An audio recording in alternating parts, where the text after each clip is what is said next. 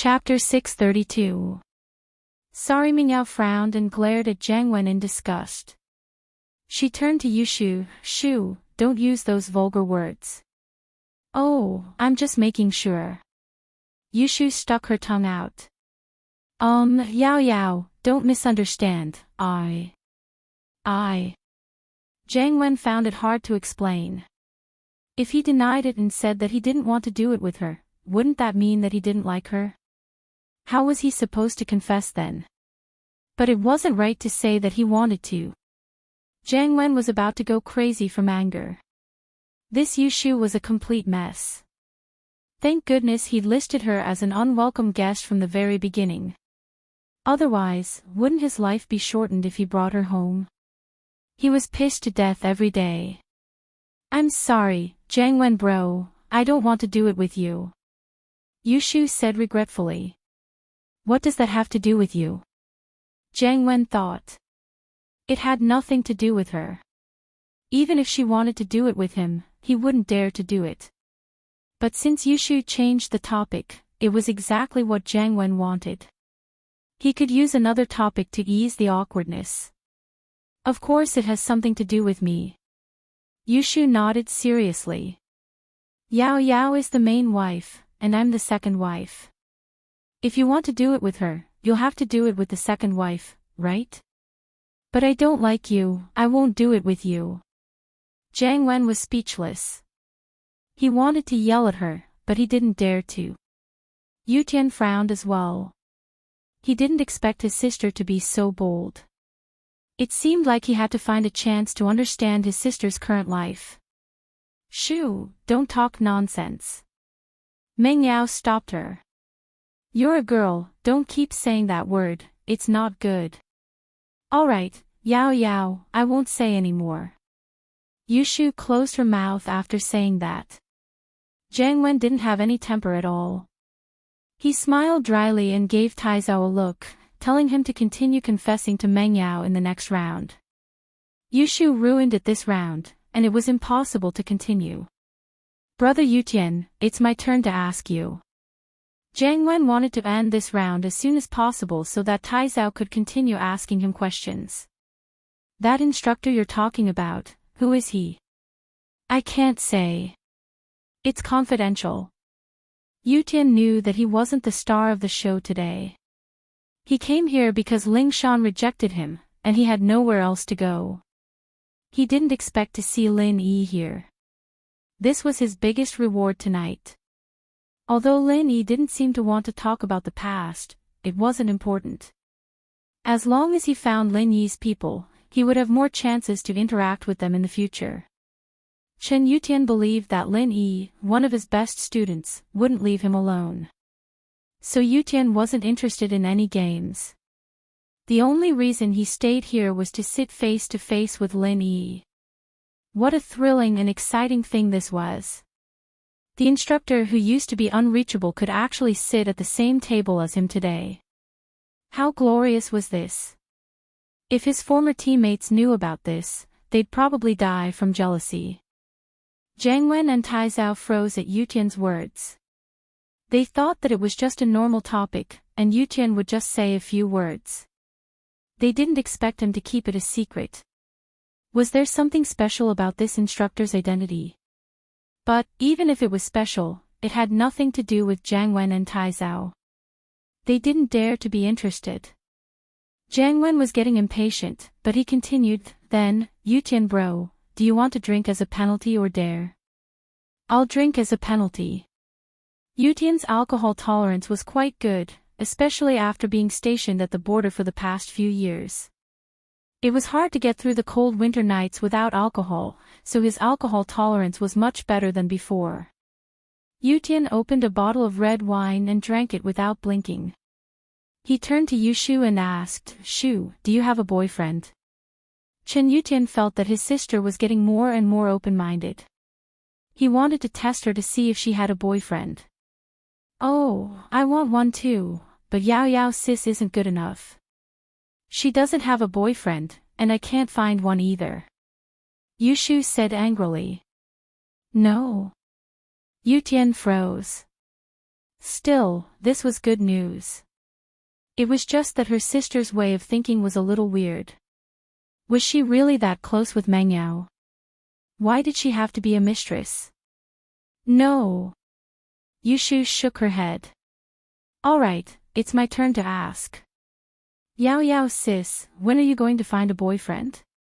I don't know. Meng Yao glared at Yushu. Don't keep asking weird questions. This is truth or dare, of course I have to ask weird questions. Yushu didn't care. Man, I still want to do 3P. If you don't find a boyfriend, when will it happen? Ha. Not only Jiang Wen and Tai Zhao, but Yutian's eyes widened as well.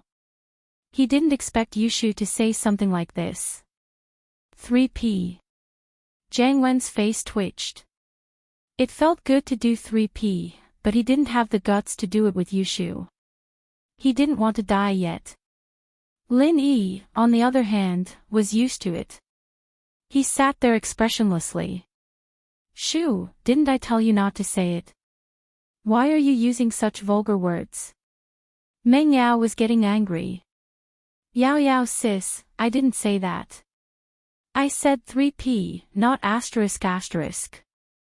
Yushu argued. It's the same. Don't say it again. Meng Yao humphed. Fine, I'll tell you when I get home. Yushu whispered. Not even when you get home. Meng Yao glared at her.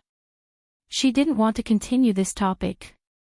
Alright, you can continue asking Tai Zhao bro questions. Tai Zhao's heart skipped a beat. Yushu was still asking questions. No way. But before he could say anything, Yushu started the second round of questions. Tai Zhao bro, do you still wet your bed? Yushu wasn't stupid. Tai Zhao's rejection of dare made her feel that something was wrong. She thought that Tai Zhao must have wet his bed, so she decided to ask a similar question. You can't do that. I've asked this question before. Tai Zhao jumped up. Chapter 633. Chapter 633, the same question. Yutian and Jiang Wen didn't say anything because they knew about Tai Zhao's problem. They just didn't say it out loud. But Jiang Wen felt that Yushu's question was a bit sharper. This girl was really hard to deal with. Yutian could only smile bitterly. He didn't know if his sister was really just a coincidence or if she knew something beforehand. This question is different from the previous one. The previous question was how old did you stop wetting your bed? The question now is, do you still wet your bed? Is it the same? It's obviously not the same, isn't it? Yushu explained with her fingers. Isn't it the same? Tai Zhao felt a headache coming on. Tai Zhao bro, you said it yourself. It's not the same, not the same. You can answer now. Yushu said. Tai Zhao didn't think that he'd fall into Yushu's trap again. He smiled bitterly, not daring to choose dare this time. He picked up a bottle of red wine. I'll drink this as punishment. I refuse to answer. After finishing the wine, Tai Zhao took a few deep breaths and recovered a bit. Seeing that Jiang Wen was getting impatient, he quickly asked, and bro, it's my turn now. I want to ask you, what does your ideal girlfriend look like? Ideal girlfriend. Jiang Wen saw that it was time for him to show off again. He couldn't fall for Yushu's tricks again. He couldn't just answer her sneaky questions like that. He must finish his confession in one breath. My ideal girlfriend, she must have beautiful long hair, height must be about 1.65 meters, tall, slightly thin, pure and beautiful, and, just like you and Yao Yao. Alright, Jiang Wen bro, it's your turn to ask my bro. I've already prepared a new question for Yao Yao, hurry up. Yushu interrupted Jiang Wen before he could say anything. Wait, I'm not done yet. Jiang Wen was panicking. Yushu again. Why was she so annoying? You're done. Tai Zhao bro asked you what your ideal girlfriend looks like, and you've already answered, just like Yao Yao sis. Yushu said. See, you're done. I'm not done yet, I haven't explained the rest yet. Jiang Wen was pissed. Do you still need to explain? Then hurry up and explain. Yushu was a little impatient and said dully. Where was I? Jiang Wen asked, forgetting his lines after being interrupted by Yushu. You said that you want to find a girlfriend, just like Yao Yao's sis. Yushu said, alright, Jiang Wen bro, I hope you can find a girlfriend like Yao Yao's sis. Do you have anything else to say? Wah. Jiang Wen froze. Find a similar one. I'm looking for Meng Yao. What's the point of looking for someone like her? So he hurriedly said, I want to find Yao Yao. That won't do. Yao Yao already has someone she likes, and I don't like you. Yushu waved her hand. Alright, let's move on to the next round. Jiang Wen was so pissed off that his nose was crooked. Was this Yushu sent by the heavens to go against him? Although he didn't finish his sentence, Jiang Wen couldn't continue with Yushu's interference. Alright, let's move on to the next round. Yutian bro, do you still want to marry Lingshan? I'm not thinking about it anymore. I feel like the gap is getting bigger and bigger, and the hope is getting smaller and smaller. Yutian didn't avoid this question. He shook his head and said faintly. Yutian finished answering this question, and now it was Yutian's turn to ask Yushu. Yutian thought about what he should ask his sister. He had asked everything he needed to ask. His sister didn't have a boyfriend yet, so she was probably still pretending to get a room. She was still as dumb as before. Right, when you were young, you buried a metal box with Yao Yao in the yard. What's the secret in it? Yutian asked his sister curiously, but she blushed and refused to answer. Meng Yao also avoided answering this question on purpose. After a period of time, Yutian was very curious about the secret in the box, but he couldn't get an answer. After that, he joined the special training team and grew up, becoming an armed police soldier stationed at the border. That box, it's actually nothing much. It's just a vow between me and Yao Yao sis. Yushu didn't feel embarrassed anymore. After all these years, Yushu's personality had formed. She was always this kind of dumb person. Great intelligence looks dumb, and she would never pay for it. Vow? What vow? Yutian asked. Jiang Wen, on the other hand, had his eyes wide open, waiting for Yushu's answer. He wasn't interested in other people's business, but Yushu said that it involved Meng Yao's vow.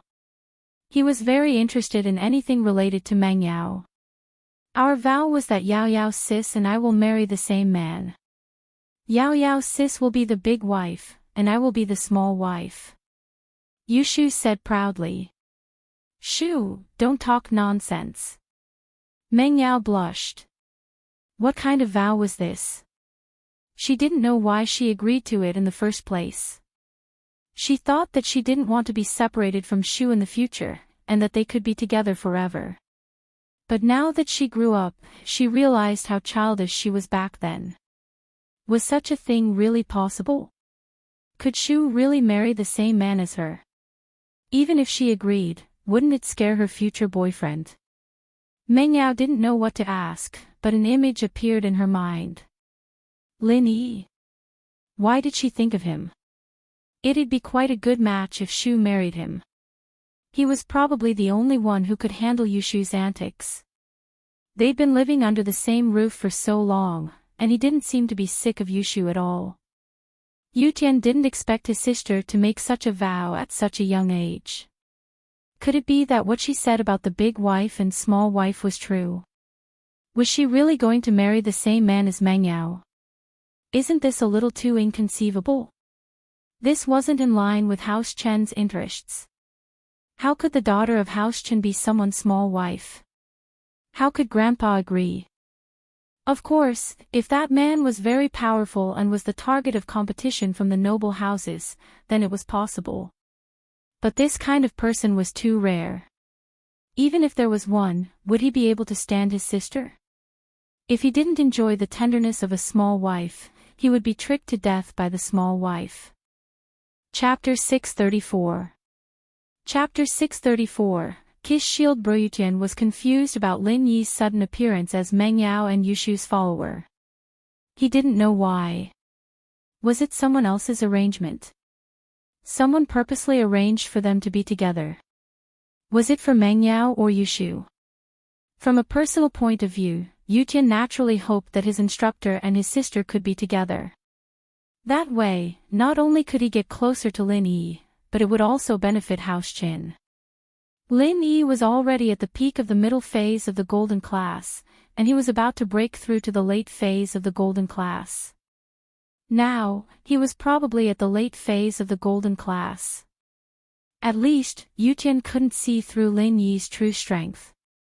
Lin Yi's strength was like a phoenix's feather among the young generation of the noble houses. It wasn't impossible for his sister to marry him. Jiang Wen, on the other hand, had a bigger headache. He didn't expect Yushu and Meng Yao to agree to marry the same man when they were young. Wasn't this making things difficult for him? It seemed like he had to think of a way to expose Yushu and Meng Yao. This was something he had to do. Otherwise, pursuing Meng Yao would become an impossible mission. Let Yushu be a small wife. Jiang Wen didn't dare to. First, he couldn't take it. He only had one heart. Even if he was the boss of an organ trafficking organization, if his heart exploded, he wouldn't be able to find a replacement. Even if he could find one, it would be long dead. Second, with Yushu's background and identity, he wouldn't be able to take it. House Chin aside, even Yutian wouldn't agree. Yushu's man in the future would either be a noble house's heir or a master. Alright, it's my turn. Yushu didn't care what the others were thinking. She quickly said to Meng Yao, "Yao Yao sis, it's finally my turn to ask you. I'm going to ask. Who was your first kiss?" La la la, ha ha ha. Yushu couldn't help but laugh mischievously after asking the question. First kiss. Meng Yao frowned. She suddenly thought of Lin Yi. One look at Yushu's sneaky smile, and Meng Yao knew that Yushu was up to no good. Meng Yao didn't want to answer, but she didn't want to drink either. She had drunk quite a lot earlier, and her head was still a little dizzy. I refuse to answer. I choose dare. Okay, Yao Yao, you're the second one to choose dare, I'm going to start. Yushu said excitedly, Yao Yao, I order you to kiss Shield Bro. Exclamation point. Meng Yao glared at Yushu. I'm not going. Go ahead, you've already given your first kiss to Shield Bro anyway, another one won't be a big deal. Yushu said matter-of-factly. Shoo. Meng Yao was pissed as she glared at Yushu. Are you done? You've gone too far. Oh, I don't think it's anything. Shield Bro kissed me too, I think it's normal. Yushu said. Jiang Wen, who was sitting on the opposite side, frowned. Meng Yao's first kiss was Lin Yi. Was it real? But looking at Meng Yao's expression, she seemed to have admitted it. She didn't refute and only asked Shu if she was done. She even said that Shu was going too far. Thinking back to Yushu's question, asking who Meng Yao's first kiss was, Meng Yao had rejected the question instead of saying no. This meant that Meng Yao must have had her first kiss before, and she just didn't want to answer the question. Otherwise, she would have just said no. How straightforward would that be? Could it be that Meng Yao and Lin Yi really had something going on? Jiang Wen's face turned ugly. Then, he heard Yushu say that her first kiss was with Lin Yi as well. Could it be that the three of them lived under the same roof? Did something really happen? Jiang Wen wanted to flip the table, he had reached a certain level of anger at this point. This Lin Yi stole what he was supposed to do and played him like a monkey. He said that he was giving him information, but the truth was that he was stealing from the young miss in the house. Jiang Wen had the urge to kill Lin Yi. Chen Yutian was surprised as well. Lin Yi kissed his sister. He even kissed Meng Yao. What was the relationship between the three of them? Was Lin Yi still a follower? Although Yu Tian was confused, he didn't think there was anything wrong with it. It was impossible for Ping Zhan to not know that Lin Yi was by Meng Yao's side. Since Ping Zhan didn't say anything, could there be something else going on?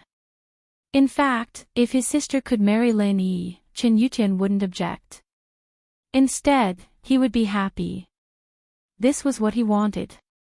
But now, Meng Yao was added into the mix. As long as his sister was willing, Chen Yutian wouldn't say anything. Alright, Shu, stop joking. Lin Yi saw that Meng Yao was about to go berserk, and so he spoke up to help her out. This game is for you guys to play, I'm just a bystander, so Dare has nothing to do with me, why don't you give Yao Yao a different type of adventure? Alright, let's call it a day. Jiang Wen couldn't hold it in anymore. He wanted to kill Lin Yi right now, but he didn't show it because of Chen Yutian and Tai Zhao. Still, he wouldn't eat at the same table with Lin Yi anymore. With that, Jiang Wen stood up and left the room without looking back. Tai Zhao glanced at Chen Yutian but didn't say anything. He followed Jiang Wen out. Chen Yutian sneered. The friendship between the four young masters of Songshan would be gone after today's dinner. What was left was Jiang Wen and Tai Zhao's personal friendship. Chen Yutian still had things to do at night. He wanted to go back to the villa with Yushu and ask about Lin Yi, but he was afraid that Lin Yi would be unhappy. He thought about it and decided to let nature take its course. Since Lin Yi had become his sister's and Yao Yao's follower, there was no rush. At the entrance of the hotel, Chen Yutian parted ways with Yushu and Meng Yao. Before he left, he looked at Lin Yi with respect, but Lin Yi didn't even look at him. Instead, he acted like a follower, driving Meng Yao's Audi S5 over and waiting for them to get in. Chen Yutian had no choice. He waved at Yushu and left after telling her to take care of herself. He wanted to remind Lin Yi to be careful of Jiang Wen. Jiang Wen wasn't a generous person, and today's events made him lose face. He would definitely take revenge. But thinking about Lin Yi's strength and skills, his reminder was unnecessary. Chen Yutian shook his head and left. Chapter 635. Ling Shan caught, Shu, did you drink too much today? You went a little overboard with your words. Meng Yao said to Yushu. I don't like Jiang Wen, but your brother was there too. It's not good if we end up breaking up on bad terms. Oh, I didn't drink too much. Yushu shook her head. I was just thinking that Yao Yao was a little unhappy today, so I wanted to cheer you up a little. Meng Yao froze. She didn't think that Yushu's prank today was just to make her happy. She couldn't help but feel a surge of warmth in her heart. She hugged Yushu, feeling touched. Shu, thank you. Oh, it's nothing. Yushu shook her head. Yao Yao was unhappy, so of course I wanted to cheer you up. And, Shu, you're so good to me. Meng Yao was really touched. Then you have to let me be your small wife from now on.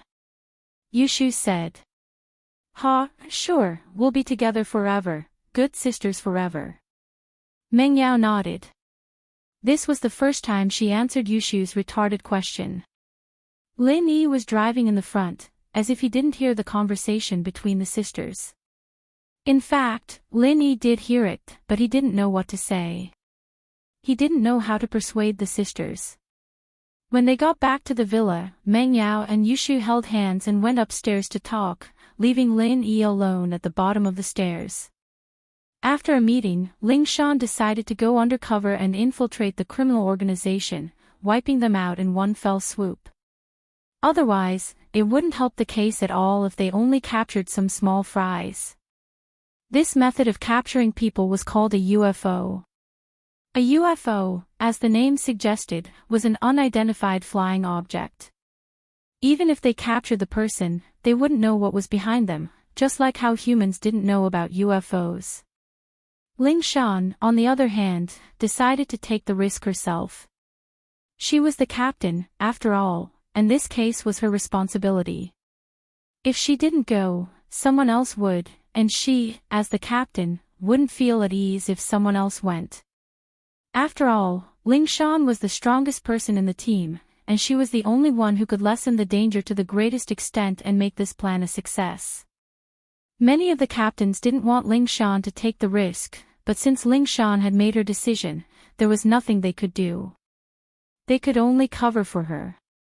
And so, Ling Shan disguised herself as a village woman in Bing Village, looking like a village woman rushing through the night.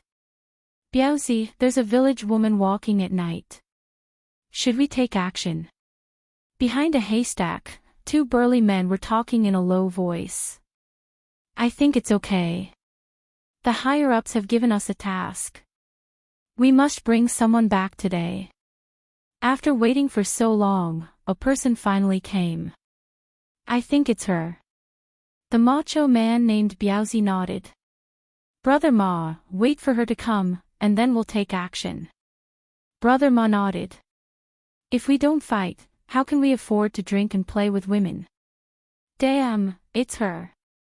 Ling Shan had already sensed that something was wrong. The professional sensitivity of the captain and the sharp insight of a golden class master had already let her know that there were two enemies hiding not far away. But Ling Shan's purpose this time was to be captured by these people, and then sneak into their headquarters, find their nest, and wipe out their organization. Ling Shan wanted to pretend to be a person who was captured and sent to the headquarters of the criminal organization. Then, before the kidney was cut, she would go on a rampage and wipe out the entire nest. Do it. Brother Ma waved his hand and said to Biaozi. Suddenly, two men jumped out from behind the haystack, one on the left and one on the right, holding Ling Shan down. Ah, what are you doing? Help! Ling Shan screamed. Brother Ma and Biaozi looked at each other and smiled.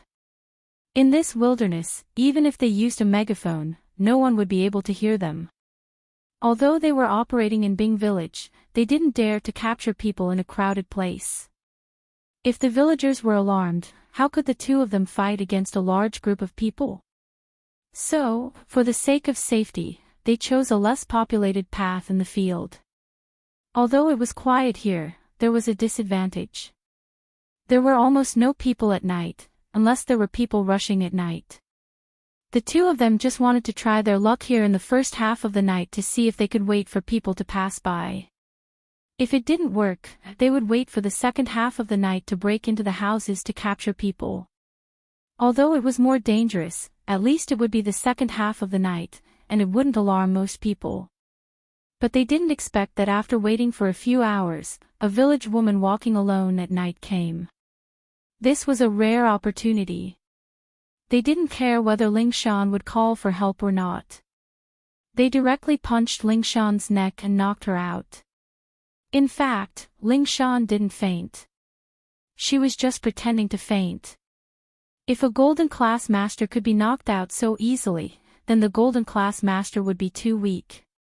Ling Shan was dragged into a van by the two men, and the van started up quickly, heading towards the city. After about half an hour, Ling Shan was sent to another abandoned factory in the outskirts of the city. They still didn't enter the city, but this place was completely different from the last one. Ling Shan knew that this was just a temporary transfer station. It wasn't the headquarters of the criminal organization. She was just temporarily kept here. The two men were only in charge of capturing people. There should be another group of people in charge of sending her to the surgery place. That should be their headquarters. In the abandoned factory, Ling Shan was thrown into a basement, and the two men happily went to collect the money. The one in charge of watching over her was a man with a gloomy face. He had an aquiline nose and deep eye sockets. He looked like a heavy smoker. The man with the aquiline nose looked at Ling Shan carefully. He was stunned. He didn't think that a village woman could be so beautiful. It was completely unexpected.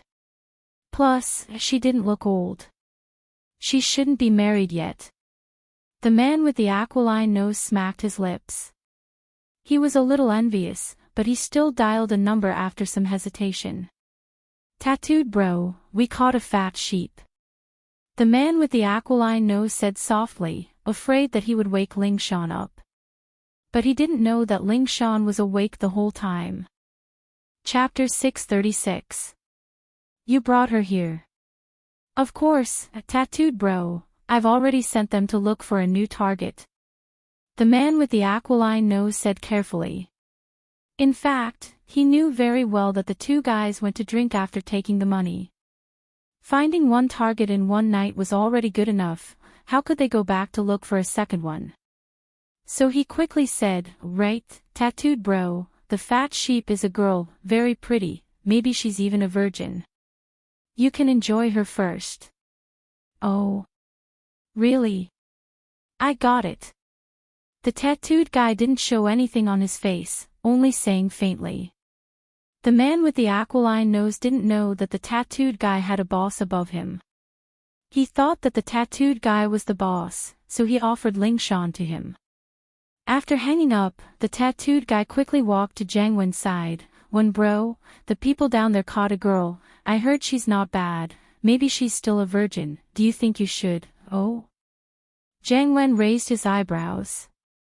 He was extremely pissed off right now, and other than venting his anger, he couldn't find a way to vent it out. When he heard that the people down there had caught a girl, he was immediately interested. Let me see her.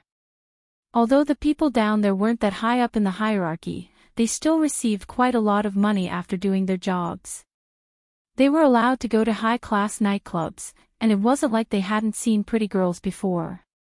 If they were called pretty girls, and they even dared to call Jiang Wen, then they must be pretty girls. Jiang Wen was just worried that he didn't have a place to vent his anger, and now someone had delivered themselves to his doorstep. Jiang Wen was very happy. The tattooed guy sent a car to the aquiline nose guy's transfer station, and very quickly, Ling Shan was brought to the headquarters and locked up in their own prison. She was indeed very pretty. This was the tattooed guy's first impression of Ling Shan. Not only was her face beautiful, but her body was also very hot, with curves in all the right places and curves in all the right places. She must be one of the best. According to the tattooed guy's many years of experience, this girl in front of him should be a virgin. This was in line with one bro standards for women. But other than that, the tattooed man felt that Ling Shan looked very familiar, as if he had seen her somewhere before, but he couldn't remember where. After locking Ling Shan up, the tattooed guy returned to Jiang Wen's side and said in a low voice, "Wen bro, I've sent her here. She's indeed a top-quality product, but she looks a little familiar. Where have I seen her before?" He was a cautious man, and he wouldn't let go of any details. Otherwise, he wouldn't have been in charge of this place for so long. When Jiang Wen's brother was here, the tattooed man was the person in charge of this place. Where have I seen it before? What do you mean? Jiang Wen frowned. Someone you know. I don't think I know him. I have an impression of him, but I don't know where I have seen him before. Even if I know him, he shouldn't be an acquaintance. The tattooed man shook his head. I'm not a local. It's impossible for me to have relatives in Tong Village. I see. Jiang Wen hesitated. Turn on the surveillance, I'll take a look myself. Yes. Wen bro. The tattooed guy nodded and turned on the surveillance camera in the dungeon. There was a surveillance camera in Jiang Wen's room, so he could see everything that was happening in the dungeon clearly. Ling Shan didn't wake up after reaching the dungeon. She was still pretending to be unconscious. In fact, she had already sneaked a peek. There were a few surveillance cameras in the dungeon. Whatever she was doing here could be seen by the people outside. So, in order to confuse the enemy, Ling Shan still pretended to be unconscious. This should be the headquarters of the kidney trafficking organization, right? She wondered if Lu Wangli and the others outside received the signal. Not good, the tracking device on Captain Song has lost its signal. Lu Wangli stared at the surveillance screen nervously and exclaimed. Before Ling Shan left, she had brought a signal transmitter with her. In other words, wherever Ling Shan was, the tracking device would be able to see it. This would make it easier for them to destroy the enemy's lair. However, after Ling Shan was brought to the first transfer station, the signal was lost. Could it be that something happened in the middle of this? Lu Wangli's face was filled with nervousness, and so were the others around him. They all stared at the screen nervously. The tattooed man wasn't an idiot. He had been doing this for so long and nothing had happened. Of course, he had his own methods. He was afraid that the police would send someone to sneak in, so he brought a signal transmitter with him. So, he had already blocked the signal on the car that was used to pick up Ling Shan. It was the same for the entire headquarters.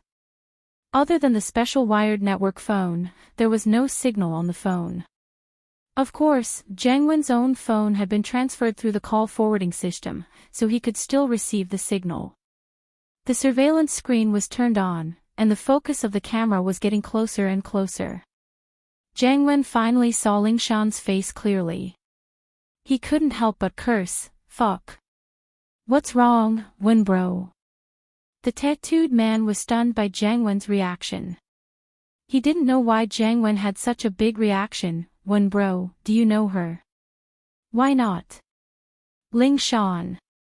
The captain of Songshan's criminal investigation team." Zhang Wen's eyes widened. "Chen Yutian's target, why did you bring her here?" "Ah. It can't be.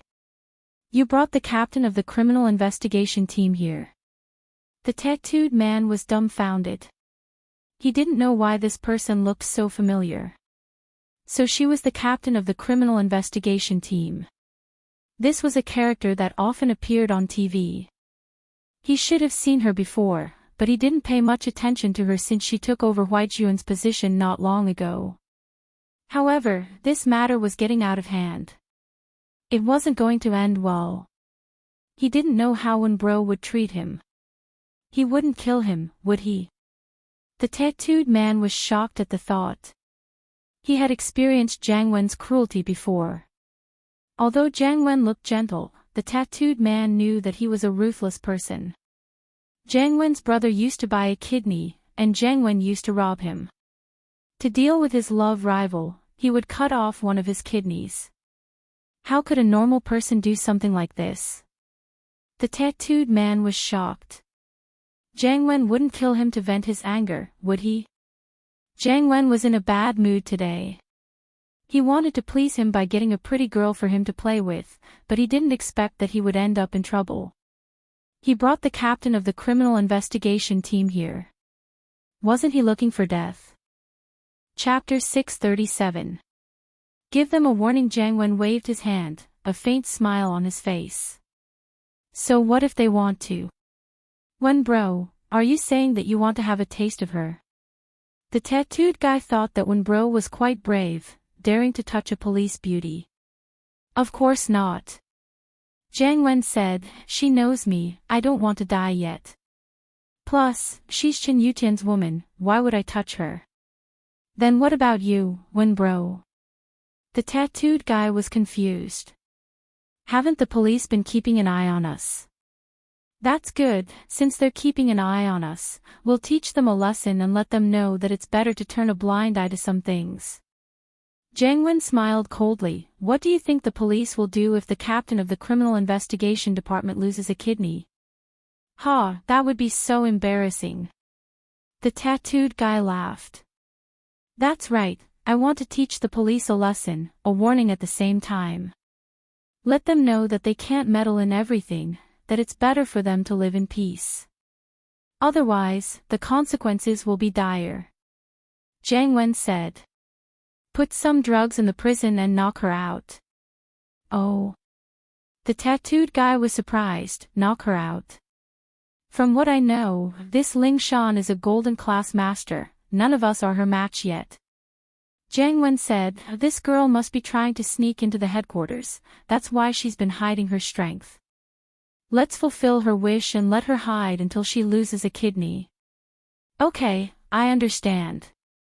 The tattooed guy nodded quickly, thinking that Jiang Wen was indeed cruel. He was willing to cut off a kidney for such a beautiful girl.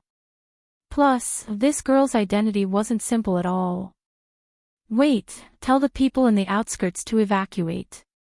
Tomorrow, we'll use the third stronghold, we'll give up on this one.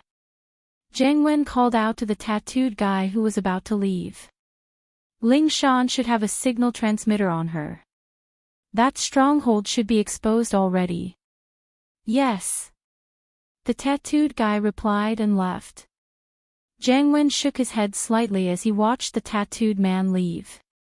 Yutian bro, I'm really sorry. It's your fault for choosing such a troublesome girl. If she had obediently followed you back to the Qin family, how could she have lost a kidney? But, Ling Shan was just a small interlude. He didn't care at all. Cutting out Ling Shan's kidney would only bring two results, one was for the police to give up, and the other was for them to be furious. However, so what if he flew into a rage out of humiliation? They still couldn't find where their headquarters was, and Ling Shan had reached the point where she couldn't take it anymore. That was why she decided to pretend to be captured and sneak into the headquarters. Jiang Wen didn't mind at all. He was a ruthless man, and he didn't care about things like that. What troubled Jiang Wen now was Lin Yi's problem. Jiang Wen was very annoyed. Lin Yi, this bastard. How dare he get involved with Meng Yao and Yushu? Jiang Wen didn't think that the relationship between Lin Yi and Meng Yao could be that pure. They even kissed, what else couldn't they do? Meng Yao was his wife, and he would never allow Meng Yao and Lin Yi to be together. Jiang Wen's feelings for Meng Yao came from the bottom of his heart, and it was almost perverted. This was his dream since he was young, and that was to marry Meng Yao. Jiang Wen had played with many women these years, and there were beautiful ones, both foreign and domestic, but he still couldn't forget about Meng Yao. This was a stubbornness in his character. Even if Meng Yao and Lin Yi had already done something, he would still bring Meng Yao home. Even if he had to put her there every day, he would make her his. Of course, if Meng Yao was still a virgin, Jiang Wen would let bygones be bygones. Lin Yi, how do you want to die? A cold smile appeared on Jiang Wen's lips. This was the smile he had every time he was about to do something bad. Since you don't know what's good for you, then don't blame me for what I'm about to do. Your kidney is mine now. When Ling Shan's signal disappeared, Lu Wangli and the others felt that something was wrong. Without hesitation, they sent people to where Ling Shan's signal disappeared. It was a deserted area, and there was an abandoned factory not far from the empty road. But when Lu Wangli and the others surrounded the factory, they found nothing. There was no one in the factory, but the people inside had left in a hurry, and it wouldn't have been long either. The light bulb was still warm, which meant that it had been lit the whole time. There were also some instant noodle bags and other food waste on the ground, as well as some ragged ropes. Evidently, the enemy had their guard up. But it was precisely because of this that Lu Wangli was even more worried. This meant that the enemy must have seen through Ling Shan's identity and fled in a panic, and the signal transmitter on Ling Shan must have been destroyed as well. With that thought, Lu Wangli started to panic. He hesitated for a while before calling the director, Yang Huijuan. Director Yang, I'm Lu Wangli from the Criminal Investigation Team. Are you asleep? It was already midnight, and Lu Wangli was afraid that Huijuan was already asleep. I just slept. What's up? Ever since Huijuan took the medicine that Lin Yi had given him, his internal injuries had healed. He didn't feel any pain anymore, and he could sleep peacefully without the need for painkillers. He didn't feel any discomfort when he was woken up by the phone. Director Yang, Captain Song seems to be in trouble. Lu Wangli said carefully. Trouble? What happened? Tell me the details. Huijuan's sleepiness was all gone when he heard that Ling Shan was in trouble. He sat up and asked. It's like this, Captain Song found out the location of the criminal organization, so... Lu Wangli told Huaijuan about Lingshan's undercover work. Who told her to go? Why didn't she ask for permission first? Huaijuan was furious after hearing Lu Wangli's words. It was Captain Song's decision. I thought she'd asked for permission already. Lu Wangli sweated. He was the captain, and it was Lingshan who reported this to Huaijuan. He couldn't just skip his rank and report to Huaijuan, could he? Chapter 638. Huaijuan washed his face and rushed to the police station. Huaijuan hung up, washed his face, and rushed to the police station, but Huaijuan wouldn't be of much use even if he went.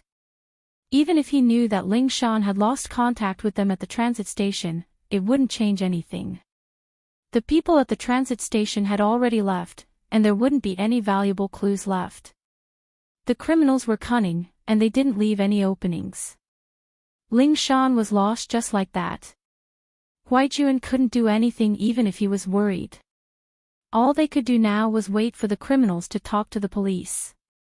They obviously knew about Lingshan's identity already, and yet they still wanted to capture her. Their goal was obvious. They either wanted to show off to the police, or they wanted to use her as a hostage to achieve their goal. But no matter what, he had to wait for the criminals to contact the police first. This song, he's really troublesome. Huaijuan rubbed his sleepy eyes as he sat in his office. He hadn't slept for the whole night, discussing the direction of the case. He was tired. But it was much better than before. Lin Yi's medicine was still effective. In the past, staying up all night would cause him to get sick, and he had to use medicine to suppress it. But now, other than fatigue, he didn't feel any discomfort. Of course, fatigue was a normal reaction. Even a healthy person would feel uncomfortable after a night of no rest. Lin Yi. Huaijuan suddenly thought of Lin Yi. Did Lin Yi have a way? If there was a way to find Lingshan, then perhaps only Lin Yi could do it. She just didn't know if he would help. Huaijuan smiled bitterly. It seemed like he still had to trouble Lin Yi. After some hesitation, Huaijuan dialed Lin Yi's number. Huaijuan always felt awkward calling Lin Yi that. He still wanted to call Lin Yi Eagle or Captain. He wasn't used to the name Yi. Jun bro, what's up? Lin Yi drove to the hospital to pick up Tang Yun. He received a call from Huaijuan just as he was about to drive off. Song was probably captured by the kidney trafficking organization. Huaijuan didn't bother with pleasantries as he told Huaijuan the reason for the call. Oh, it's normal for a girl like her to be captured. Lin Yi wasn't surprised at all. In fact, he thought that it was normal. He wouldn't have called her yesterday if he knew she was that reckless. She's a little reckless, but young people are all impulsive. Huaijuan smiled bitterly. It's like this. Song received a tip yesterday, and found out where the criminals were, and, oh, I know that. I was the one who told her about Bin Village.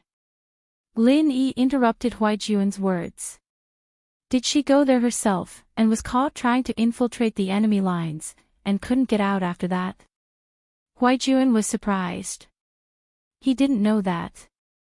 Huaijuan was a bit surprised. He didn't think that Lin Yi was the one who told Lingshan about this.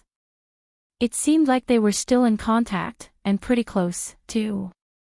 Lin Yi wouldn't abandon Lingshan then, would he? Very simple logic. Lin Yi smiled. With Lingshan's personality, this wasn't surprising at all. What do you need from me? Can you find her, or save her? Huaijuan asked directly, no need for hypocritical pleasantries between Lin Yi and Huaijuan. I'll try. Lin Yi was getting a headache. This Lingshan really knew how to cause trouble. He was going to be busy. Lin Yi didn't want to get involved in this at first, but since Huaijuan had spoken up, Lin Yi had no reason to refuse. Thank you, Eagle. Huaijuan sighed in relief. Lin Yi wasn't one to make promises easily, but once he did, he'd do his best to keep it. Oh, I'll hang up first. I'll think about what to do. Lin Yi didn't say anything and hung up the phone. If he wanted to find Ling Shan, he'd have to help Jiang Wen. It seemed like he really did have to go look for Jiang Wen. Whether or not he cut someone else's kidney had nothing to do with Lin Yi. Even if Lin Yi knew about it, he wouldn't do it. But now that it was related to Ling Shan, and Lin Yi didn't like this Jiang Wen, he could see that the miss was annoyed with him, so he'd have to take care of him. What's wrong? Are you okay? Tang Yun heard the gist of it, but she couldn't hear it clearly, so she asked worriedly. It's nothing, a friend went missing and asked me to help look for her. Lin Yi said. Let's ignore her for now. Let me take a look at your head. It's almost healed. Tang Yun was a little shy, avoiding Lin Yi's gaze. She lowered her head, not daring to look at him. Oh, not bad. There aren't any scars left. Otherwise, it wouldn't look good in the future. Lin Yi was satisfied with his medicine. If there's a scar, will you still want me? Tang Yun really wanted to know the answer. Your worry is unnecessary. It can be removed even if you keep it, Lin Yi said. Oh. Tang Yun was a little disappointed. She didn't hear the answer she wanted. She didn't know why Lin Yi liked her. Was it because of her looks or something else? It was a very uneasy feeling. But Lin Yi didn't understand girls and didn't notice Tang Yun's disappointment. Right, how's the relocation of the slums going? Lin Yi asked. It's temporarily stopped. I heard from Lu Xinwen that there's no news. A lot of people are waiting and watching. Tang Yun couldn't help but find it funny. They all think that the Qibing skyscraper collapsed because of quality problems. So, they won't even move now. Let's not care about them for now. Lin Yi wasn't too interested in whether Zhao Qibing would demolish the buildings or not. However, he could look for him and ask for some compensation. Why don't you go to school with your employer? Tang Yun was still very vigilant towards Meng Yao and Yushu. There are people who pick them up. Lin Yi shrugged. Oh, when do you want to stay? Tang Yun asked. I'm not sure. It depends on my old man. Lin Yi shook his head. You seem to be very hostile towards them. I'm not. Tang Yun didn't admit it. When they arrived at school, Lin Yi and Tang Yun separated in front of the classroom. Everyone in the school knew about their relationship. Tang Yun didn't need to avoid them. Plus, with Meng Yao and Yushu's sudden addition, Tang Yun was on high alert. Chapter 639. Chapter 639, Tang Yun's sense of danger. If Meng Yao didn't like Lin Yi, why would she ruin her own reputation? She was a girl from a respectable family, how could she not care? There was only one possibility, she really did like Lin Yi, that's why she said those things. Especially when Meng Yao whispered something in Tang Yun's ear before she left. It made Tang Yun even more vigilant. She said that she wanted to pursue Lin Yi. Tang Yun didn't know how she should fight with Meng Yao, and she didn't know if she should fight or not. It all depended on Lin Yi's attitude. If Lin Yi didn't like Meng Yao, then Tang Yun wouldn't be worried, but Lin Yi's attitude was a bit ambiguous. He probably had feelings for Meng Yao and Yushu. This was the source of danger for Tang Yun. They lived under the same roof, and it was inevitable that feelings would grow. Now, she could only take it one step at a time. Lin Yi came to the classroom and looked at his empty desk. He suddenly thought of Xiao Xiao. He hadn't seen her in a while. It had been so many days since he came back from Yanjing, and Xiao Xiao still hadn't come back. Was she still in Yanjing? Lin Yi wanted to send a text to greet her. After all, their relationship had improved a bit, and it wasn't as tense as before. But thinking about Xiao Xiao's personality, he put down his phone. She was the type of person who'd go with the flow. Who knew what she would do if he took the initiative to contact her? Lin Yi was thinking about Xiao Xiao when Xiao Xiao's text came. Lin Yi, why haven't you contacted me in so long? Do you not have me in your heart? Lin Yi didn't know whether to laugh or cry as he looked at the message. He didn't know how to reply. Busy, when are you coming back?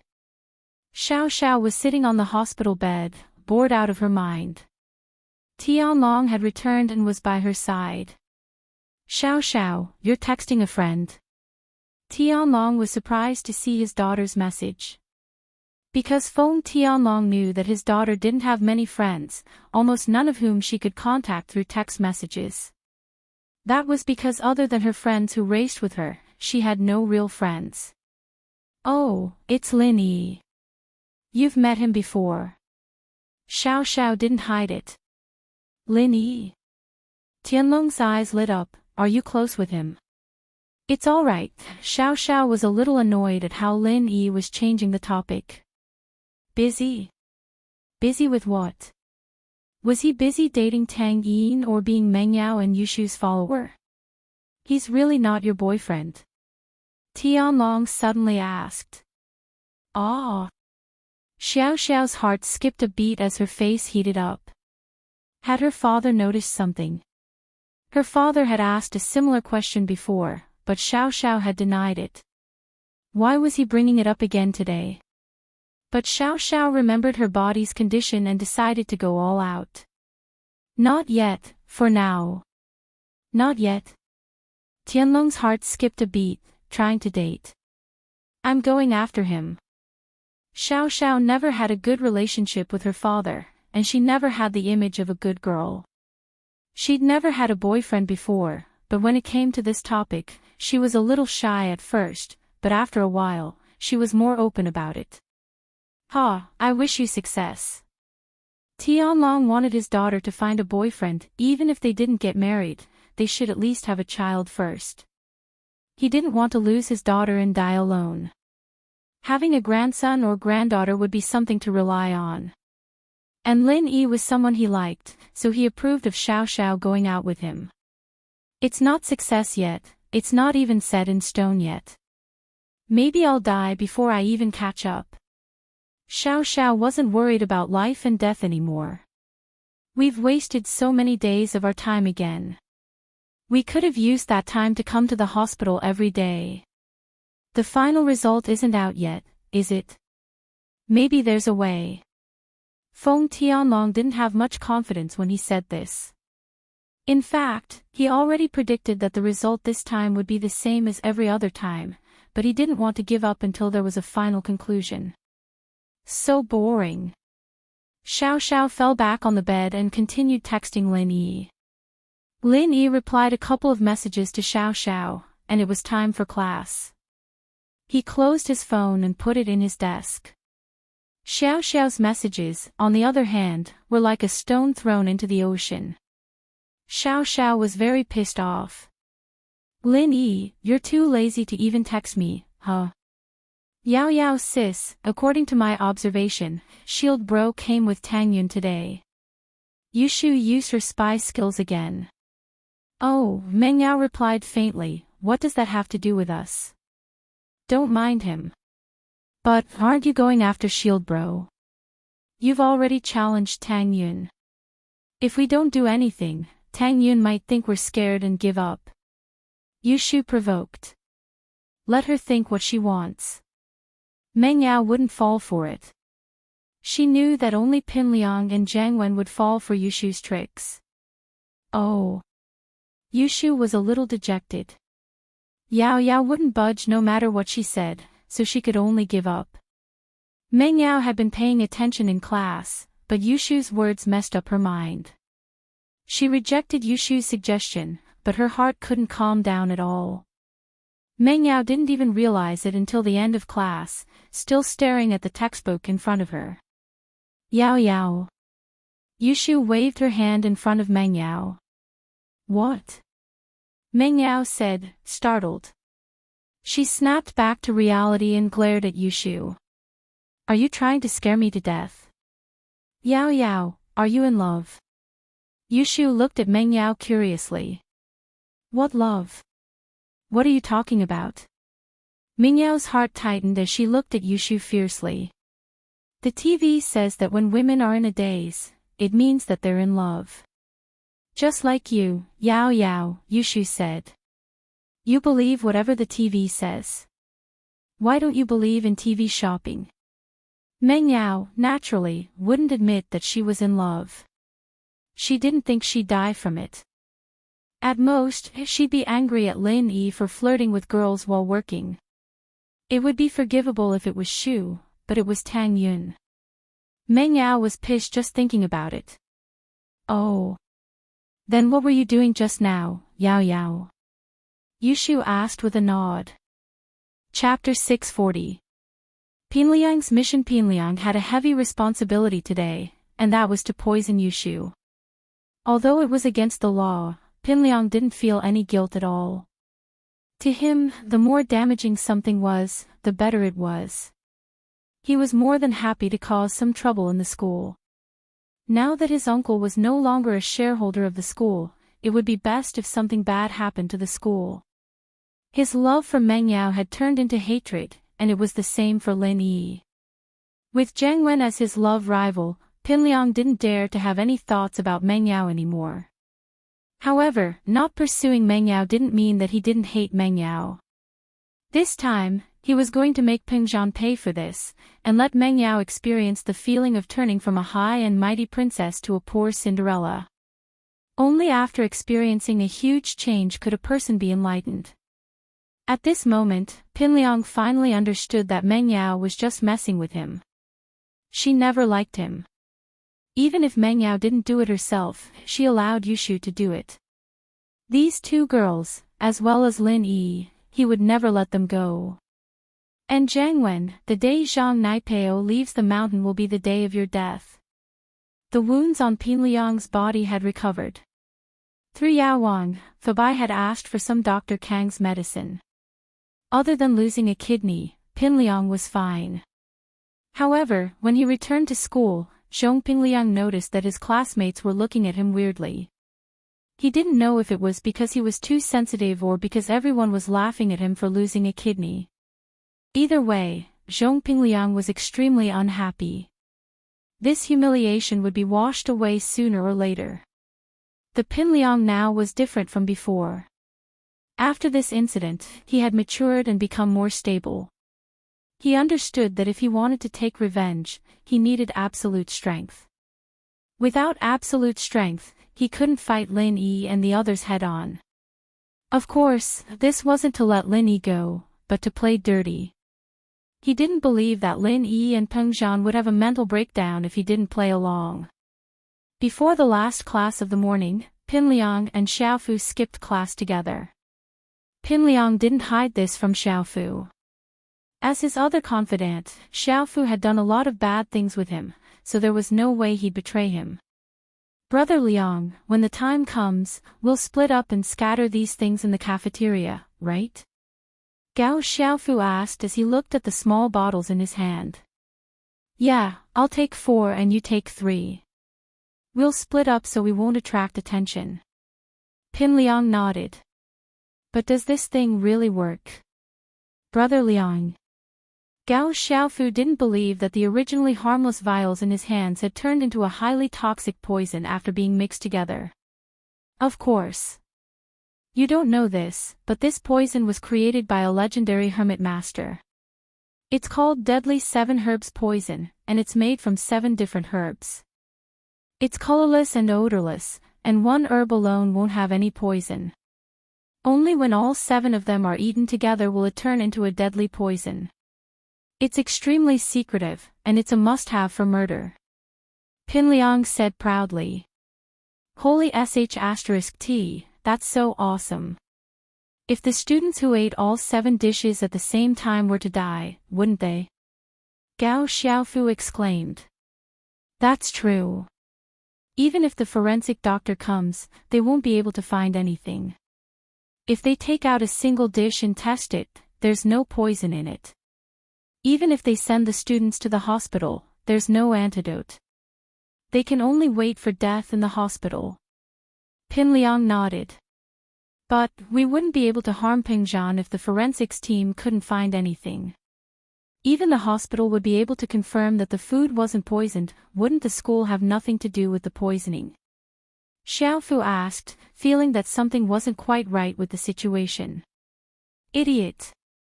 Don't you know what's the scariest thing in the world? Pinliang said with disdain. The unknown. Only the unknown is the scariest thing. Why are people afraid of ghosts? Because ghosts are unknown. No one has seen what they look like, so everyone is afraid of them. Similarly, even if the hospital found out that the students ate the poisoned food, how much impact would it have on Pingjan? He's a victim, poisoned as well. If he had to pay some money, people might even say that he's a good guy and a victim. But what if there's no poison in the food? That's right. Xiaofu understood. There's no poison in the food, but the students. That's even scarier. So, before this riddle is solved, which parent would dare to send their child to school? What if they get poisoned again? All the parents would band together and make a fuss, and Pingjan would be in a lot of trouble. Pinliang said. Plus, the hospital didn't even find out the cause of the poisoning, so Pingjan would have to take responsibility. The students were poisoned in school, so who else would the parents turn to if not Pingjan? He'd have to pay for it. Haha. You're right. It seems like I'm not as thorough as you, Liang bro. Xiaofu sighed. Alright, let's go and poison the food. The cafeteria should be ready by now. Pinliang said proudly after hearing Xiaofu's words. Alright, let's go poison the food. Before Gubang resigned, Pinliang was a regular at the cafeteria. He'd come early to eat. He often skipped classes, so he didn't have to wait until the last period to eat. Plus, he was the nephew of the school director, so the cafeteria manager didn't want to piss him off. Pinliang was spending money anyway, so he just had to open the cafeteria a little earlier. He wouldn't lose anything. As usual, Pinliang brought Xiaofu to the entrance of the cafeteria. The cafeteria wasn't open yet. Pinliang knocked on the door of the cafeteria, and a worker came running out. He quickly opened the door and let Pinliang in. Gubang had left, but that was something only the higher-ups knew about. Even the cafeteria manager might not have gotten the news right away, let alone the cafeteria workers. They thought that Pinliang had the backing of the school board, and they didn't want to piss him off. Chapter 641. Canteen poisoning. Pinliang calmed down when he saw that these people didn't seem to know about his uncle's resignation. He waved his hand and said, I went out to eat a while ago. You go back to your work, I'll go to the kitchen and see what they have today. Alright, Master Zhong. The waiter nodded and went back to his work, ignoring Pinliang. It wasn't the first time Pinliang went to the kitchen anyways. The canteen was still preparing to open for business, so the dishes weren't brought out yet. They were all placed in the kitchen. Even if Pinliang wanted to eat, he would choose the dishes in the kitchen. Pinliang pushed open the kitchen door and walked in arrogantly. He let out a sigh of relief when he saw that the chef was the only one in the kitchen. Most of the time, the chef wasn't the only one in the kitchen. There were also choppers and bakers, but there was only one dish left today. The others had gone out to help clean up the tables and chairs in preparation for business. In order to save money, a high school cafeteria didn't have that many waiters. Most of them were part-timers. Pinliang turned to the chef who was preparing the last dish and asked, How's the food today? Is there anything good? The chef turned around and saw that it was Pinliang, but he didn't mind. He didn't like people who relied on their family's power, but he was still working in someone else's territory. Even if he had a skill, so what if he relied on his hands to make a living? They could just fire him and hire a new chef. Therefore, the chef said, There's only one dish left, the stewed pork ribs and potatoes. It'll be ready soon. The rest is ready. Have a look yourself. Oh, then I'll try it first. See if it's good. Pinliang walked to the chef's side and looked at the stewed ribs and potatoes in the pot. Go get me a bowl and get me a piece of ribs, I want to try it.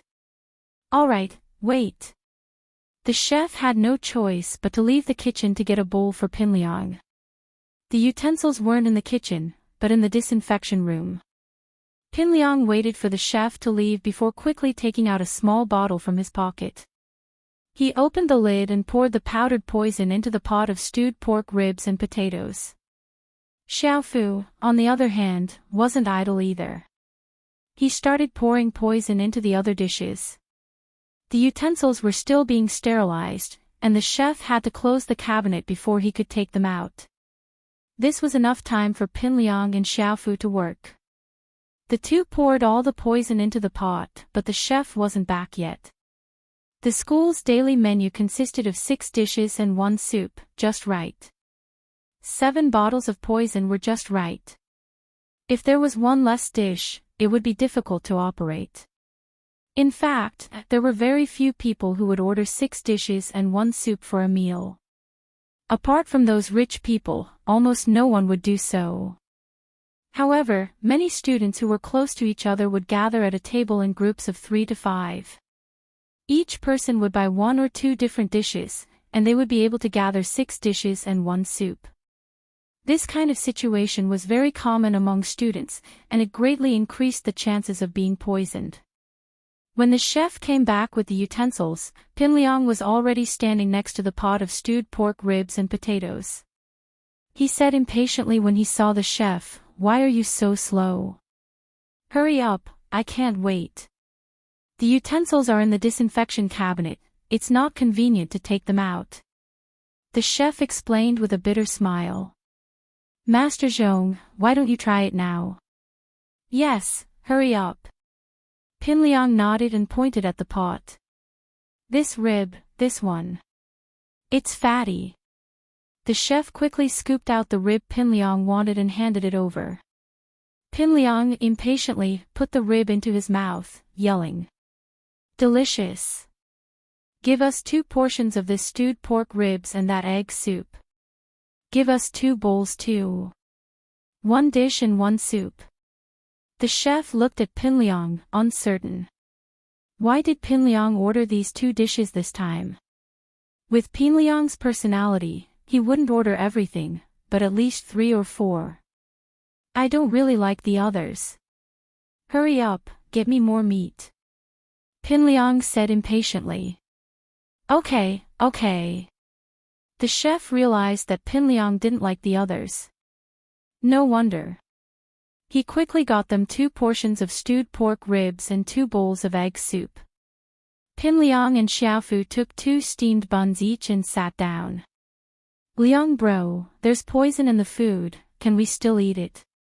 We can't die, right?" Xiaofu was scared and didn't dare move his chopsticks. "Fuck, I would have died if I could die. I just finished the ribs." Pinliang curled his lips. "Oh, but there's still egg soup, right? We can't be poisoned if we eat both, right?" Xiaofu was still worried. "You idiot, I wouldn't eat it if I could be poisoned." Pinliang glared at him. Yaowang said that if you eat these 2 herbs together, not only will it not be poisonous, but it can also strengthen the kidney and boost the yang energy. "I see." Xiaofu nodded but didn't dare move his chopsticks. "Hurry up and eat. We're here to poison the food, and if we don't eat something before we leave, people might suspect us," Pinliang said as he started eating. Xiaofu had no choice but to bite the bullet. After a few bites, he felt that the food was delicious, and there wasn't anything wrong with his body, so he started eating. After eating, Pinliang left with Xiaofu. After all, they had just poisoned the food, and it wasn't good to stay in the cafeteria for too long. "Boss, what are you thinking about?" Xiaobo turned around to see Lin Yi frowning as the last class of the morning ended. It was lunch break, and Xiaobo asked curiously. It was the last semester of 12th graders, and time was precious. Kong Xiaobo had to study hard, so he spent the whole morning reading books other than greeting Lin Yi. Nothing, let's go eat. Lin Yi was thinking of an excuse to get close to Jiang Wen and ask about Ling Shan. Lin Yi had promised Huijuan that he would help, but he didn't have a starting point. If it was before, Lin Yi would have barged into Jiang Wen's house and asked for Ling Shan, or he'd kill him if he didn't give it to him. But now wasn't the time. Even if he killed him, he had to find a way to do it discreetly. He couldn't get involved with Ling Shan. Chapter 642. Be in a dilemma. No, I'll call her. Lin Yi said as he walked out of the classroom with Kong Xiaobo. He was about to make a call when he saw Xinwen pulling Tang Yun out of the classroom. Lin Yi smiled and put down the phone. He walked over with Kong Xiaobo. Let's go to the cafeteria together. Tang Yun combed the hair on her forehead and nodded slightly. The scar on his head had already disappeared, and there was no sign of injury at all. Lin Yi, I heard you broke Xiao Qibing's legs. Lu Xinwen was a violent person, and she admired Lin Yi for breaking Xiao Qibing's leg. When Qibing came to the slums to show off, Xinwen had wanted to pick up a knife and fight him to the death. She was violent, but she wasn't an idiot. She knew that Qibing had bodyguards around him, and she wouldn't be able to do anything to him even if she went. Xinwen was very angry and worried that Tang Yun's face was disfigured, but Lin Yi broke Xiao Qibing's leg, so she could vent her anger. However, Lin Yi was injured that night, and Tang Yun and Meng Yao were at loggerheads with each other, so Xinwen didn't have the chance to ask Lin Yi. Yes, I did. I was the one who ordered his building to be demolished. Lin Yi said faintly. To him, this kind of punishment wasn't much at all. Not killing Xiao Qibing was already letting him off easy. Holy shit. You're too awesome. According to the news, it collapsed because of poor quality. Xinwen naturally knew that Qibing's skyscraper had collapsed, but she didn't know that it was Lin Yi who pushed it down because the news said that it collapsed on its own. Xinwen was puzzled at that time.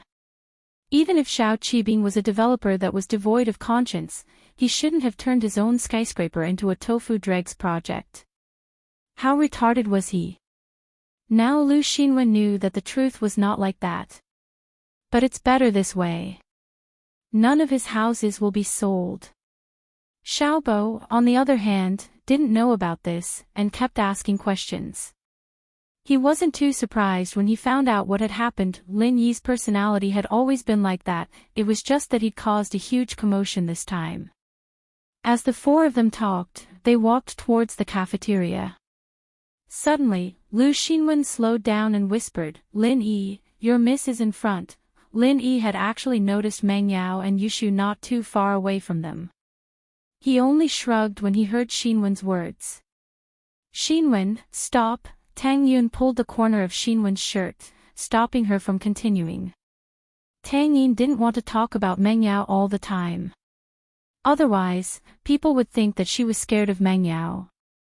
While Xinwen was talking about Meng Yao, Yushu was also talking about Tang Yun. Yao Yao sis, according to my latest investigation, Shield Bro and Tang Yun are behind us. Yushu whispered to Meng Yao. Yao Yao sis, what should we do? Do you have any good ideas? Meng Yao frowned and asked.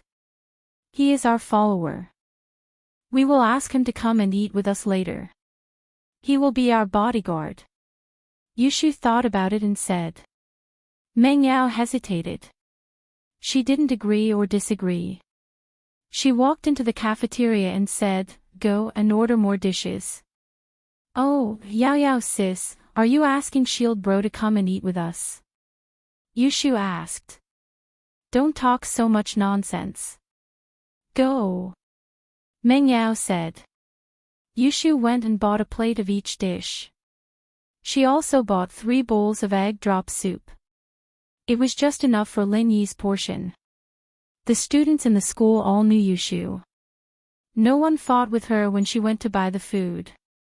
It didn't take long for her to get it back. She placed it on the table.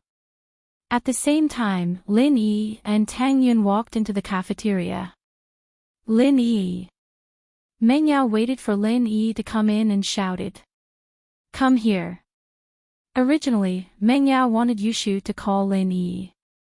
But when she saw Tang Yun, she couldn't help but remember what she said to her that night. Her competitive spirit rose.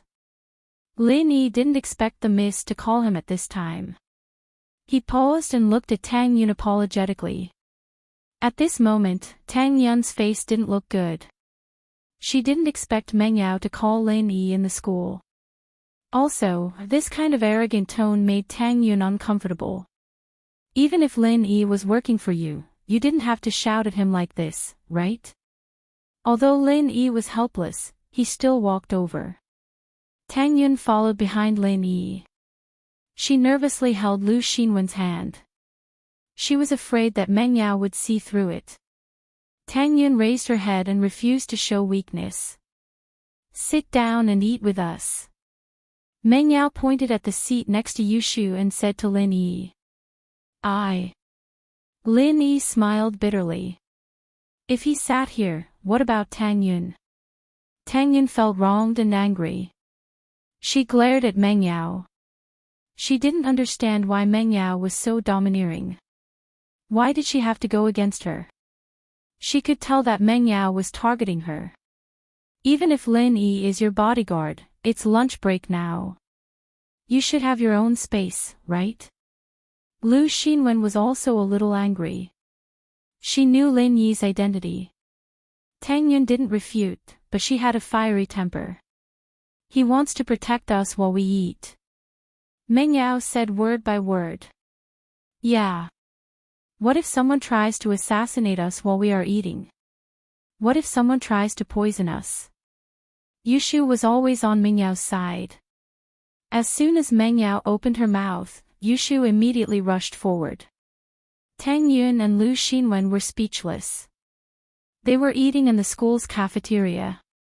How could someone try to assassinate them? However, even though this reason was somewhat unimaginable, it was indeed justifiable. Tang Yun didn't say anything. She only bit her lips and looked at Lin Yi. However, the more Tang Yun didn't say anything, the more Lin Yi couldn't bear to let Tang Yun eat alone. Before Miss and Tang Yun met, everything was fine. Who knew that after they met, Miss would go crazy and start fighting with Tang Yun? Lin Yi was helpless. He didn't know what to do. He didn't know how to choose. On one side was his employer, and on the other side was his girlfriend. His phone rang. Lin Yi relaxed. He didn't know what to say. It was a good opportunity to have a phone call. Lin Yi smiled as he looked at the caller ID. He was just wondering what reason he should use to call Jiang Wen, but Jiang Wen called him first. Chapter 643. Was there a problem with the alcohol? Bro Lin Yi, where are you?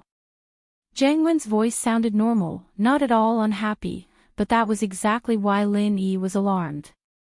I'm at school, and bro, what's up? Lin Yi smiled coldly. This Jiang Wen was probably going to cause trouble again. I drank too much last night, and I didn't know what was going on. I'm sorry. Jiang Wen smiled. Are you free? Come out for dinner. Now? Lin Yi asked. Yeah, I'm at the entrance of Songshan first. What do you think? Jiang Wen smiled.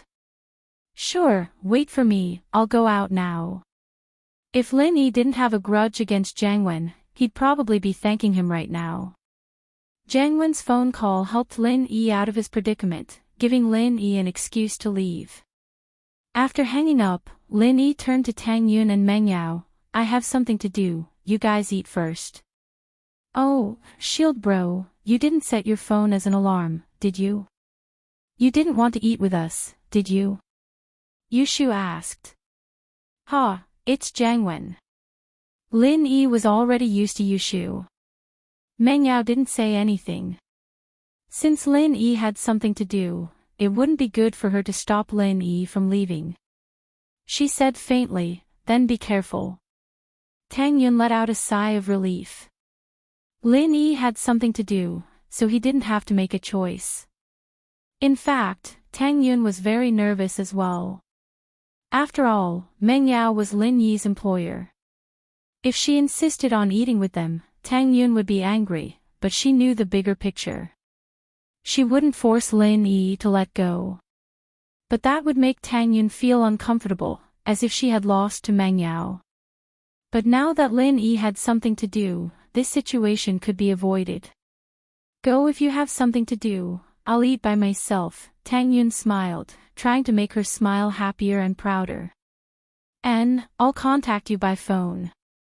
Lin Yi nodded, then turned around and walked out of the cafeteria. You've ordered so many dishes. What a waste. Xinwen looked at Ming Yao's table and teased, no one's eating with you guys anymore, what a waste of food. Can't we eat it ourselves? Meng Yao glanced at Yushu. Shu, let's finish all these dishes. Oh. But I don't dare eat too much, I'll die again. Yushu said, a little scared as she remembered how she ate last time. Then I'll eat. Meng Yao didn't want Xinwen and Tang Yun to look down on her. She picked up the chopsticks and started eating. Xinwen curled her lips and pulled Tang Yun to another table with Kong Xiaobo. Kong Xiaobo, on the other hand, was dumbfounded. He only came back to his senses when Xinwen pulled him. Boss, and them. Kong Xiaobo didn't know about the relationship between Lin Yi, Meng Yao, and Yushu. Xinwen explained to him as they walked. The situation was complicated, and it wasn't something that could be explained in a few words. Lin Yi left the school and saw Jiang Wen's car parked in front of the school gate. Jiang Wen pressed the horn twice and stuck his head out, Lil bro Lin Yi, over here. Lin Yi got in the car, and Jiang Wen started the engine. I'm sorry about yesterday, I drank too much and lost my composure. Let's eat and talk. Up to you. Lin Yi could roughly guess that Jiang Wen didn't have any good intentions. Yushu's words yesterday almost made Jiang Wen go berserk, and from the faint hatred in Jiang Wen's eyes, Lin Yi knew that Jiang Wen was already treating him as a love rival. But Lin Yi didn't bother to explain. He was here to find out Ling Shan's whereabouts. Jiang Wen nodded. Starlight Hotel, it's just the two of us. Let's talk. On the way, Jiang Wen chatted with Lin Yi, but he didn't say anything important. Lin Yi didn't mind. The car stopped in the parking lot of Starlight Hotel, and the two got off the car. Under Jiang Wen's guidance, they went to a room that was a little smaller than yesterday's. Evidently, the food was pre-ordered by Jiang Wen. In the room, the wine was already prepared, and the dishes were served not long after the two sat in the room. Lil bro Lin Yi, let me toast to you first. Take it as a punishment for my lack of composure yesterday. Jiang Wen raised his glass and drained it. Lin Yi didn't raise his glass. He waited for Jiang Wen to finish before asking, and bro, is there something you want to talk to me about? Indeed. But, Lil bro Lin Yi, let's drink first. We'll talk about other things later. With that, Jiang Wen poured a glass of wine for Lin Yi and filled his own as well. Come, let's have a drink. Lin Yi nodded and picked up his glass. However, the jade on him reacted immediately and started to warn him. Lin Yi smiled coldly in his heart.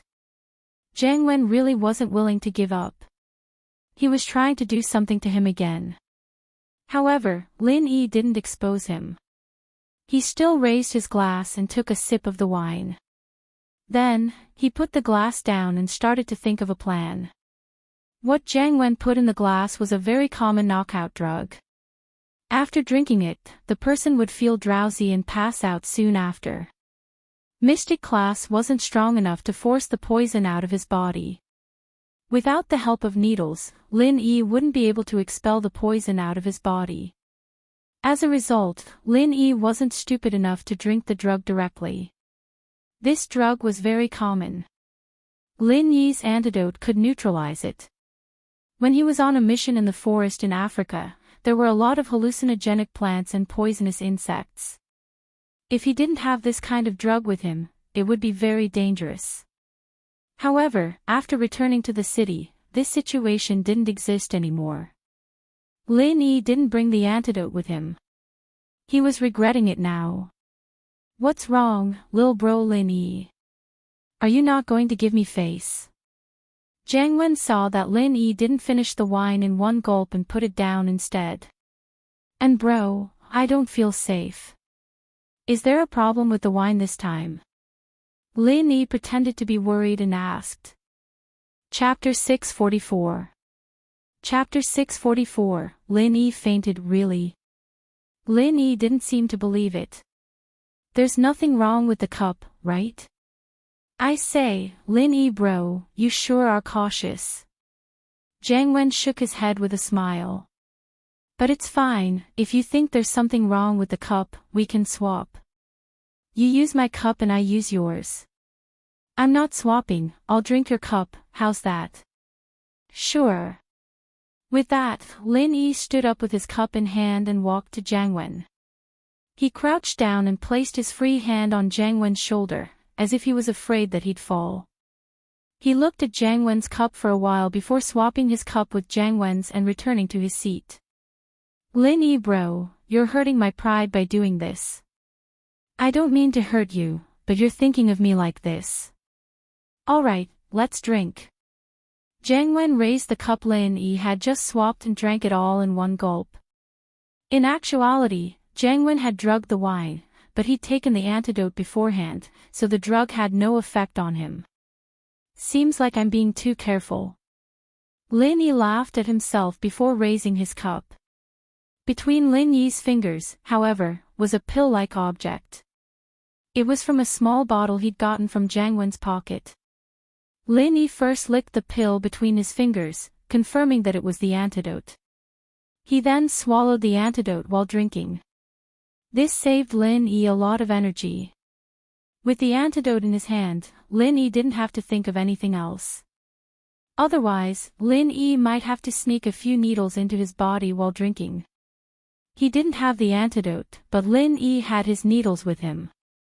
Jiang Wen smiled to himself when he saw that Lin Yi was finally willing to drink. You may be cunning, but you didn't expect me to be so smart, did you?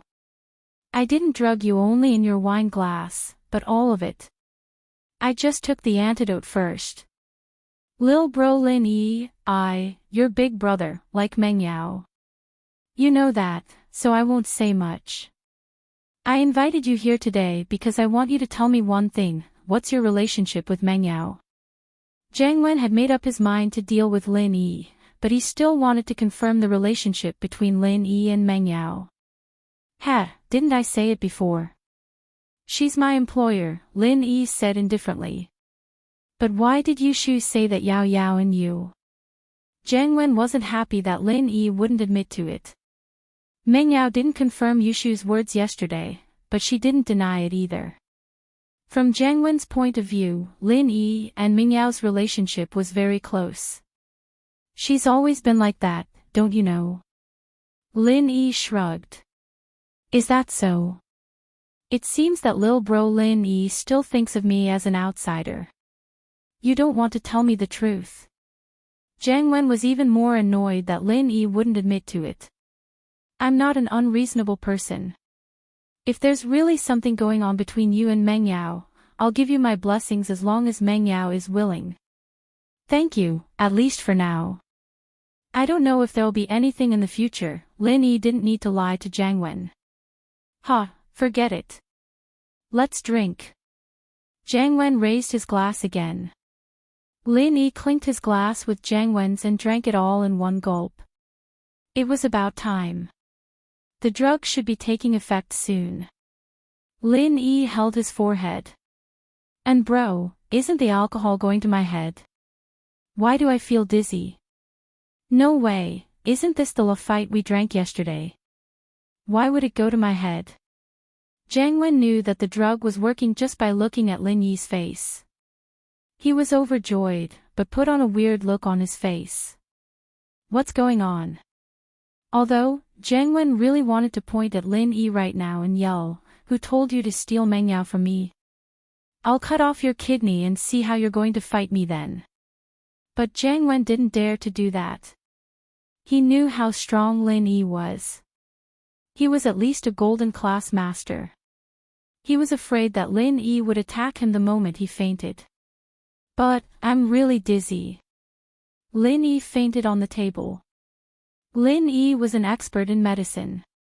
He knew the effects of drug poisoning like the back of his hand. Jiang Wen couldn't see through his act. Plus, the drug was administered by Jiang Wen himself. Naturally, he wouldn't suspect that Lin Yi was faking it. Seeing that Lin Yi had fainted, Jiang Wen was overjoyed. He took out his phone and called the tattooed guy who was waiting nearby. "Come in. He has fainted. Help me get him out of here," Jiang Wen said and hung up.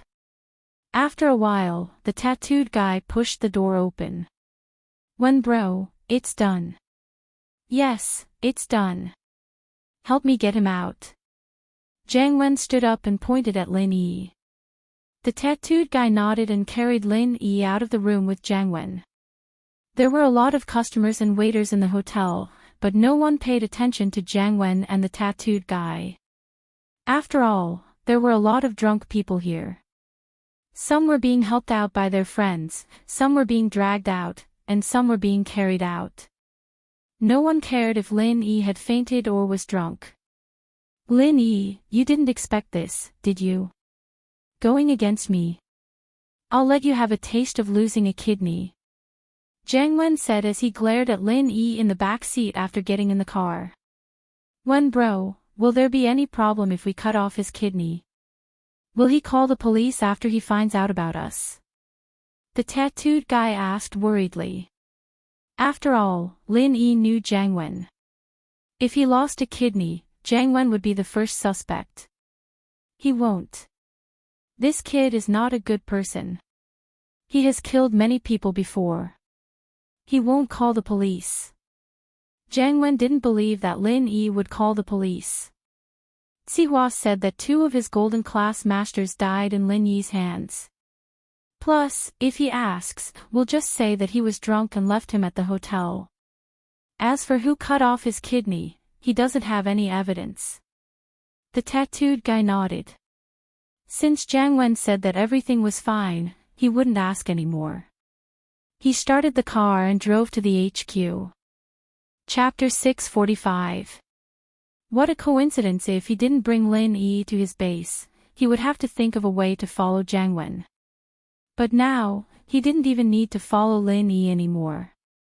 Jiang Wen drove him to the HQ himself. "Oh right, has Dr. Wang made the arrangements?" Jiang Wen asked. "Yes, Dr. Wang is already in the operating room. He can do the surgery anytime." The tattooed guy said, "Oh right, the girl we caught yesterday, are we going to push her to the operating table as well?" "Oh, there's no rush. Let's cut off Lin Yi first. Ling Shan will be at the back." Jiang Wen's hatred towards Lin Yi had reached a certain level. As for Ling Shan, it was secondary. Ling Shan is awake. Based on the time, she should be waking up soon, right? The tattooed guy calculated the time and said. "Then why don't you go in and get some knockout drugs? She's a golden class master, and even though our prison door is pretty sturdy, what if she escapes?" Jiang Wen panicked. "That's right. Okay, I'll make the arrangements now." The tattooed guy was shocked as well. He quickly called the aquiline nose guy. The aquiline nose guy had returned to the HQ yesterday. He was one of the tattooed guy's confidants, but he didn't know about Jiang Wen's existence. In fact, in the entire kidney trafficking organization, Jiang Wen was at the top of the pyramid. The only people who knew about him were the tattooed guy and Dr. Wang. "Tattooed bro, what's up?" The aquiline nose guy picked up the phone quickly. "The girl we caught yesterday. Get her some knockout drugs," the tattooed guy ordered. "Ah." Knockout drugs? Okay, I'll do it now. The aquiline nose guy was startled. Why was there a need for knockout drugs? Was there a need for knockout drugs when he was playing with women in the HQ's prison? Even if the girls screamed and screamed, it didn't matter. Yes. The aquiline nose guy suddenly realized that there were many types of knockout drugs. Could it be that the drug the tattooed guy was talking about was the aphrodisiac? The aquiline nose guy felt that it was highly possible. Otherwise, why would there be a need for knockout drugs? Therefore, the hook-nosed man did not dare to delay and hurriedly carried out the order. Lin Yi was in the back of the car when he heard about Ling Shan. It was quite a pleasant surprise. This was really a case of walking all over the place in iron shoes, only to find it by chance without even looking for it. So, Ling Shan was locked in the dungeon. This was an important piece of information. The car slowly drove to a manor that looked like a villa. Lin Yi remained unconscious. After entering the manor, Lin Yi was pushed onto a stretcher and pushed into a white room. On one side of the wall was a pile of instruments. Jiang Wen put on a mask as well, disguising himself as a normal medical worker. His identity couldn't be exposed in this kidney trafficking organization. Lin Yi's finger was cut, and some blood samples were taken for testing. The reason why Lin Yi allowed these people to do what they wanted was because he had his own plans. These people wouldn't cause any harm to him, so Lin Yi might as well continue to pretend to be unconscious. As for Ling Shan, Lin Yi was sure that before his kidney was cut, she would be safe, so Lin Yi wasn't in a hurry. These medical workers came and went quickly. After checking Lin Yi's body and drawing his blood, they all left the room. Only the tattooed guy and Jiang Wen were left in the room. After a while, a medical worker wearing a white coat walked in again and passed a report to the tattooed guy. Boss, this person's kidney matches the one you asked us to pay attention to. Oh? The tattooed guy took the report from Lin Yi and was slightly stunned. He then waved his hand at the medical worker and said, "You can leave first." Yes. The medical worker left the room respectfully. Wen bro, Lin Yi's kidney is exactly what Zhong Pingliang needs. Don't you think it's a coincidence? The tattooed guy passed the report to Jiang Wen and said in surprise. Oh. Then I'll do him a favor. Go call Zhong Fabai and ask him to arrange a kidney transplant for Zhong Pingliang. Jiang Wen said excitedly, I didn't expect that Zhong Pingliang lost a kidney because of Lin Yi, and now, Lin Yi's kidney is given to him.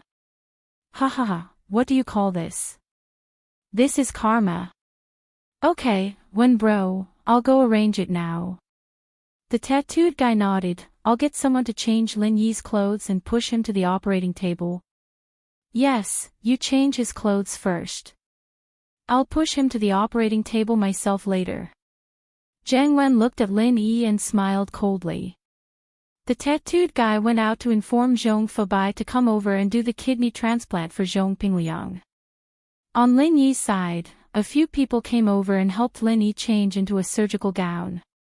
Jiang Wen sat at the side and stared coldly at Lin Yi, who was being manipulated by others. There was an indescribable satisfaction in his heart. How dare you steal Meng Yao from me? This is your ending. Zhong Pingliang is like this, and Lin Yi will also be like this. Although he did give him a kidney this time, it was because of Zhao Qibing that he was willing to give face to Pingliang. However, the lesson was given. He believed that Zhong Pingliang wouldn't dare to touch Meng Yao in the future.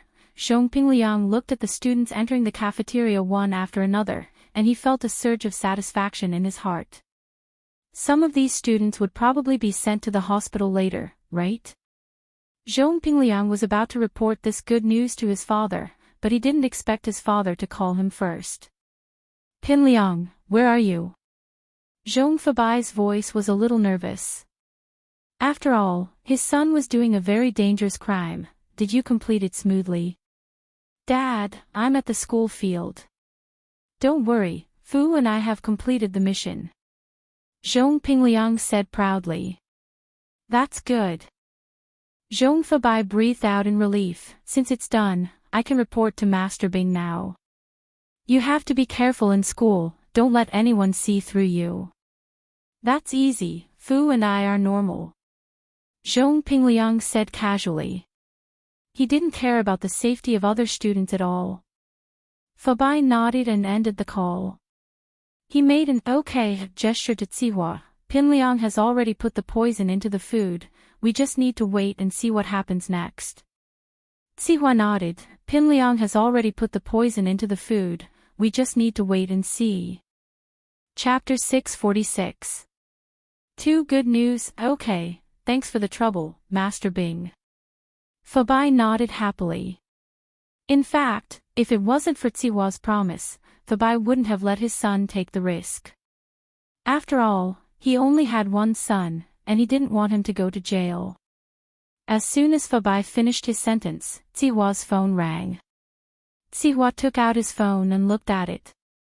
It was Jiang Wen's underling, the tattooed guy. Hello. Zihua quickly picked up the phone. After all, they were in a cooperative relationship, and Jiang Wen would bring him a lot of profits every month. Zihua bro. It's me, Jiang Wen bro said that he has found a suitable kidney for Pinliang. He wants him to come over immediately for the kidney transplant. The tattooed guy said to Zihua. Oh. Found it already. That's great, thank you so much. Zihua didn't expect that he would speak of the devil. He just told Fabai about finding a kidney for Pinliang, and Jiang Wen had already settled it. It's a win-win situation. The tattooed guy said, I will send a car to Floating Cloud Bar to pick up Pinliang in half an hour. Zihua bro, you can make the arrangements. Okay, see you in half an hour. Zihua hung up the phone and smiled at Fabai. Old Zhong, I have to congratulate you. Congratulate me? Congratulate me for what? Fabai's heart skipped a beat. He heard Zihua say that he found something on the phone, but he didn't pay much attention to it. Now that Zihua wanted to congratulate him, Fabai's heart started beating faster. He thought of a possibility that made him excited. Pinliang's kidney has been found. We can proceed with the kidney transplant now. Zihua said. Jiang Wen will send a car over in half an hour. Tell Pinliang to wait at the Floating Cloud Bar, he can go there directly. Really? Fabai was very excited. He only had one son, and this was his only son. Although he didn't say anything, his heart still felt like it was blocked by a big stone every day. It was very uncomfortable. He wanted to solve it, but there was nothing he could do. He could only stop thinking about it. However, some things couldn't be solved without thinking. The reason why he let Pinliang take the risk to poison the school cafeteria was because Master Bing had promised him that he wouldn't let Pinliang do it for free. He would talk to Jiang Wen and ask him to find a compatible kidney for Pinliang so that he could implant a new kidney for Pinliang. As for whether or not Master Bing could greet him, and whether or not Jiang Wen would give him face after greeting him, Zhong Fabai couldn't control that, but it was better to have hope than no hope at all. But what he didn't expect was that Master Bing was so efficient. His son had just poisoned him and he had found a suitable kidney source right after. Master Bing never mistreats those who work for him. Zihua said with a smile. As long as we follow in Master Bing's footsteps, we'll be living a good life. Yeah, Master Bing is really a good boss. He's worth following. Fabai said from the bottom of his heart.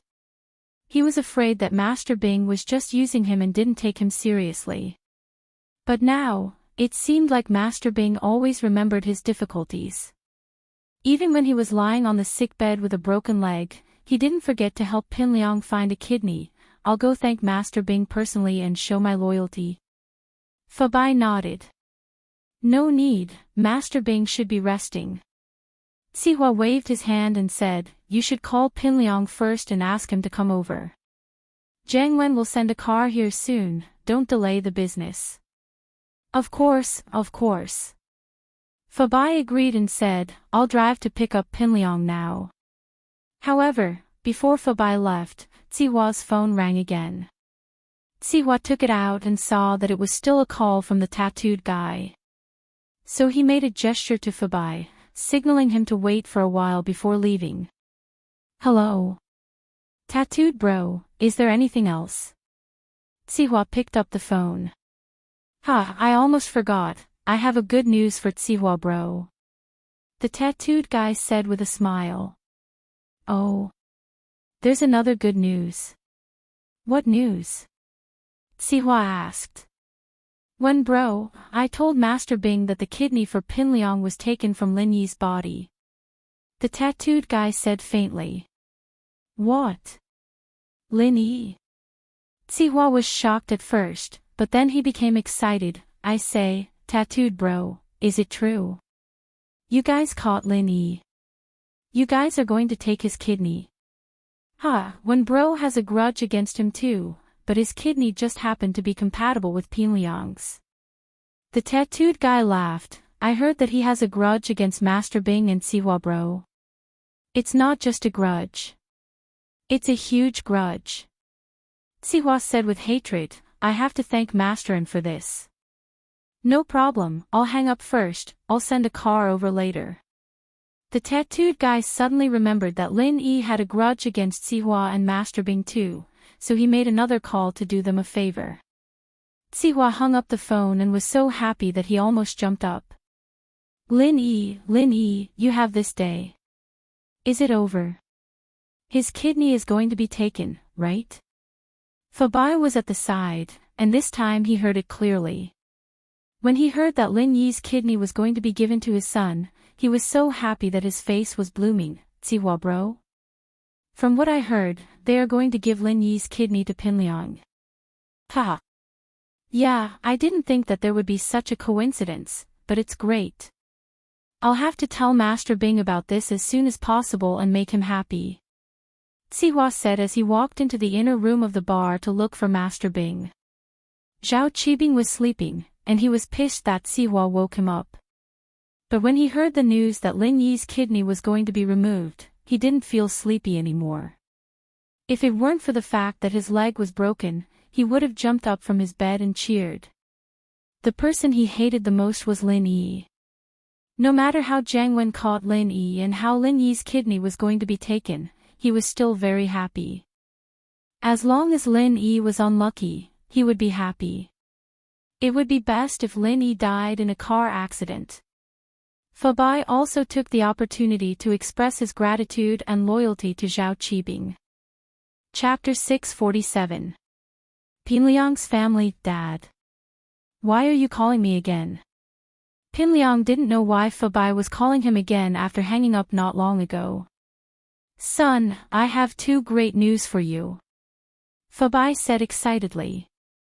Aw. What good news? There are 2 more. Pinliang could hear the excitement in his father's voice, but he didn't know what could make his father so excited, especially 2 good news. Son, the first good news is that you'll be able to regain your manhood very soon. Master Bing talked to Jiang Wen, and he's found you a suitable kidney. I'm going to the school to pick you up and take you to the kidney transplant. Fabai said excitedly. I have a kidney. I finally have a kidney. Pinliang almost dropped his phone. He couldn't believe it. Dad, did I hear it wrong? I'm going to be a healthy man soon. You didn't hear it wrong. I'm on the way to the school to pick you up. Fabai said, that's why, son, you didn't do this for nothing. We are working for Master Bing, and Master Bing is really considerate of us. We have a kidney now. Okay. I'll wait for you at the school gate. Pinliang didn't care about Xiaofu's surprised look and ran to the school gate. Wait, son, this is only the first good news. There's another good news. Fabai was afraid that Pinliang would hang up and quickly said, the second good news is even better than the first. There's more good news. What news could be better than this? Pinliang was taken aback. As far as he was concerned, getting a compatible kidney and restoring his manhood was the best thing that could happen to him. How could there be anything better than this? Hee hee, the news is that the kidney you want is Lin Yi's. Fabai laughed. Lin Yi was captured by Jiang Wen, and coincidentally, his kidney is a match for yours. Wahahaha. Pinliang started laughing so hard that tears were coming out of his eyes. This is good news, it couldn't get any better than this. Lin Yi's kidney is going to be transferred to me. It felt so good. In the future, when I pick up girls, I will always think that Lin Yi has contributed to me. Wait for me, I'll pick you up from school. Fabai was happy to see his son so happy. Xiaofu chased after Pinliang out of the school, confused. He saw Pinliang smiling happily and couldn't help but ask after Pinliang hung up, "Liang bro, what's wrong? Why are you smiling so happily?" "Ha, you don't know." Pinliang hung up, still overjoyed. "Fu, I'm going to have a kidney soon. My dad just called and said that he's found a suitable kidney, and he's going to give me a transplant soon." "Ah. Then I really have to congratulate Brother Liang." Gao Xiaofu hurriedly congratulated after hearing the news. "Yeah, I'm about to regain my masculinity. Let's see if those people still laugh at me for having only one kidney." Pinliang nodded. "Other than that, there's another piece of good news. Guess whose kidney is going to be given to me?" "Whose?" Xiaofu was far away, so he didn't hear the conversation between Pinliang and Fabai. "Ha, it's Lin Yi's," Pinliang said excitedly. "Lin Yi's kidney is going to be given to me. Don't you think it's a good thing?" Xiaofu was stunned, but when he regained his composure, he started laughing with Pinliang. It was indeed a good thing. Lin Yi was changed into a patient's gown. Jiang Wen dismissed the medical staff and personally pushed Lin Yi towards the surgery room. "Lin Yi, you didn't expect this, did you? Your kidney is going to be removed soon, and the funniest part is that it's going to be given to Zhong Pinliang." In the preparation room, Jiang Wen couldn't help but mock Lin Yi, who was about to be taken advantage of. "Yeah, I didn't expect it, and I didn't expect it," Lin Yi said. "It's okay if you didn't expect it, but your kidney is going to be removed soon." "Ha!" Jiang Wen almost jumped up in fright. Why did Lin Yi talk like that? Wasn't he unconscious? Could it be that he was hallucinating? Just when Jiang Wen wanted to confirm if he was hallucinating, he saw Lin Yi sitting up from the stretcher and looking at him with a faint smile. You. Why are you awake?" Jiang Wen finally understood that he wasn't hallucinating. Otherwise, he wouldn't be hallucinating, right? Lin Yi really woke up. "I didn't faint in the first place," Lin Yi shrugged and said. "That's impossible. I clearly drugged the wine, so why didn't you faint?" Jiang Wen said as he slowly leaned towards the wall on the other side. There was an emergency button on it. Although Lin Yi woke up, Jiang Wen wasn't nervous other than being a little surprised. This was the headquarters of the kidney trafficking organization, and Jiang Wen didn't believe that Lin Yi could do anything. As long as he pressed the button, the preparation room would be filled with the drug. This was designed to prevent people who had their kidneys removed from exploding, but it had never been used before. "Your question is a little stupid. Why didn't you faint?" "Of course I didn't faint," Lin Yi said. "I have the antidote." Jiang Wen was willing to buy time with Lin Yi. He slowly leaned towards the wall. "Yes, you're right," Lin Yi nodded and said, "You have the antidote on you, and I took it." "Ha!" Jiang Wen suddenly remembered that Lin Yi did approach him once when they were drinking, and he even patted him a couple of times. Could it be that he stole the antidote from him at that time? "Alright, you don't have to think about pressing the button anymore. Go to the operating table for the kidney transplant." With that, Lin Yi jumped up from the stretcher and struck Jiang Wen's neck with his hand. Jiang Wen didn't even make a sound before he fainted. Lin Yi controlled his strength very well. He couldn't kill Jiang Wen, but he wouldn't wake up anytime soon. Lin Yi massaged Jiang Wen's body casually. These were a few acupuncture points that could make Jiang Wen feel no pain when he fainted. Lin Yi wasn't sure if there would be anesthetics during the kidney transplant, and if the anesthetics would keep Jiang Wen unconscious. So, just to be safe, Lin Yi decided to do it himself for the success of the kidney transplant. Chapter 648. Chapter 648, Lingshan's trouble. Lin Yi took off the patient's gown and Jiang Wen's clothes and put them on himself. He put the gown on Jiang Wen and a surgical cap on him, placing him on the stretcher. At least from the looks of it, people who didn't know Jiang Wen well wouldn't be able to recognize him. After doing all this, Lin Yi walked out of the preparation room and went downstairs to look for Lingshan. Other than a phone and a box of needles, there was nothing else in the gown. Lin Yi wasn't in a rush to get it. What if he bumped into Jiang Wen's underlings? Lingshan woke up in a daze and knew that she had been tricked. The other party should have already known his identity. Otherwise, after locking him in the dungeon, why would they use knockout drugs to make him faint? They must be afraid of her strength as a golden class, that's why they used drugs on her. But there was nothing Lingshan could do. She couldn't just breathe, could she? The moment she breathed, there would be drugs in the air. He'd just woken up, and there were no more drugs in the air. Evidently, the enemy didn't send any more drugs into the dungeon. Perhaps they'd forgotten that he was a golden class, and his body was better than a normal person's. Lingshan had woken up earlier than normal people. The first thing Lingshan did was check to see if her phone and signal transmitter were taken, but both were still there. Lingshan couldn't help but feel doubtful. Could it be that they didn't do a body search on her? She was right.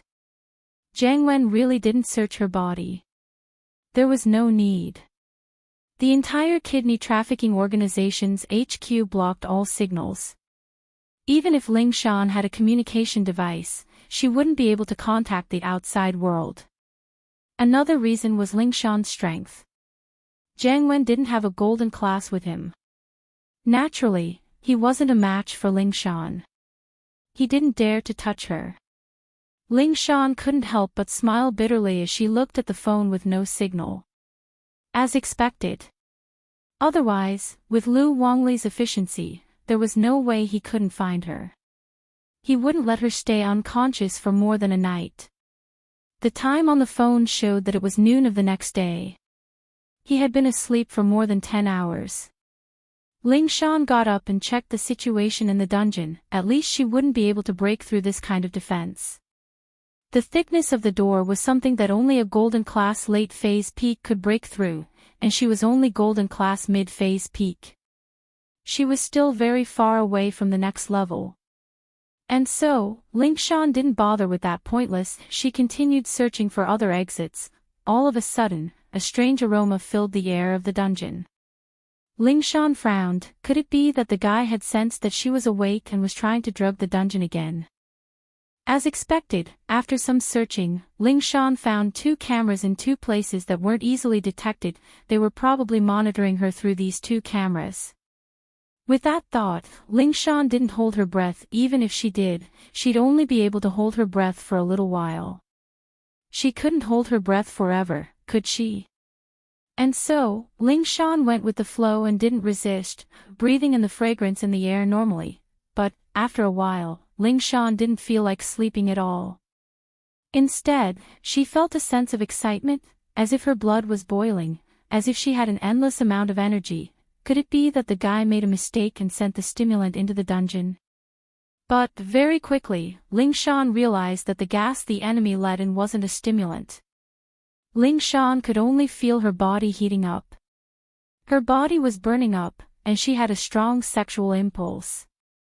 Lingshan had never had a boyfriend before, and she hadn't done that kind of thing before, but this kind of physiological phenomenon was understandable. She was a normal woman. She would have erotic dreams once in a while, but she had a lot of self-control, and she was busy with work, so she could control it better. But under the influence of a strong aphrodisiac like this, how could she control it just by having strong self-control? Because of her profession, Ling Shan had done a lot of research on aphrodisiacs, and she knew how strong these drugs were. With that thought, Ling Shan started panicking. What were these people trying to do? Were they trying to use this method to have sex with her? That didn't seem right. She might be under the influence of the aphrodisiac, but she still had her golden class mid-phase strength. Unless they had eaten a leopard's balls, they wouldn't dare barge in at this time. But, if it wasn't for this, why would they send the aphrodisiac into the dungeon? At first, Ling Shan tried her best to control herself, but as she absorbed more and more of the aphrodisiac, Ling Shan's eyes started to blur. But Ling Shan's mind was still clear, just that her body's reaction wasn't under control. Ah! Ling Shan couldn't help but moan, scaring even Ling Shan herself. Would there ever be a day where she would moan like this? Ling Shan had always been a headstrong person, but now she was feeling very embarrassed. But, even so, Ling Shan's hands couldn't help but want to tear off her clothes. Camera. Ling Shan suddenly remembered the camera, and her heart skipped a beat. The criminals wouldn't be trying to film her, would they? Think about it, if the recording of her **** was in someone's hands, she'd be better off dead. Ling Shan bit down hard on her lips, and the intense pain woke her up for a moment. She had to destroy the camera, otherwise, she'd really be done for. Even if she didn't die this time, she wouldn't have the face to continue being a captain, let alone working in the police station. Ling Shan knew that she wouldn't be able to resist the aphrodisiac's effects, so she had to destroy everything that could threaten her before the aphrodisiac took effect. Luckily, the dungeon walls weren't very high, and the camera was only 3 meters from the ground. This height was nothing for a golden class, and Ling Shan was a golden class mid-phase peak. Chapter 649. The poison Ling Shan. As for the other camera in the corner, Ling Shan did the same thing and broke it with a kick. Only then did she let out a long sigh of relief. Without the threat of the camera, Ling Shan couldn't hold it in anymore. Although she didn't want to touch herself, her body couldn't be controlled by her thoughts. Ling Shan was in pain, feeling like her body was on fire, and if she didn't let it out soon, she'd burn to death. Ling Shan's breathing was getting more and more hurried, and she really couldn't take it anymore. Her mind couldn't control her body anymore. Jiang Wen's HQ wasn't big. In fact, it was only 3 floors, and there was only one fire escape. Lin Yi found the entrance to the basement very quickly. This should be the prison the tattooed guy was talking about. At the entrance, there was a metal door. It looked very sturdy, but for Lin Yi's current strength, it was nothing. Lin Yi stood in front of the metal door and didn't rush. He waited for a while, and the jade on his chest didn't react. This meant that there was no danger in here that could threaten him. This jade pendant had become Lin Yi's golden finger. It was also because of this that Lin Yi's luck seemed to always be on the rise, allowing him to avoid danger time and time again. Only then did Lin Yi kick the metal door. With a loud bang, the metal door collapsed in half from Lin Yi's kick. Lin Yi didn't want to hurt Ling Shan inside, so he didn't use his full strength. Otherwise, the metal door would have flown out. This was an easy feat for a mystic early phase. When the metal door was half collapsed, Lin Yi gave it another kick, and the metal door fell to the ground with a loud bang. Ling Shan was scared out of her wits. She stopped what she was doing, and the desire in her body seemed to have stopped as well. She didn't know what was going on, but when she saw that the metal door had completely collapsed, and it seemed to be destroyed by an external force, she couldn't be more shocked. How much strength was needed to knock down this iron door? Ling Shan knew that she wouldn't be able to do it herself, and even a golden class mid-phase peak couldn't do it, so how strong would the person be? Or maybe this iron gate wasn't brought down by human hands at all, but with the help of some equipment. But when Ling Shan saw Lin Yi step through the iron door, she knew that her initial guess was correct. The iron door had been kicked down, and this person was someone she knew. It was the Lin Yi she hated and was pissed off at the same time. Ling Shan didn't know why, but she felt relieved when she saw Lin Yi. When Lin Yi stepped in, she didn't feel any disgust, but a sense of admiration. Was it because of his strength? He kicked down this iron door. No matter what, Ling Shan had to admit that Lin Yi was strong, very, very strong. At this moment, Ling Shan finally understood that Lin Yi's strength was far higher than hers. No wonder Hui Jun respected him so much, he really did have strength. Her heart relaxed, and the desire in her body took over again. Ling Shan's hands couldn't help but reach towards her sensitive parts. This made Ling Shan embarrassed and annoyed. She should be happy that Lin Yi came to save her, but she wished that Lin Yi would come later. The desire in her body flowed out uncontrollably, making it hard for her to breathe. Ling Shan's eyes became blurry again, and the amount of medicine she breathed in was getting bigger and bigger, and she couldn't control herself anymore. No. I can't. Lin Yi is right in front of me, how can I do this? This was the last bit of consciousness in Ling Shan's mind. The next moment, the desire in her body flooded her body like a flood, and she couldn't use her brain to control her body and words anymore. Ah! Ling Shan screamed, and her hands tore at the clothes on her body, her legs tight as if she wanted to release something, but she was stupid.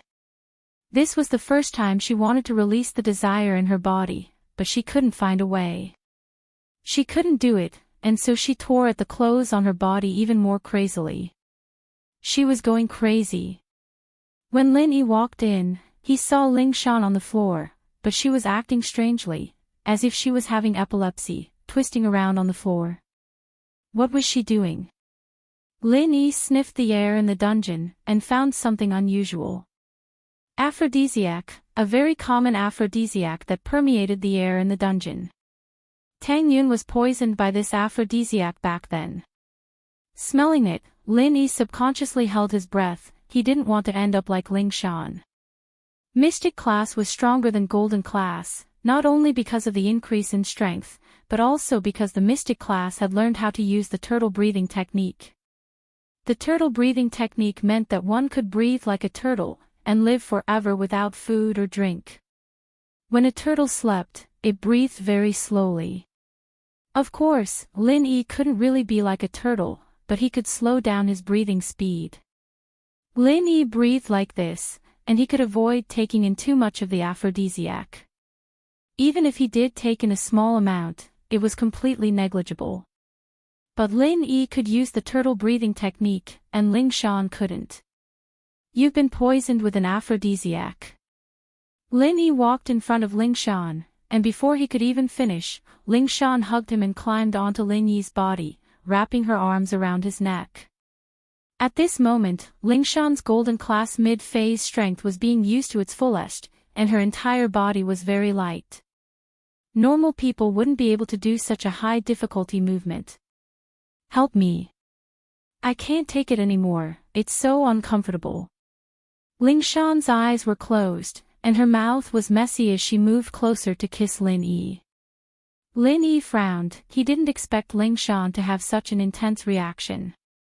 This aphrodisiac wasn't the strongest, but it varied from person to person. Some people might have a mild reaction after being poisoned, but Tang Yun had a reaction too, but it wasn't as severe as hers. Don't move. Lin Yi frowned as he pried Ling Shan's hands away, wanting to push her off his body, but as soon as he pried one hand away, another hand grabbed onto him, making Lin Yi very depressed. Chapter 650. Chapter 650, Can't help you, I didn't bring my needles with me, so I can't cure you quickly. Just bear with it. Lin Yi's needles were in his pocket, but Zhang Wen took off his shirt and threw it upstairs. Lin Yi didn't expect something like this to happen. If he had known, he would have brought the needles with him. I'll bring you out now. Just hold on until we get to the hospital. As for whether or not Ling Shan was in danger, Lin Yi couldn't do anything. She wasn't Tang Yun, not Lin Yi's girlfriend. Lin Yi couldn't help her in any other way. Plus, Tang Yun could use a massage technique to expel the poison out of her body. One reason was that Tang Yun didn't take as much as Ling Shan, so the reaction wasn't as intense. Massaging would solve the problem quickly, but Ling Shan's situation was more serious. It wasn't something that could be solved in a short amount of time. Lin Yi didn't want to waste time here. No. I feel like my qi is going to explode. I can't take it anymore. Help me, I beg you, Lin Yi. Ling Shan felt that something was wrong with her situation. Her practitioner's arts leaned towards the feminine type, and this aphrodisiac seemed to conflict with her practitioner's arts. Or rather, it caused the qi in her body to resonate. Ling Shan felt that if she didn't release it soon, her body might explode at any moment. Qi is going to explode. Lin Yi didn't expect the aphrodisiac to have such a side effect. He had never been affected by it before, and Tang Yun was a normal person. Naturally, she wouldn't be like Ling Shan right now. Could it be that Ling Shan's reaction was so strong because she was a practitioner? Yes, help Miss Brain Dead. I beg you. Ling Shan was on the verge of crying. She felt embarrassed begging Lin Yi like this, but it was better than dying. At this moment, Ling Shan was on the verge of breaking down. Use your hands then. I'll go guard the door for you. Lin Yi shrugged helplessly, taking advantage of the moment Ling Shan wasn't paying attention to get off him. Ling Shan was both angry and embarrassed that Lin Yi wasn't helping her. Was she that unattractive? He wasn't even interested in touching her. In actuality, Ling Shan was accusing Lin Yi wrongly. It was a lie that Lin Yi wasn't interested in her, but Lin Yi didn't do it. Lin Yi had a lot of self-control, and there were plenty of chances for a one-night stand, but Lin Yi hated physical contact without a foundation of feelings. That was why he pushed Ling Shan away. Of course, if Miss Braindead wanted to be his girlfriend one day, Lin Yi wouldn't mind pushing her down. Ling Shan saw that Lin Yi really did turn around and walk towards the door, and she was so pissed she wanted to curse at him. She'd already made herself very clear, and all she needed to say was please come to me. But it was ignored by Lin Yi. Forget it, Ling Shan was in despair. She might as well rely on herself. She might as well do it herself. Although she hadn't done it before, she could try it out with her own intelligence. She should be able to do it. And so, Ling Shan bravely took the first step under her embarrassment and anger. Although she really didn't want to do it in front of Lin Yi, she thought about her own situation, and that she was in the kidney trafficking company's HQ. If she still hesitated and others barged in, she might as well just die. As for Lin Yi, she didn't really care. Her reputation was ruined in his hands, and everyone in the police station already knew that she was Lin Yi's girlfriend, and she'd already done that thing for him in the hospital. What was there to worry about? Anyway, she'd always acted coquettishly in front of him. She'd already broken the pot, and it didn't itch anymore. Ling Shan started to comfort herself. Although she herself felt that these reasons were a little far-fetched, there was another voice in her head that instantly took over, urging her to move on to the next step. It was just that some things couldn't be realized just by thinking about it. The more Ling Shan panicked, the less she felt. In most situations like this, mental cooperation was the most important thing, but right now, all she could think about was the criminal organization. She was deep in the enemy's lair, and how could she focus on anything like that? Besides, when doing this kind of thing, she needed someone to fantasize about, right? Who was she fantasizing about? Movie stars? Martial arts masters? Ling Shan's gaze suddenly fell on Lin Yi. Lin Yi's figure wasn't that big, but it was extremely attractive, and Ling Shan couldn't move her eyes away anymore. Her breathing slowly became faster, and her eyes became crazy. At the moment when she was about to explode, she couldn't help but shout loudly, "Ah, Lin Yi, use more strength." Ha! Lin Yi, who was standing guard at the door, jumped when he heard Ling Shan's shout. She couldn't be fantasizing about him, could she?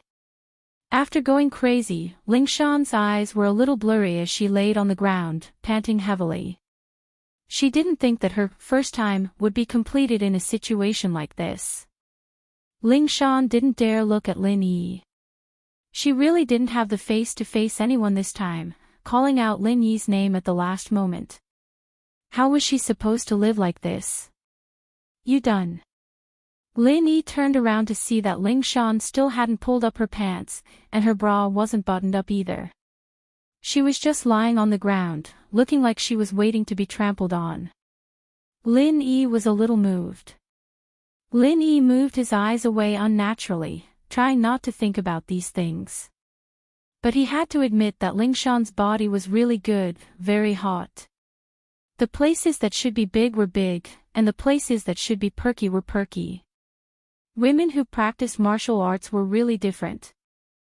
Ling Shan saw that Lin Yi had come over, and quickly put on her clothes, but she didn't have much strength left. Her body felt like it was going to fall apart, and she couldn't move at all. Her entire body was just too lazy. But she had to admit that it felt really good, especially when she called out Lin Yi's name. She felt like she was flying, the pure qi and lust in her body being released at the same time, making her feel light as a feather. She couldn't even describe how relaxed she felt. Thinking about how Lin Yi had seen her before, and how she did something so embarrassing in front of Lin Yi, Ling Shan got over it. What else could she do? Which woman hadn't been seen by a man before? This day would come sooner or later, so what? Chapter 651. How could she break through like this? Lin Yi was really speechless. Did the aphrodisiac turn Ling Shan into an idiot? Did she lose her shyness? Lin Yi reached out and pulled her up. Ling Shan pulled her pants up and put her bra back on, but her jacket was already in a mess. She couldn't wear it anymore. Ling Shan was a little troubled. If she went out like this and the police saw her, she'd lose all her face. Hey, where are you going? Can you lend me your jacket? Ling Shan couldn't bring her tone to Lin Yi at all, it wasn't like her at all. But there was nothing she could do about it. It was already a conditioned reflex in front of Lin Yi. There's a pinhole camera here. Keep it if you don't want the recording to be leaked. Lin Yi threw a small black device to Ling Shan. It was a mini recording device with a storage device. It wouldn't be connected to other cameras, so she didn't have to worry about the content being leaked. Ling Shan paused and caught the device Lin Yi threw at her. Her face reddened, but she said, "You're not going to stay and watch." Ha! Lin Yi smiled faintly. He felt that Ling Shan was pushing her a little too far. He quickly walked up to her and lifted her chin. It was a very flirtatious action, and it felt like he was flirting with her. "Do you want me to watch?" Ling Shan raised a brow. She wanted to resist, but she realized that she didn't hate the feeling of being flirted with. Was she a masochist? Ling Shan smirked. "If you want to watch, Miss Braindead can perform for you anytime, just like just now." Ling Shan was saying it out of anger, but when she said it, it felt very satisfying. It was as if she liked doing it. But did she really like it? Ling Shan couldn't explain it. It was a very strange feeling, and she felt a little lost. What a vixen, Yushu was right. Lin Yi quickly let go of Ling Shan's chin. This woman was a bit of a tiger, but when she got flirtatious, she wasn't an ordinary woman. This is the headquarters of the kidney trafficking organization. I've done what I need to do. You can handle it yourself, right? Lin Yi was feeling a little uncomfortable from Ling Shan's actions. He'd inhaled some aphrodisiac already. Didn't this girl know that she was doing something dangerous? Didn't she know that even if he fucked her, it would be in vain? There's no signal here, can you take me out? Ling Shan pulled on Lin Yi's arm like a spoiled little girl. Really? I really didn't notice that. Lin Yi subconsciously reached for his phone in his pocket, but it was Jiang Wen's phone. It was a very special phone, like a walkie-talkie. But Lin Yi had seen a phone like this before. It should be a special phone for internal use, using the internal wireless band. It could also make normal calls, using normal numbers, but the SIM card was plugged into the server, and this phone was like a cordless phone terminal. What phone is this? A walkie-talkie. Ling Shan looked at the thing in Lin Yi's hand curiously. Lin Yi was about to explain when the special phone in his hand rang. Lin Yi looked at the caller list. He didn't know who it was, but it should be one of Jiang Wen's men. Lin Yi pressed the hang-up button and handed the phone to Ling Shan. Call your people, this is their special phone. You should be able to do an external broadcast. Ling Shan nodded and didn't say anything else. She took the phone and dialed a number. As expected, it went through. Lu Wongli. I'm Ling Shan. I'm ordering you to surround the factory on Tai Xing South Street. Ling Shan remembered the address when she came here, but fainted the moment she came in. Ling Shan was back to her old self, and this surprised Lin Yi. Ling Shan hung up and looked at Lin Yi. You still don't want to show yourself? Why ask if you already know? Are you retarded? Lin Yi asked. Yeah, I'm Miss Retarded. What do you think? Ling Shan looked at Lin Yi pitifully. Can you give me your jacket? I won't be able to see people like this. You don't want people to see your stuff, do you? Lin Yi was speechless. Since when did it become his stuff? But he still took off Jiang Wen's jacket and gave it to Ling Shan. I'm leaving. Oh, right, when you're free, you can buy some of this aphrodisiac and try it. Ling Shan paused after hearing Lin Yi's words. She looked at Lin Yi with a weird expression. Try what? You really want to see me perform for you? See if you can break through again. Lin Yi said faintly. You're able to break through from golden class mid-phase to golden class late phase like this. Your practitioner's arts are a bit weird. Did she misunderstand Lin Yi? Ling Shan's face was a little hot. Even if it was a broken pot, Ling Shan still had a sense of shame. She didn't turn on Lin Yi because she really had no other choice. Not only did she need Lin Yi's help, but he'd already seen her. What was the point of turning on him? She might as well get some benefits like before. Besides, she didn't have a boyfriend yet. She didn't have much of a burden. But Lin Yi's next words made her forget her shame. Her eyes went wide. She broke through. From golden class mid-phase peak to golden class late phase. Was this for real? How did Lin Yi know? Ling Shan subconsciously channeled her practitioner's arts, and to her shock, she realized that she was indeed at the late phase of the golden class now. It was only the beginning of the late phase, but compared to the golden class mid-phase peak before, it was like night and day.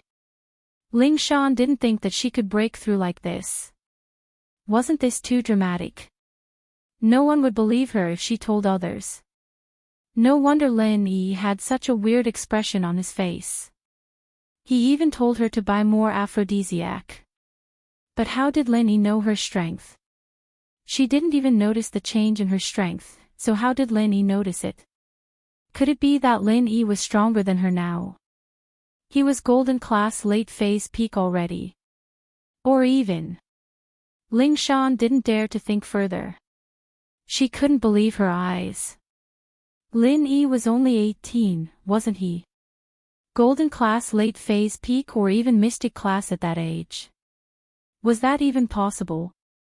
Chapter 652. Position in the heart. This kind of master was what every big family wanted to groom with all their resources. A mystic class master at the age of 19, no one knew how far he could go in the future. Having such a master meant that the family would have the right to speak for the next few decades, and it could guarantee that the family wouldn't decline in the next few decades. There were so many benefits to pretending to be Miss Brain Dead. Ling Shan clenched her fists. She decided to continue pretending in the future. With such a master helping her, wouldn't everything go smoothly? Looking at Lin Yi's back, Ling Shan felt complicated. She didn't know what her relationship with Lin Yi was like. It was so complicated that it gave her a headache. This was the first time in her life that she had such intimate contact with a man. He was also the first man she'd ever seen her private parts. Ling Shan should have been angry, but she didn't feel that way at all. Other than shyness, she felt a sense of excitement as she thought back to what had happened. The feeling at that moment was really wonderful. Should he try it regularly in the future? Ling Shan jumped in fright at this bold idea. She gripped the camera in her hand tightly. She couldn't let this thing get out, or she'd be done for. As for being seen by Lin Yi, Ling Shan didn't feel that much of a burden. She was already a brain-dead girl in front of Lin Yi, and she was already acting coquettishly. All she did was do something shameful in front of Lin Yi. It didn't matter if she embarrassed herself once, it didn't matter if it happened 8 or 10 times. Ling Shan quickly threw the matter to the back of her head and started thinking about the mastermind behind the kidney trafficking company. From her point of view, it should be easy for Lin Yi to catch the mastermind, but Lin Yi didn't do it. Lin Yi came here just to save her. Ling Shan knew Lin Yi too well. He was the type of person who wouldn't care about anything that had nothing to do with him. He wouldn't care about anything that had nothing to do with him, but Ling Shan was glad that he would care about her. At the very least, Miss Braindead's act wasn't for nothing. She still had a place in Lin Yi's heart. He did not ignore her. Ling Shan shook her head at the thought. She scolded herself inwardly. Ling Shan, have you been pretending to be Miss Braindead for too long? She was so smug just because she had a place in his heart. Why does she look like a concubine in the old days? No, I'm asking him to help me, so I must have a good relationship with him. Ling Shan thought about it and started comforting herself. Pinliang didn't think that today would be his lucky day. Not only was the poisoning successful, but he also got a call from his father not long after, saying that he had found a compatible kidney, and it was actually Lin Yi's kidney. Pinliang was still in a state of excitement when he entered the surgery room to get anesthetized. He'd thought that he'd have to wait for Naipeo's return before he could get his revenge on Lin Yi. He didn't think that Lin Yi would get his comeuppance so soon. For safety's sake, Pinliang's blood was drawn and matched with Lin Yi's blood sample. After everything was normal, Pinliang was pushed into the surgery room. Pinliang looked at the stretcher not far away from him. There was another stretcher with a person lying on it, but he was wearing a patient's gown and a disposable surgical cap. He couldn't tell who it was under the light, but he was sure that it was Lin Yi. Mr. Zhong, please don't enter the surgery room. It's an important place, and even I can't go in casually. What if you bring in bacteria and infect Lin Yi? It's not a big deal, but it'll be bad if your son gets infected. The tattooed man stopped Fabai from entering the surgery room. All right, I'll wait here then. Fabai nodded. I really have to thank Master and you this time. Pinliang was able to find a suitable kidney source so quickly. It's just a coincidence. The tattooed man waved his hand and said. Pinliang was injected with anesthetics, and Lin Yi, or Jiangwen, was also injected with anesthetics. As for why Jiangwen was unconscious, Dr. Wang didn't want to know at all. What he wanted to do was to transplant this person's kidney to Pinliang. Dr. Wang had been dealing with kidneys every day since he joined Jiangwen's organization, so he was very familiar with kidney transplant surgery.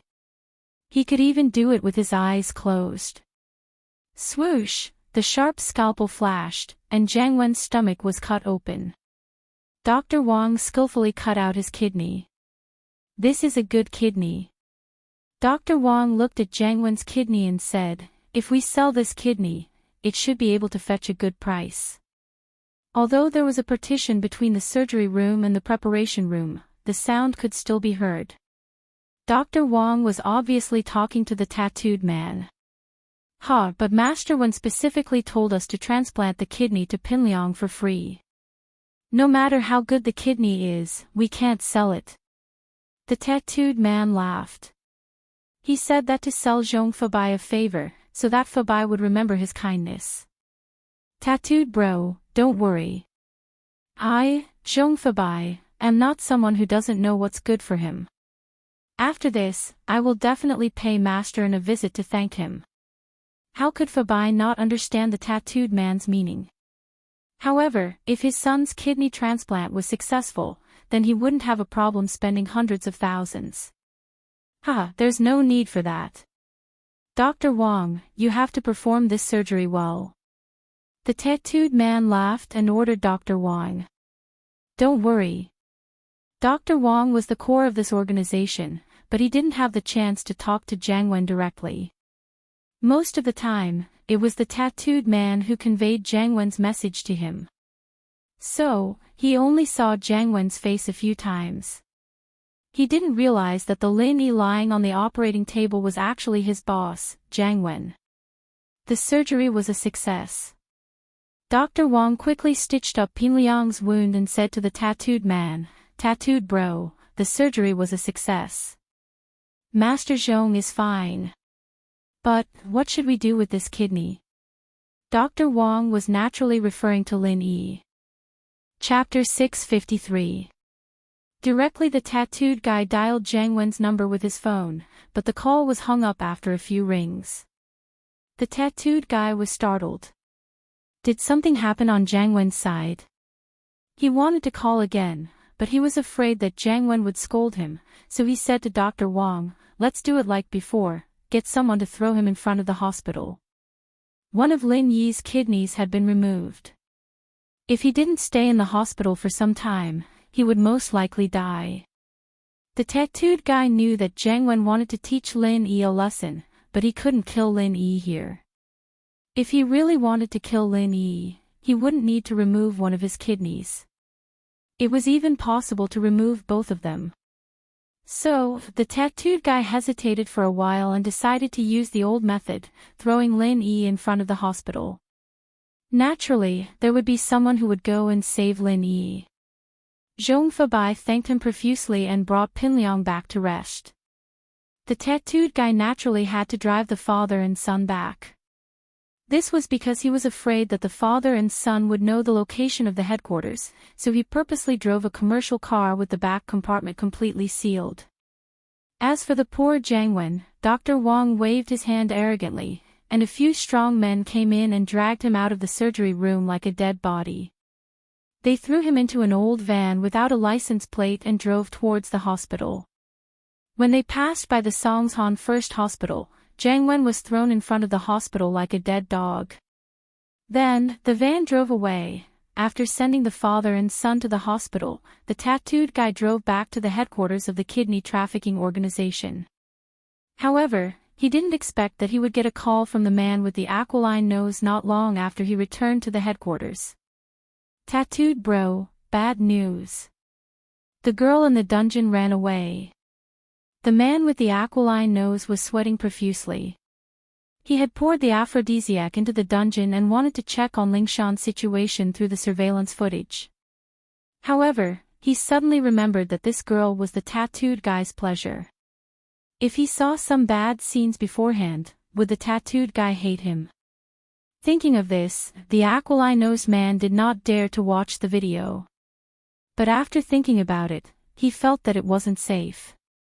He didn't know if the aphrodisiac worked, so he went to the surveillance room and turned on the surveillance video. However, he was surprised to find that the signal was interrupted. This shocked the hook-nosed man. He hurriedly ran to the dungeon to check on the situation, but the situation in the dungeon gave him a shock. The iron door of the dungeon had been forcefully broken, and Lingshan, who was inside, was nowhere to be found. The aquiline-nosed man immediately turned pale with fright. He quickly called the tattooed man to inform him of the situation. When the tattooed man returned to the headquarters, he received the call. Ran away. Why did he run away? Where did he go? The tattooed man was shocked when he heard this. He quickly asked. That was Ling Shan from the criminal police. This wasn't something to be messed with. If she really escaped, wouldn't the entire HQ be destroyed as well? I don't know either. The surveillance video in the dungeon has been destroyed. The hook-nosed man said carefully. Didn't I tell you to drug her? How did she escape? The tattooed man was furious. Could it be that the hook-nosed man had forgotten about it? Yes, I did. I followed your instructions and drugged her. I was waiting for you to come to her, but who knew that she could escape? The hook-nosed man said bitterly. What? You drugged her with an aphrodisiac? Who told you to drug her? The tattooed man was furious when he heard this. Drugging Ling Shan with an aphrodisiac? Didn't he have nothing better to do? It's you.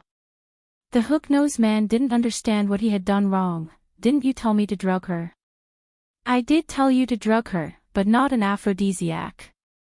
The tattooed man was so angry that he almost rolled his eyes. Wasn't this guy too good at making his own decisions and changing his own meaning? Aw. You said you wanted to enjoy this girl. I thought you wanted me to drug her. The hook-nosed man said in a wrong tone. Fuck. We're in trouble now. The tattooed man understood why the hook-nosed man had misunderstood him. He couldn't blame the hook-nosed man for this. He didn't make himself clear, which led to this misunderstanding. Ling Shan was a golden class master. If she wasn't drugged, she would definitely wake up. It wasn't surprising that she escaped. The question was, where did she go? Was she near the HQ, or had she already left the HQ? Tattooed bro, did I do something wrong? The hook-nosed man could tell that things weren't as simple as they seemed. Logically speaking, it was just a kidney that they had captured. There was no need for them to be so nervous. However, the tattooed man's reaction was clearly different. Close the HQ's door immediately and search for that girl. The tattooed man ordered the hook-nosed man. He was afraid that it would be too late if Ling Shan left the HQ and could contact the outside world. Everything would be over. After giving the order, the tattooed man quickly dialed Jiang Wen's number. When Linny left, he first went to the room where he was captured and put on his clothes. He then threw Jiang Wen's clothes and phone in the room. So, when the tattooed man dialed Jiang Wen's number, no one answered until the phone automatically hung up. The tattooed man was panicking, but he had no other choice. He could only call Jiang Wen's number again and again. No matter what, he had to inform Jiang Wen as soon as possible so that he could be prepared. Otherwise, if Ling Shan really escaped, none of them would be able to escape.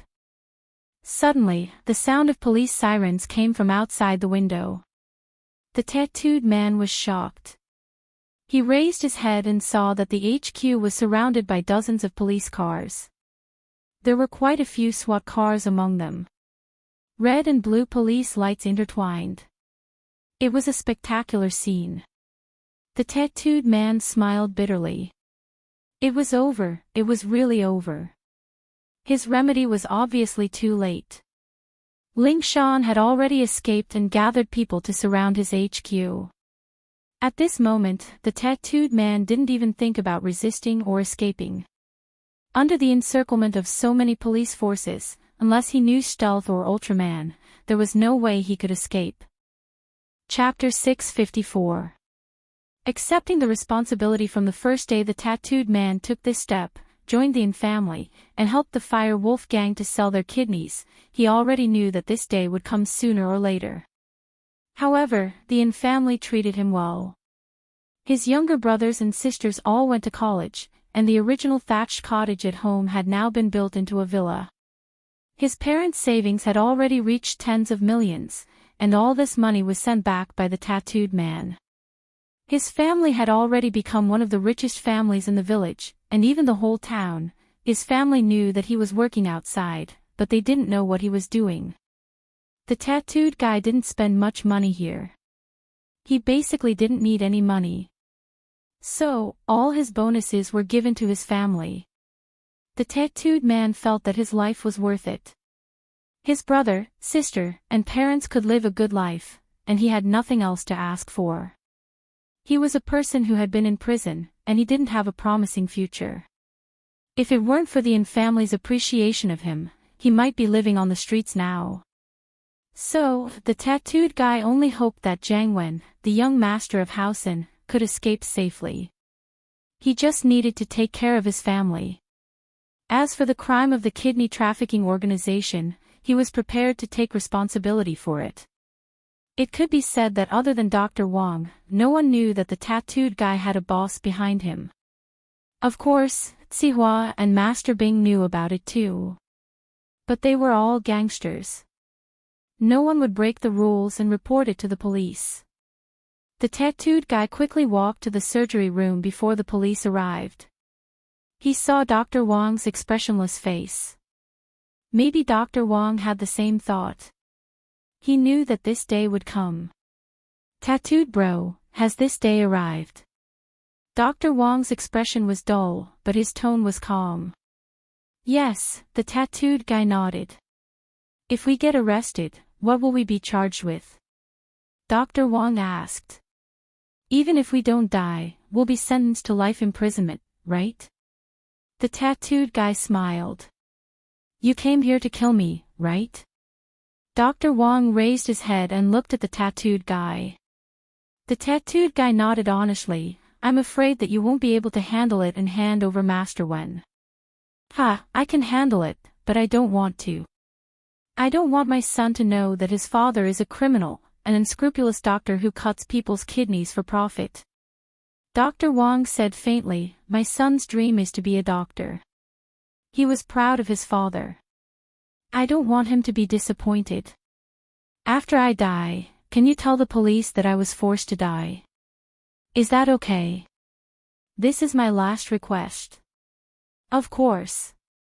The tattooed guy nodded. If you don't fear the evil forces and kill yourself, your son will be proud of you. Dr. Wang smiled slightly. He stood up and took out a reagent from the cabinet. This was what he used to kill people, but he always kept one for himself. Dr. Wang nimbly drew the reagent into the syringe and injected it into his son's body without hesitation. All these years, the money he had left for his son was enough for him to study abroad. He hoped that his son could walk the right path and become a good doctor. This was Dr. Wang's last thought. Then, he collapsed on the chair. Ah, it's my turn now. The tattooed guy turned around and went downstairs. Outside the HQ, the police were already shouting with their megaphone. The tattooed guy raised his hands as he walked out of the HQ. He looked at the wall of police officers in front of him, and Ling Shan was standing at the very front, but why did Ling Shan's coat look so familiar? However, the tattooed man didn't have time to think about it. He was handcuffed by the police and dragged into the police car. There were not many people in the headquarters. Including the nurses and a few burly men, there were only about 20 people. These dozens of police cars seemed to be a little too much. However, this was a big case that had been registered in the province. It was normal to pay more attention to it. Bring them all back to the station and interrogate them separately. Ling Shan ordered with a wave of her hand. The Ling Shan right now was a completely different person from the Ling Shan who acted like a spoiled child in front of Lin Yi. She was back to her old self. Report: there are no victims found at the scene. The prison's door was forcefully broken. There's no one inside. The man who was in charge of cleaning up the scene came out and reported to Ling Shan. The only victim should be one of the members of the criminal group, the doctor who performed the surgery. All right. Fourth team, stay here and guard the place. The rest of you, retreat. Ling Shan naturally knew that there were no victims. She was the only victim in the prison. Now that she came out, there was no one inside.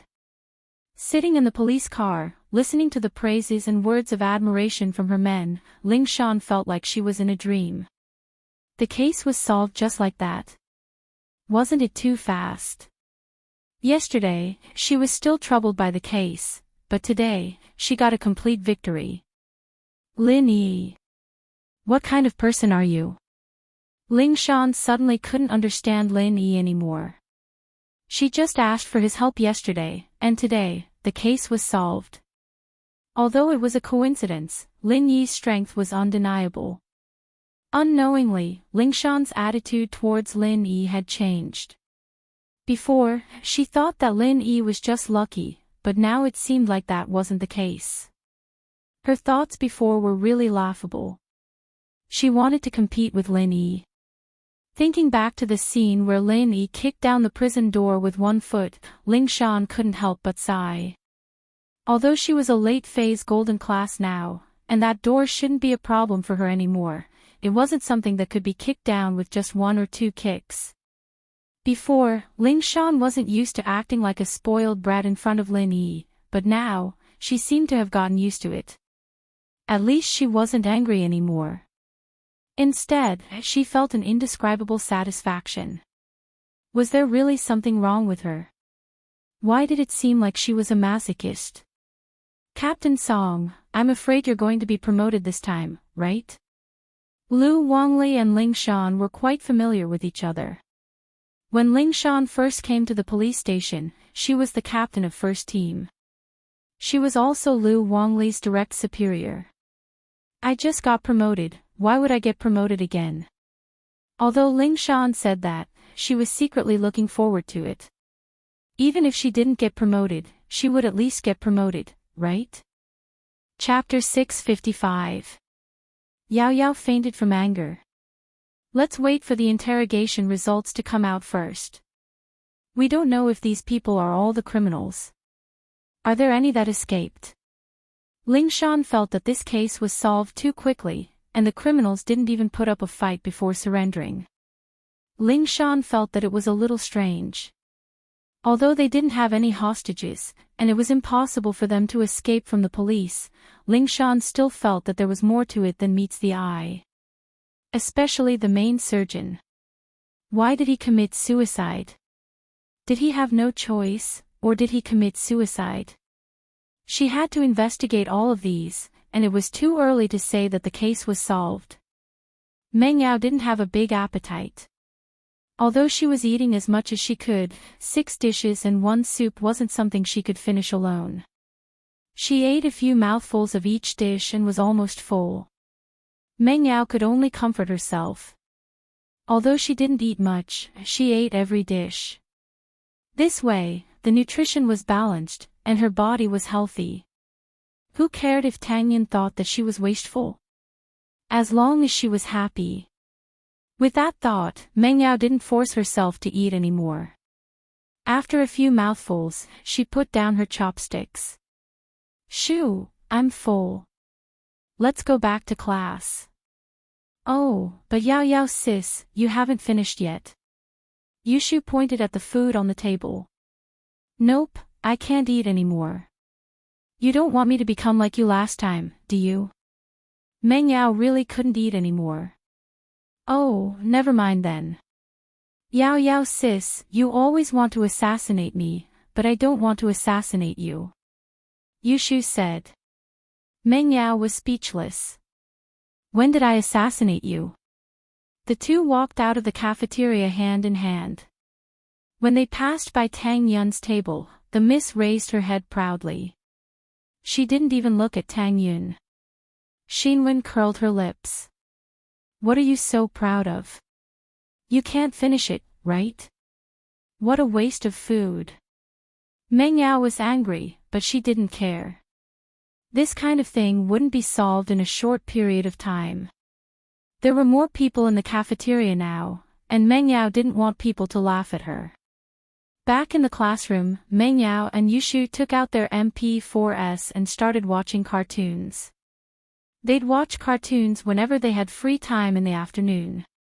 Yao Yao, has Zhong Pingliang been bothering you these past few days? Yushu, on the other hand, wasn't used to it. Pinliang used to chase after Meng Yao every day, and Yushu was always able to get some benefits from him. What, you want him to come? Meng Yao felt that her life was much more peaceful without Pinliang bothering her. Oh, he's not bothering you anymore, so you don't need a shield anymore. Is Shield Bro going to be fired? Yushu said, a little reluctant. Yushu's words startled Meng Yao. She hadn't thought of this problem before, and she hadn't thought about it at all. That was right, he'd asked Lin Yi to come in the first place to find a shield and get rid of Pinliang's harassment. Now that he had achieved his goal, Zhong Pingliang had shed all pretense of cordiality with him. After what had happened before, there was no way he would pursue him anymore.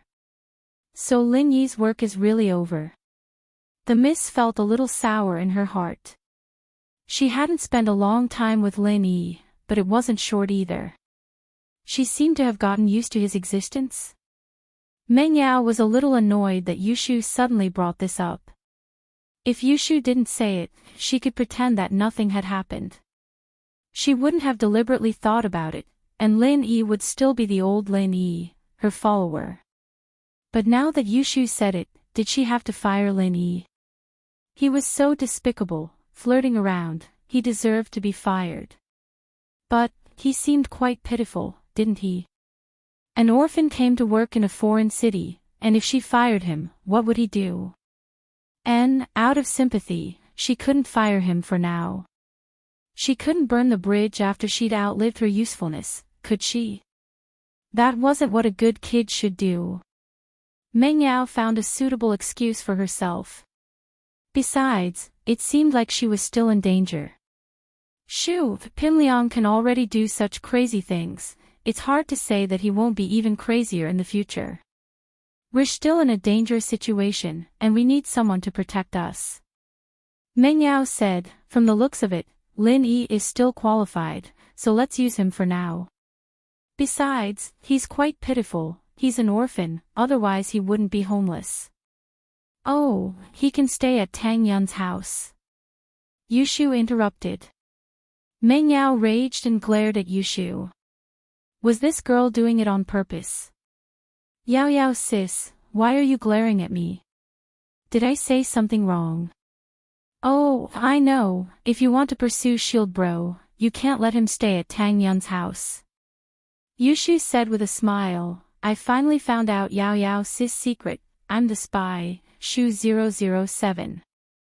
Meng Yao was furious. Who wants to pursue Lin Yi? I'm the miss, how can I pursue him? He should be the one pursuing me, I might not even say yes. But thinking about how Lin Yi ignored her, Meng Yao's blood rushed to her head, and she didn't know why, but she felt dizzy and laid on the table. Yao Yao sis? Yushu saw that Meng Yao was ignoring her, so she called her. But Meng Yao didn't reply, and Yushu was a little scared. I'll stop, okay? I'm just joking, don't ignore me, okay? Meng Yao still didn't move. Yao Yao sis, what are you doing? Don't ignore me, I'm your best friend. Yushu thought that Meng Yao was really angry, so she went to pull her arm coquettishly. But Meng Yao didn't move at all, and even when Yushu pulled her, she moved a little out of habit. This time, Yushu really felt that something was wrong. Yao Yao sis, don't scare me, okay? You're not going to faint from anger, are you? I'm just saying that you're going after Shield Bro, why are you going to faint? Meng Yao still didn't move. Yushu didn't care about joking anymore. She was really panicking, and she didn't know where she got the strength from, but she carried Meng Yao on her back, stumbling out of the classroom, and ran towards the school sick bay. The potential of a human body was limitless, and Yushu didn't have that much strength, but at this moment, there was only one thought in her mind, and that was to make sure that nothing happened to Yao Yao sis. So she didn't even think about whether she could carry Meng Yao or not, and just ran out with Meng Yao on her back.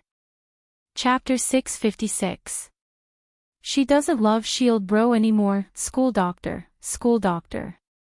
Yao Yao has fainted, please take a look at her. Yushu's tone had changed as well, it wasn't her usual cute tone anymore, but it sounded a little hoarse now. Yushu carried Meng Yao into the sick bay and was just about to place her on the bed when she realized that there were already a few students lying on the bed. There were also a lot of teachers and students in the sick bay as well, and it seemed like something had happened. Another one.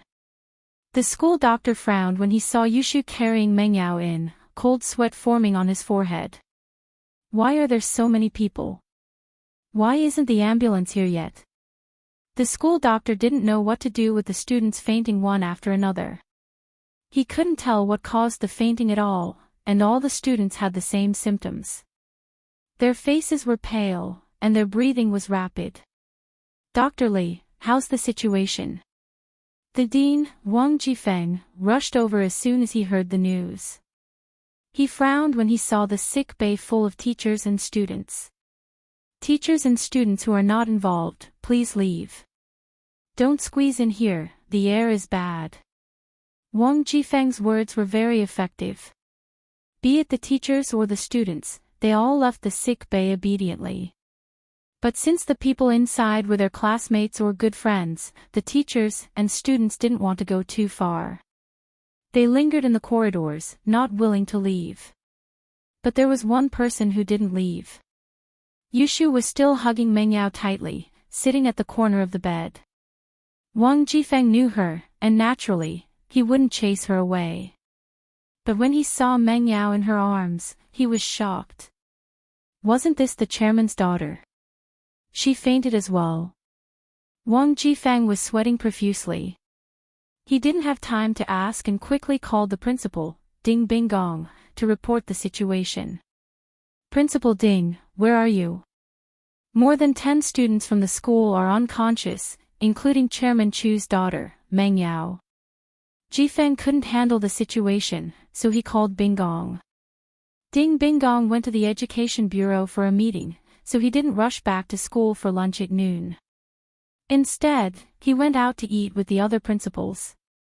When he received Wang Jifeng's call, he turned pale with fright. He didn't bother to explain to the other principals. He just said, something happened at school. Then he hurriedly pulled the driver out of the restaurant and got in the car. Then he asked, Old Wang, what did you say? More than 10 students fainted. And Meng Yao? What is going on? I've just arrived, so I'm not too sure. Dr. Li, what kind of illness do these students have? Why did so many students faint all of a sudden? Wang Jifeng finally had the time to ask the anxious Dr. Li, Dean Wang, I'm not sure. I've never seen such symptoms before. I'm not sure if it's an acute infection. I've already called the emergency center. The ambulance should be here soon. Dr. Li said carefully. When Dr. Li spoke, Wang Jifeng's phone was also on, so Ding Binggong on the other side heard everything clearly. His head exploded. If something happened to the school, not only would it affect the school's reputation, even the corporation would be implicated. Old Wang, I'll rush back immediately. You must stay calm. Don't let anything happen to the students. Ding Binggong ordered anxiously. I understand. I'll try my best to control the situation. Wang Jifeng nodded with a heavy expression. But he also knew that the current situation wasn't something he could control. While he was making the call, there were more than one unconscious students being sent in by the teachers. This gave Jifeng a headache. At the same time, he quickly thought of the reason why the students were like this. If he couldn't find the reason, then there would be more students like this. By that time, it would be too late. However, even Dr. Li didn't know the specific situation. How could a non-medical graduate like him know the specific situation? So, while Wang Jifeng waited for Ding Binggong, he could only pray for the ambulance to arrive faster so that the students could go to a proper hospital for treatment as soon as possible. Yushu was a little dumbfounded. She originally thought that Meng Yao fainted because of her anger, but now it seemed that wasn't the case. There seemed to be a lot of people with the same symptoms as Yao Yao sis. What happened to these people? But even so, Yushu was even more worried. If it was just anger, it would be easy to deal with it. But now, it wasn't anger, but something else. Yushu was panicking. She subconsciously thought of Lin Yi. When she was about to die last time, it was also Lin Yi who saved her. So, as she planned to find Lin Yi to save Meng Yao, Yushu quickly took out her phone and called Lin Yi. But after waiting for a long time, the phone automatically hung up. Lin Yi didn't pick up. Yushu called again, and it was the same. No one picked up. Damn shield bro, where did you go? If anything happens to Yao Yao sis, I'll never like you again. I won't forgive you for the rest of my life. Yushu said to herself angrily. While waiting for the ambulance, a few more students were sent to the school sick bay. Up until now, there were a total of 28 students waiting for the ambulance to send them to the hospital.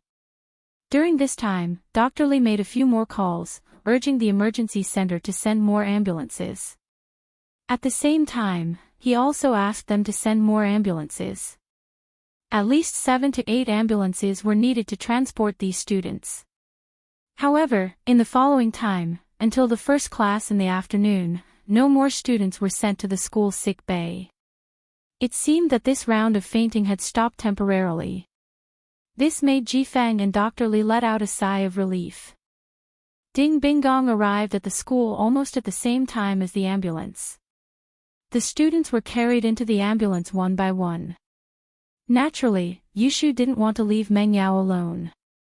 She accompanied Meng Yao to the ambulance.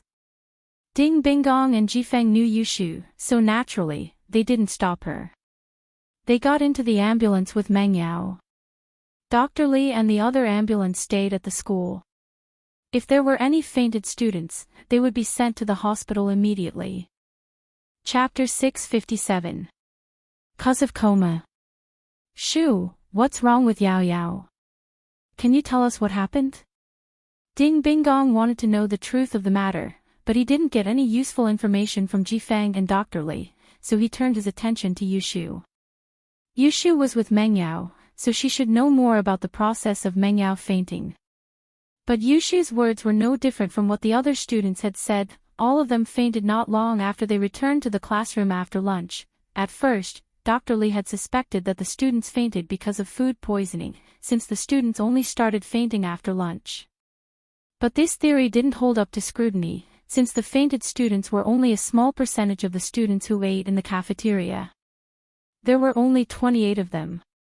With that, the possibility of food poisoning was much lower. Why else would the other students be fine? It wasn't very likely that it was caused by eating a certain type of food. After all, there wasn't a single dish that only 28 students ate, was there? As a result, they had to go to the hospital to determine the cause of the coma. Along the way, the ambulances ran through several red lights. It was rare to see such a fleet of ambulances, but the cars on the road also took the initiative to make way for them. It was obvious that something big had happened for so many ambulances to be dispatched at once. Binggong gathered his thoughts and dialed up Pingzhan's number. He had to inform the chairman of the school about something this serious, not to mention that Meng Yao was one of the fainted students. It was all the more reason for him to inform Pingzhan. Pingzhan was in the middle of a meeting when his phone rang. He didn't want to pick it up at first, but Binggong's name appeared on the screen. He didn't really want to pick it up, but Binggong didn't usually call him unless he came to the company to report on his work every week. If it wasn't business, then it had to be something that happened to Meng Yao, Yushu, or Lin Yi. That was why he would call him personally. At that thought, Pingzhan gestured for everyone to wait before picking up the phone. Headmaster Ding, what's up? I'm in the middle of a meeting. Pingzhan's words were very clear. If Binggong didn't have anything important to attend to, they could fight later. Chairman Chu, something has happened to the school. Binggong said solemnly. 28 students fainted for unknown reasons during lunch break, and Meng Yao was one of them. What? Pingzhan stood up subconsciously in shock. The news about Ding Binggong was already shocking enough. More than 20 students fainted at the same time. Such a big incident had never happened since the school was founded. If it wasn't handled well, the reputation of the school and even the reputation of the corporation would be severely affected. What worried Pingzhan the most was his daughter Mengyau's safety. Mengyau was a part of his life, and now that Mengyau had fainted, how could he have the mood to continue the meeting? He waved his hand, indicating that the meeting could be adjourned. The meeting is adjourned. Li Fu, come with me for a moment. Yes, Mr. Chu. Li Fu nodded and followed Pingzhan into the meeting room. As Pingzhan's confidant, he could naturally tell that something was wrong with Pingzhan's emotions. Something must have happened to him. In Pingzhan Industries, Chu Pingzhan's words carried enormous weight, and no one dared to say anything against him. Guangboi and Gubang's resignation was still fresh in their minds, so how could the new shareholders not be treading on thin ice? Seeing that Pingzhan had something to attend to, they didn't dare ask any questions. They only left the meeting room and returned to their offices after Pingzhan had left. Pingzhan, on the other hand, frowned as he held the phone in his hand. Is Yao Yao all right? Is she in danger? I'm not sure yet, Mr. Chu. We're about to reach the hospital, it's only a few minutes' drive away. Bingong said. All right, which hospital? I'll be there right away. Pingzhan was panicking, but there was nothing he could do. At the Second People's Hospital. Bingong said. The best hospitals in the city were the First People's Hospital and the Second People's Hospital. However, the First People's Hospital had been established for a long time, so many people had higher recognition of it than the Second People's Hospital. However, the Second People's Hospital was also a branch of the First People's Hospital. After Guan Shuamin's son's Ming Yang Medical Group invested in it, it was established as the Second People's Hospital. The doctors here were also from the First People's Hospital, and the medical facilities were also the latest. Many young people began to recognize the Second People's Hospital. The First People's Hospital couldn't send 7 or 8 ambulances at once, so the Second People's Hospital went to the school to pick up the unconscious students. All right, I understand. Pingzhan hung up the phone and said to Faubert, go to the Second People's Hospital. Yao Yao fainted, and there are a total of 28 students who fainted for unknown reasons. We'll be there right away. All right, Mr. Chu. Faubert heard that Mengyao fainted as well. He quickly started the car and rushed to the Second People's Hospital. 5 minutes later, the ambulances stopped at the entrance of the Second People's Hospital. There were already medical staff waiting at the entrance, and they pushed the unconscious students to the emergency room one by one. Yushu sent Mengyao to the emergency room. It wasn't until the doctor told her that the patient's family could only wait outside that Yushu let go of Mingyao's hand reluctantly. Yao Yao sis, you have to hold on. Bingong, Jifeng, and Yushu waited at the entrance of the emergency room, anxiously waiting for the results. Principal Ding, Dean Wang, Shu. Pingzhan rushed to the hospital quickly, and saw the 3 people outside the emergency room. He strode over, and Faubert accompanied Pingzhan anxiously at the side. Mr. Chu. Uncle Chu. Bingong, Jifeng, and Yushu called out at the same time. Bingong smiled bitterly and said to Pingzhan, they're all in the emergency room, we don't know the results yet. Pingzhan nodded, and his face was also anxious. How's the school? We have to be stable, don't let the students panic. Chapter 658. A heated argument, we still have to inform them of this. Pingzhan sighed. Don't push the responsibility away. If it's really the school's fault, then we have to give the parents an explanation. Even if it's not the school's fault, we have to do our best to save the students. The medical fees will be covered by the company. All right, Dean Wang, I'll leave this to you to communicate with the parents. Make sure not to escalate the conflict and maintain the school's reputation as much as possible. Bingong instructed Jifeng. All right, Headmaster Ding, I'll do that right away.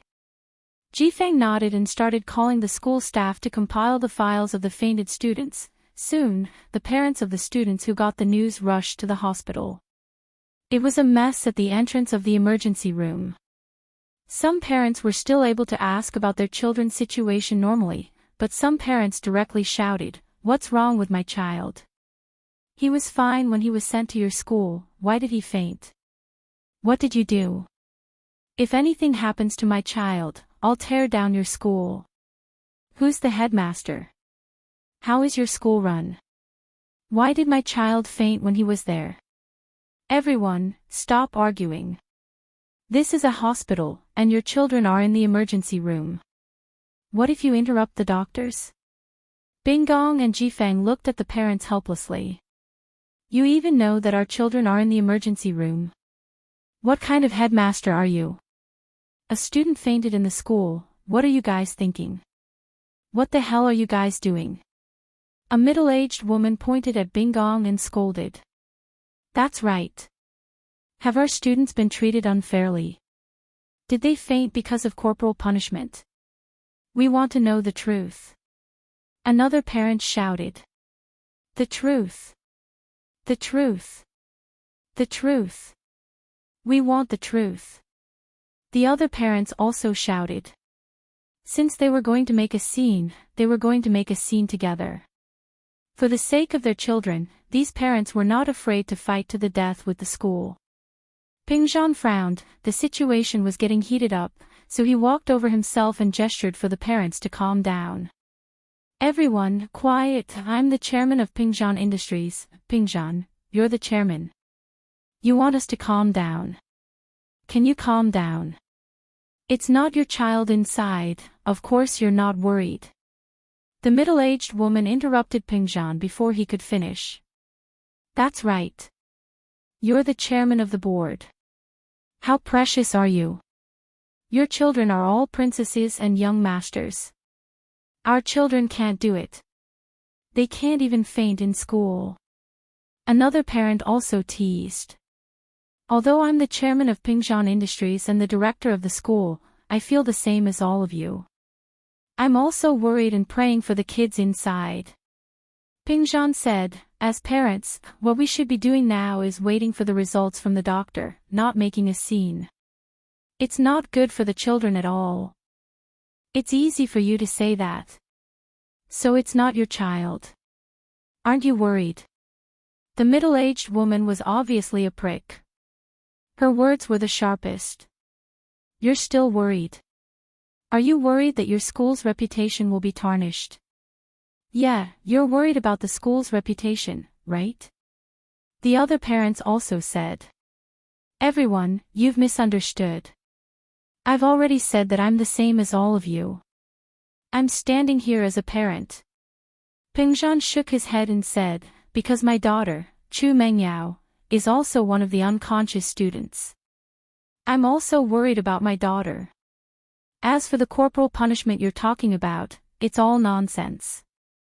Do you think that Principal Binggong can still stand here and talk to you after punishing my daughter?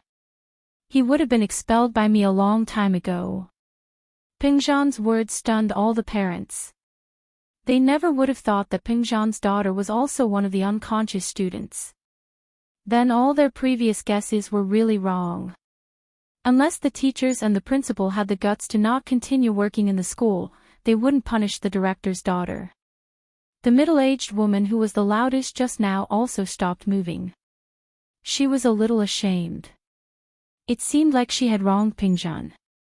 The chairman's daughter was also unconscious. What right did she have to criticize Pingzhan? They were just parents who were worried about their children. So the only thing we can do now is to wait for the doctor's results. If it's really the school's responsibility, then the school will definitely take responsibility. Even if it's not the school's responsibility, the school will try its best to treat the children, and the medical fees will be covered by the school." Pingzhan continued. Hearing Pingzhan's words, the parents didn't say anything. Pingzhan's words were reasonable, and they couldn't refute him. Why not wait for the doctor's results first? Time passed, and Pingjan and the parents were anxiously waiting for the doctor's results. The emergency room lights were still on, meaning that the rescue was still ongoing. After all, there were more than 20 students, and it wasn't a problem that could be solved in a short amount of time. Suddenly, there was a flurry of footsteps and noise. A few people who looked like reporters rushed over with cameras and microphones. Some of them were bribed by Tsihua, and some of them were friends of the bribed people. They were here because they had received a piece of news that 28 unconscious students were admitted to the hospital. This was big news, and even those who weren't bribed were more than happy to be a part of it. Hello, I'm Dire Wolf, a reporter from XX Daily. I heard that there was a terrible collective coma incident in Songshan's first school. May I ask if you are the parents of the students involved? This guy was one of the reporters bribed by Tsihua, and he was also the leader of this interview. He used to be in the underworld, but he was beaten up by a special forces soldier when he went out to show off. He couldn't stay in the underworld anymore, and so he used his connections to become an interviewer for a street tabloid. One had to admit that this dire wolf was quite mean. The moment he came up, he sharpened the conflict and made it into a terrible collective coma. Chapter 659. Notification of critical condition. Could it be that someone leaked the news? Or was there someone in the school who hated him and wanted to make a big deal out of this? Or was there something else going on? But, it didn't matter who called these people over. Pingjan had to think of a way to deal with them, otherwise they'd go back and write whatever they wanted, and it'd affect the school's reputation severely. I'm the chairman of Pingjan Industries. May I ask, where did you get this news? Pingjan had to come out and face the reporters. Oh. Chairman Chu is here. That's great, let's interview you directly. Direwolf rolled his eyes and pointed the spearhead at Pingjan. As long as Pingjan said something wrong, he could use it as a pretext. We heard that a school under your company had such a terrible incident. As the chairman of the company, what do you think about this? Is it a lapse in management, or someone is neglecting their duties, or are some teachers involved in crimes? Direwolf was famous for his sharp tongue. The few questions he asked were all very sharp and harsh. This reporter friend, I don't know how you got the news of this so-called evil group incident. Pingjan smiled faintly. But the doctor hasn't given an answer yet. Even the parents and I don't know the reason why the students are in a coma. How did you know? It doesn't matter how we know. Naturally, someone provided us with clues. Direwolf said. Even if you knew the reason, you wouldn't tell us, would you? The parents are the ones in the dark. You are the leaders of the school. Why would you care about the lives of other people's children? That's not right. Chairman Chu's daughter is also one of the students in a coma. How can you say that he doesn't care? The middle-aged woman didn't have any ulterior motives. She was telling the truth. Although she was a troublemaker, she wasn't a bad person. Direwolf froze. He didn't expect Pingjan's daughter to be one of the victims. This contradicted his words. Pingjan wasn't indifferent. In fact, he was quite concerned. However, Direwolf reacted quickly. Look, even Chairman Chu's daughter is in trouble in his own school. You can imagine how chaotic the school's management system is. Do you still dare to send your own children here? Ah. The middle-aged woman was slightly stunned after hearing that. But after thinking about it carefully, it did make sense. Even the daughter of the school's chairman had become like this. Wouldn't it be more dangerous for her, a commoner's child? After listening to Direwolf's words, the parents also had some doubts. Yes, the school can't even guarantee the safety of their chairman's daughter. How can they guarantee the safety of other students? Calm down, everyone. Pingjan waved his hand. Didn't I tell you before? I don't know the real reason why the students are in a coma, and neither does the school doctor. We'll have to wait for the results from the secondary hospital's doctor. If it's really the school's fault, then the school won't push the blame away. It's still too early to talk about this. Pingzhan's words temporarily calmed the parents down. Yes, their children were still in the emergency room. It was still too early to get angry before the cause was clear. Direwolf didn't expect Pingzhan to solve the problem this way. He frowned. But he had taken the 20,000 yuan from Sihua. He was prepared to ruin Pingzhan's school. He couldn't just give up like this. He couldn't just go back and write whatever he wanted.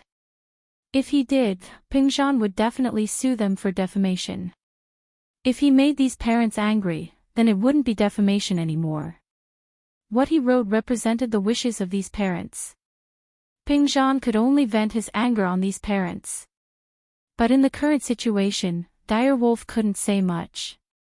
However, he wasn't stupid. He thought of a solution after thinking for a while. Since he couldn't incite these parents now, he might as well wait for the results of the hospital's examination to come out. He could then make an issue out of the results. Of course, he didn't know that the mastermind behind this fainting incident was Sihua. He also didn't know that Sihua was the one who sent people to poison the school. He only thought that Sihua had some conflict with Pingzhan and wanted to use this opportunity to ruin Pingzhan Industries and Songshan's first school. After waiting for another half an hour, the emergency room door opened. A doctor in a white coat walked out hurriedly. He saw the people at the door and said, "You are the patient's family, right?" "Yes, I am." "How is my child?" The middle-aged woman and the group of parents immediately surrounded them, waiting for the doctor's news. Although Pingzhan wanted to ask, he was representing Pingzhan Industries now. Although he was worried about his daughter, he could only wait for the doctor to answer the parents first. "The situation is not good." The doctor said, "When the patient was sent here, we initially thought it was food poisoning. But after our tests, the food in the patient's stomach didn't contain any substances that could cause a coma." The parents were dumbfounded. If it wasn't food poisoning, then what was it? And the patient's symptoms don't match the symptoms of other acute infectious diseases. Of course, it could also be caused by a new type of virus. The doctor said, "All the patient's conditions are very unstable. Their physiological functions are declining rapidly. We've already given the patients fluids, but they are not out of danger yet. Instead, their condition is worsening. We've already isolated the patients to prevent the possibility of spreading the infection." They're not out of danger, but worsening. The parents were even more dumbfounded. What was going on? Even the hospital couldn't solve it. "Yes, we've already reported it to the higher authorities. We've also notified the experts in the medical field. We'll have a consultation later, but it's hard to say if there's a solution." The doctor said, "These are the notices of critical illness. Please find your child's copy and sign it." Critical illness notice. The parents were completely at a loss. They didn't expect that a coma would become a notice of critical illness. "What will happen if we don't sign it? We want to see our children," another parent asked. Chapter 660. Stay with Yao Yao sis. The parents were in a mess with the notice, and Pingzhan was dumbfounded. He was no longer thinking about the impact this incident would have on the school. He was worried about his daughter. From Pingzhan's point of view, his daughter was more important than the company. He could lose the company, and he could always start over. Although he wasn't young anymore, he wasn't an old man either. He could still fight and fight. But if his daughter was gone, everything would be over, and life would lose its meaning. The doctor's words were like thunder. Pingzhan didn't expect this to happen to Meng Yao. If he could, he would rather be the one who got sick instead of his daughter. While the parents were panicking, the happiest person was Direwolf. He finally thought of a breakthrough. "Everyone look, how dangerous is Songshan's first school? There's an unknown virus. Is it a biochemical base? Direwolf's voice rang again. Even Chairman Chu's daughter couldn't escape. You can imagine how scary it is. The child fainted, and you can't even find the reason. Think about your child. She was happy and healthy when she went to school in the morning, but a few hours passed. What are you holding in your hands? Notice of critical illness. I'm not saying something unlucky, but there aren't many patients who survived after receiving this notice. This is too scary, especially when they don't even know how they died. The parents heard Direwolf's words, and they regretted sending their children to Songshan's first school. At first, they thought that Songshan's first school was the best school in the city, but they didn't expect their children to step on the road of death. Direwolf was overjoyed, and he quickly asked someone to record this scene with a recording pen and a camera. Although Pingzhan heard Direwolf's words, he didn't refute it, because his mind wasn't on it anymore. He was worried about Mingyao's safety, and he didn't have time to care about Direwolf's slandering of the company and the school. However, this allowed Direwolf to seize the opportunity. After a series of videos and incitement, those grieving parents began to criticize the management system of the school. Yao Yao sis will be fine. I want to see Yao Yao sis. Where is Yao Yao sis? I want to go. Yushu ran towards the emergency room's door abruptly. It was a long and narrow hallway, and at the very end of the emergency room was the infectious disease isolation room. A couple of nurses were spraying disinfectant around the room, and all of them froze when Yushu ran in. You! What are you doing? You can't come in. This is the infectious disease intensive care unit, get out of here. The nurse said, startled as she stopped Yushu. But why would Yushu listen? In her mind, there is only one thought, that is to not let anything happen to Yao Yao Jia. Even if something happens to Yao Yao Jia, she must accompany her. As for whether it was contagious or not, she did not care. The doctor at the door was also stunned by Yushu's actions. When he recovered from his shock, he quickly yelled at the door that was pushed open, "Come out, don't go in, it's dangerous." Yushu didn't listen. She didn't know where she got the strength from, but the two nurses weren't able to stop her. Yushu was already at the end of the corridor, and there was a row of isolation rooms, each with a large glass panel in front of it. Yushu quickly found Mingyao's isolation room. Ignoring the doctors' and nurses' shouts, she pushed the door open and rushed in. Yao Yao Jia, what's wrong with you? Don't scare me. Yushu ran to Mingyao's side, grabbed her hand, and started crying. With Yushu taking the lead, the rest of the parents also rushed in. After a slight hesitation, they found their children's isolation rooms and entered. In this situation, the hospital's nurses and doctors could only smile bitterly. They couldn't do anything about it. In fact, they understood these people's actions. They were worried about their children's safety. They didn't care whether it was contagious or not. Since you guys have entered, before the isolation is lifted, you can only stay in the hospital. The doctor stood in the corridor helplessly and shouted, "Your movement is temporarily restricted." The parents didn't care. They wanted to stay by their children's side. Even if they were asked to leave now, they wouldn't leave. Pingzhan and Faubert followed. Pingzhan entered Mingyao's isolation room, and Faubert followed without hesitation.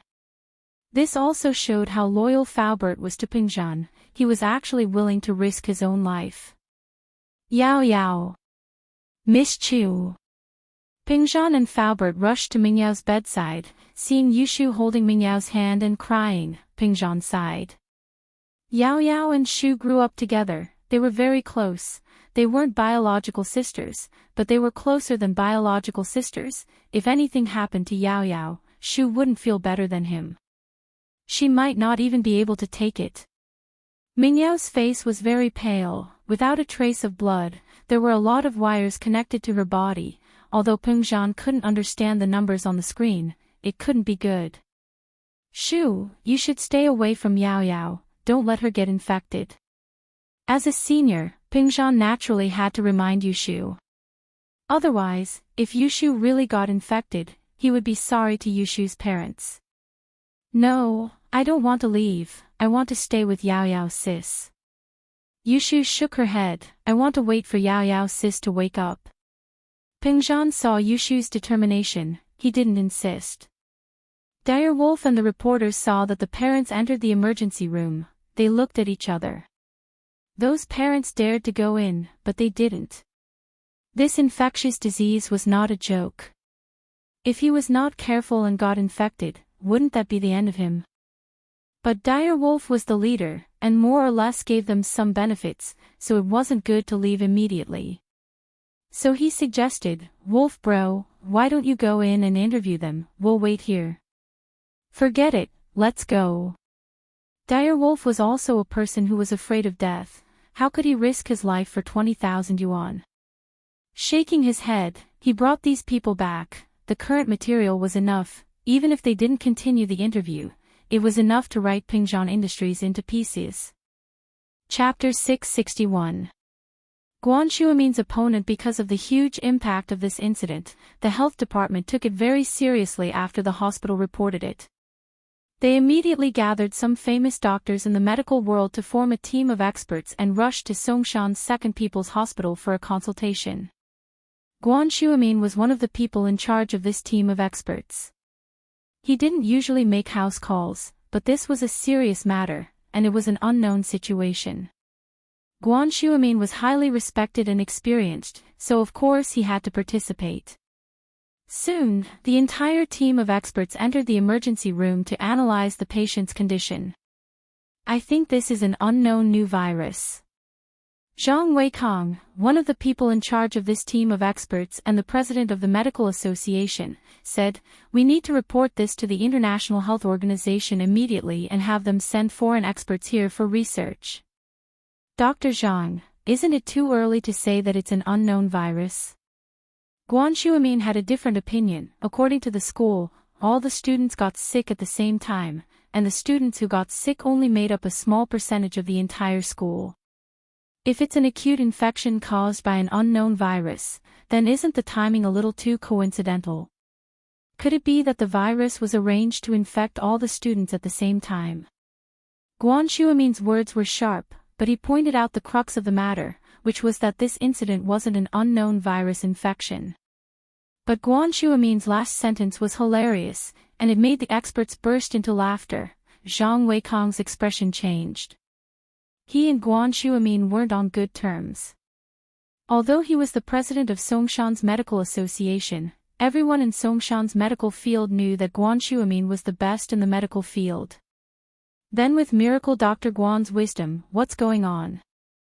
Zhang Weikong laughed coldly, purposely calling Guan Shuamin Miracle Dr. Guan. It seemed like it wasn't a big deal since Guan Shuamin's company was called Miracle Dr. Guan Medical Company, but saying it at this time was very sarcastic. Guan Shuamin could hear the sarcasm in Zhang Weikong's tone, but he didn't care. He was a person of knowledge, and he didn't care about fame. This was also the reason why he refused to be an official in the medical association. Otherwise, Zhang Weikong wouldn't be the president of the medical association. Based on my experience, I think it's more likely that he was poisoned. My illness acted up not long after I had lunch, and the timing of my illness was very close. My current symptoms are similar to those of poisoning. Ha! Zhang Weikong laughed coldly and interrupted Shuamin. Miracle Dr. Guan's analysis is very insightful, but it's a shame that even though you're a miracle doctor, you should take a look at the case before expressing your opinion. Otherwise, not only will it waste our time, but it will also waste the patient's precious resuscitation time. The medical records clearly state that no toxic ingredients were detected in the food in their stomachs. May I ask how they got food poisoning? That's not surprising. What if the toxic substance has already been absorbed by the human body? Guan Shuamin wasn't angry at all. Academics needed to be skeptical, and he was happy to see people questioning him. Absorb? You mean the patient only absorbed the poisonous substances and left the non-poisonous food in his stomach? Zhang Weikong laughed out loud. According to what you said, these people's stomach function is really strong, right? How could he tell if it was poisonous or not? And he purposely absorbed the poisonous ones. Zhang Weikang's words attracted some laughter, but these experts didn't help either side. They wouldn't get involved in a fight between gods. I've seen similar records in some ancient medical books. Guan Xuemin didn't mind and continued to explain, there are some poisons made from Chinese herbs and insects that can be quickly absorbed by the human body. Ancient medical books. Let's not talk about whether or not these books are fake. Even if they were real, how would we know if what was written in them was correct? Zhang Weikang obviously didn't believe Guan Xuemin's words. Don't forget, the hospital has already called the police. The police have sealed the cafeteria and tested the food in the cafeteria. They didn't find any toxic substances. Plus, there were so many students eating in the cafeteria, why were only these few poisoned? First of all, I can't deduce how they were poisoned. This is the police's job. What I'm saying is just my opinion, Guan Xuemin said. My opinion is to report this to the International Health Organization. This isn't something we can handle. If you insist that it's poison, you'll have to bear the consequences yourself. Zhang Weikang didn't want his reputation and future to be affected by these students. He didn't need to take any measures anyway. Reporting to the higher-ups was the easiest way. Someone else would take care of these things. Even if the students died, it had nothing to do with him. Guan Xuemin sighed. Although he had only seen similar information in ancient medical books, there wasn't any way to detoxify it. It was only listed as one of the ancient poisons, along with other poisons such as venomous insects. There was only a brief introduction, and it wasn't very detailed. Let's take a look at the patients first. Guan Xuemin sighed. No matter what, since he was here, he couldn't just do nothing, right? If you want to see them, go see them yourself. This is an infectious disease.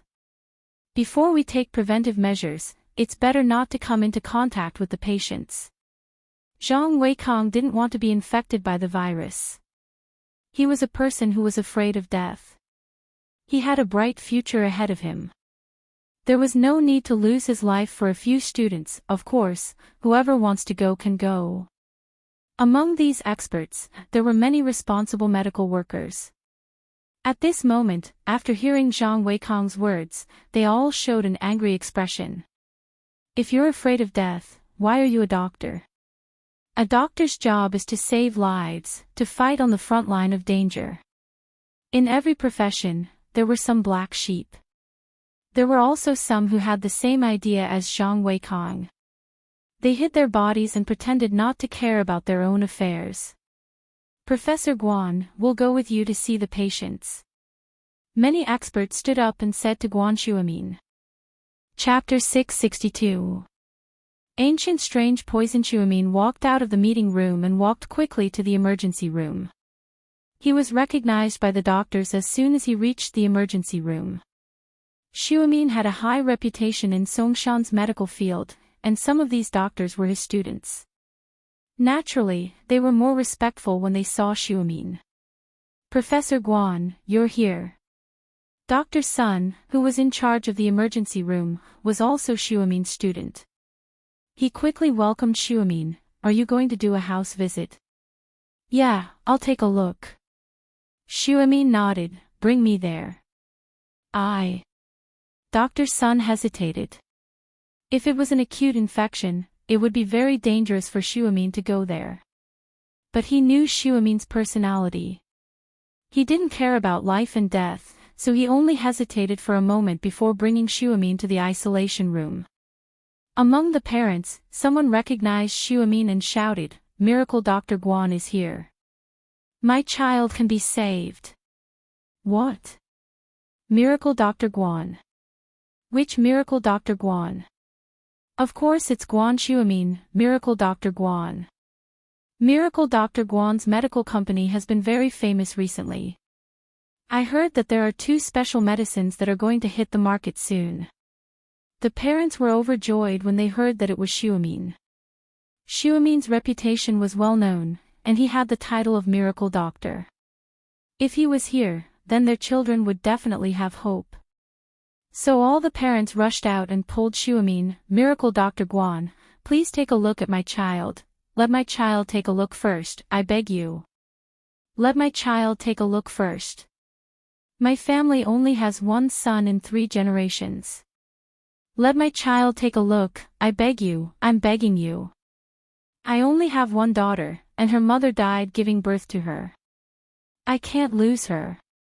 The parents were in a mess again. They all wanted Xuemin to treat their children first. Pingzhan could see everything clearly from the isolation room, but he didn't want to get involved. He was worried about Mingyao's safety, but the other parents were worried about their children as well.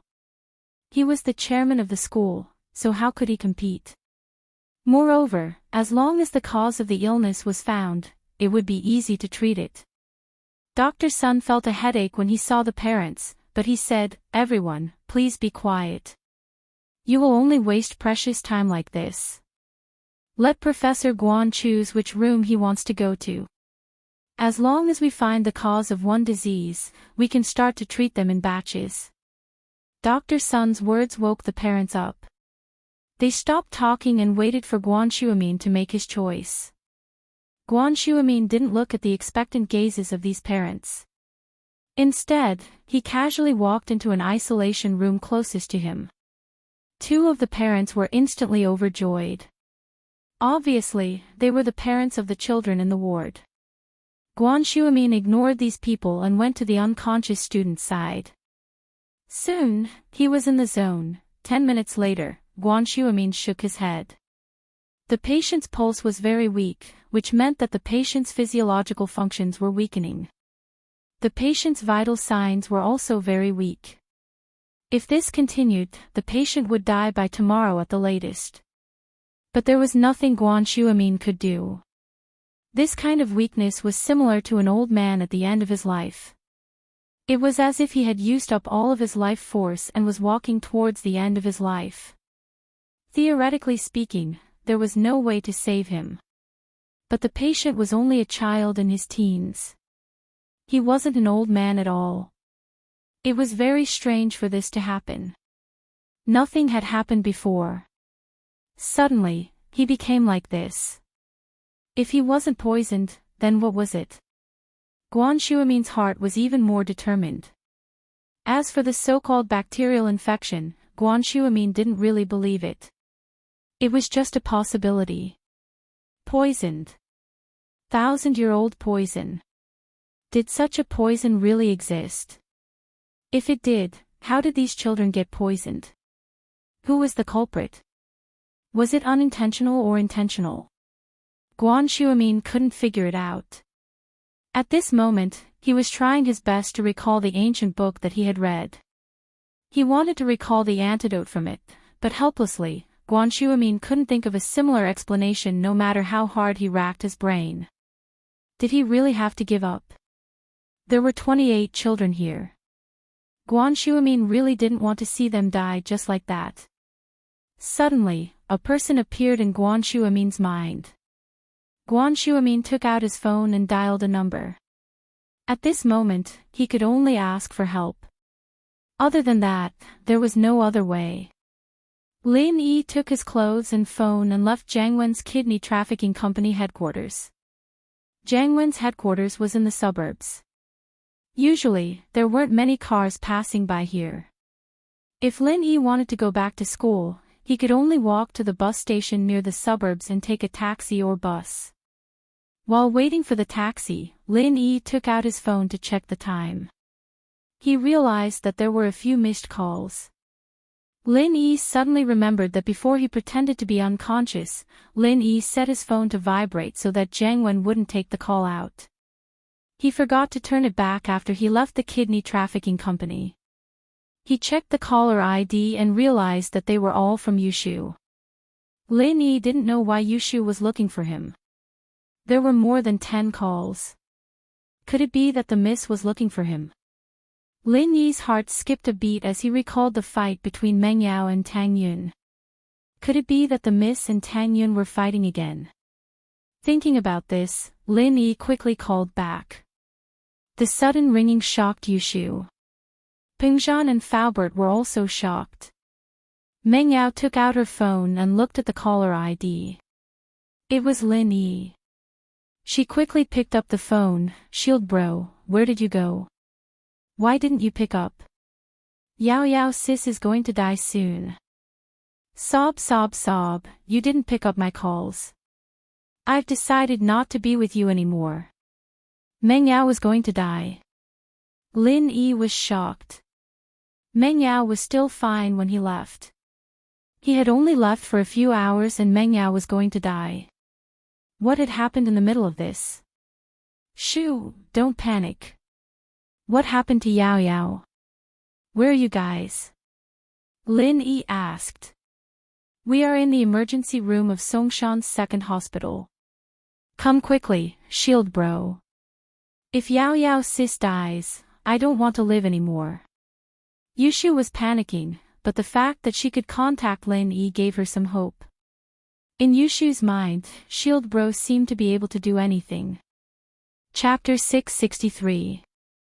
Speed car, okay. Yushu knew that explaining the situation to Lin Yi would save them some time, and so she told Lin Yi about what happened in the cafeteria. Lin Yi, on the other hand, frowned after listening to Yushu's story. Meng Yao just fainted out of nowhere.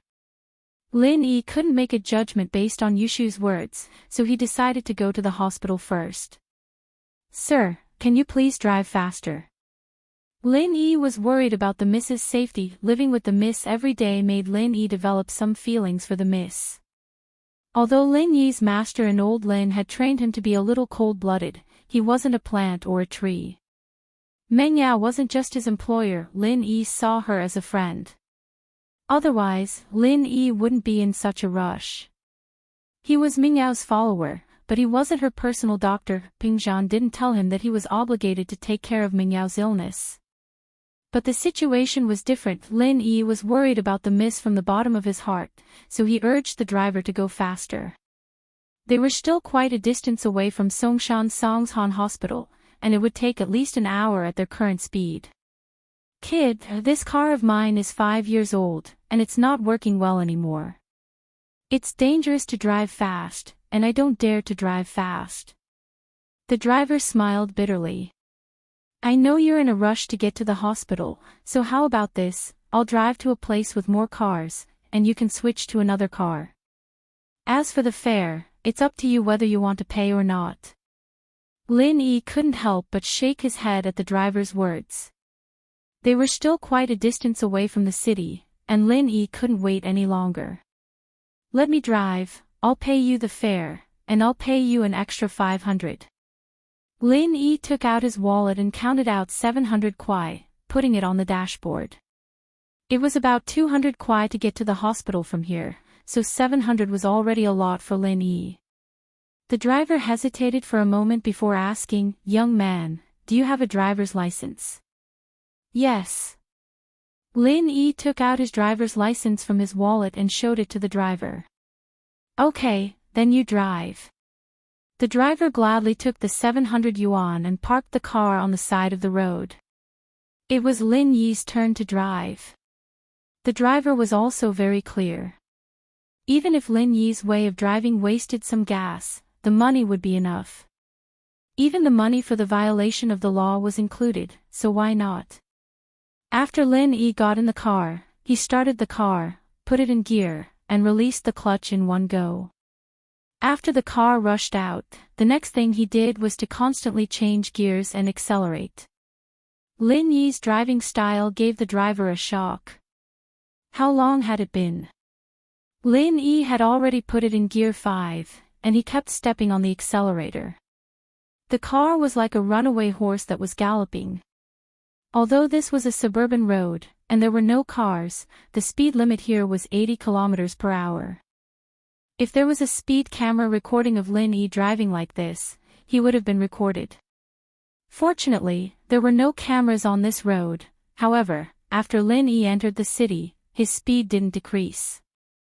Instead, he kept accelerating.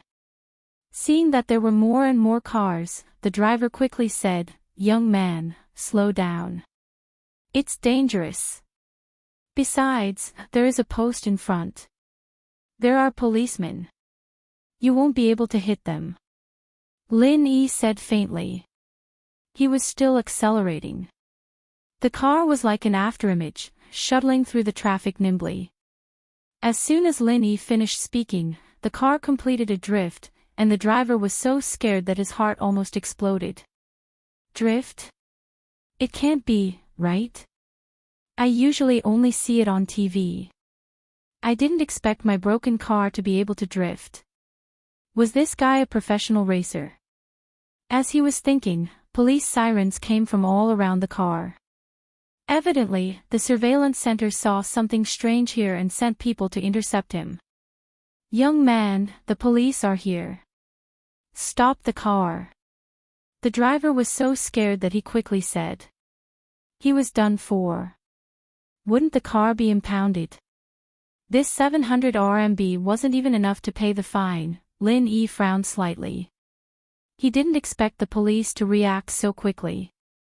They locked onto his location in such a short amount of time. Lin Yi had no choice but to call Ling Shan. Fortunately, Ling Shan wasn't in the headquarters of the kidney trafficking organization, and her phone had signal. Lin Yi dialed her number. Hello. Ling Shan. Lin Yi didn't wait for her to speak and said directly, my car is being targeted by the police. I need to go to the hospital to save someone. Inform them to pull back. Ling Shan received the call from Lin Yi. She thought that Lin Yi was calling to ask if he had destroyed the kidney trafficking organization's HQ. She didn't expect it to be something else. But this time, Ling Shan didn't feel angry at Lin Yi's order. She didn't ask much and only asked, what's your car number? What's your car number? Lin Yi asked the driver. Song at 8224. The driver was shocked. This guy knew Ling Shan. Actually, the driver shouldn't know the name Ling Shan based on his profession.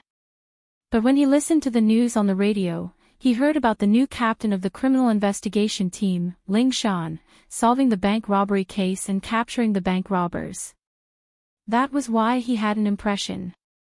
A while ago, she caught another criminal, and this made the driver feel that this captain of the criminal investigation team was very capable, so he remembered the name. But what he didn't expect was that Lin Yi knew Ling Shan, and his tone wasn't polite at all. Who was this guy? Lin Yi didn't have time to think about what the driver was thinking. He told Ling Shan the car number directly. Ling Shan remembered the car number and called the traffic police command center. She couldn't just ignore Lin Yi's matter. Besides, Lin Yi had made it very clear that he was going to the hospital to save people. Wait, hospital to save people. Ling Shan suddenly remembered the report from her subordinates. There was a mass coma in Songshan's first school. But because she was busy with the kidney trafficking organization case, she sent one of her team leaders to the school to investigate. Could it be that Lin Yi was going to save those poisoned students? Thinking that Lin Yi was also a student of Songshan's first school, and he was hired by Pingzhan, it made sense that he was going to save people. But this wasn't Ling Shan's area of responsibility, so she didn't ask much. Suddenly, Ling Shan remembered that Lin Yi didn't call her Miss Brain Dead, but called her by her name. Ling Shan's heart skipped a beat for no reason. Was Lin Yi in a hurry and didn't have time to tease her, or did his attitude towards her change? Chapter 664.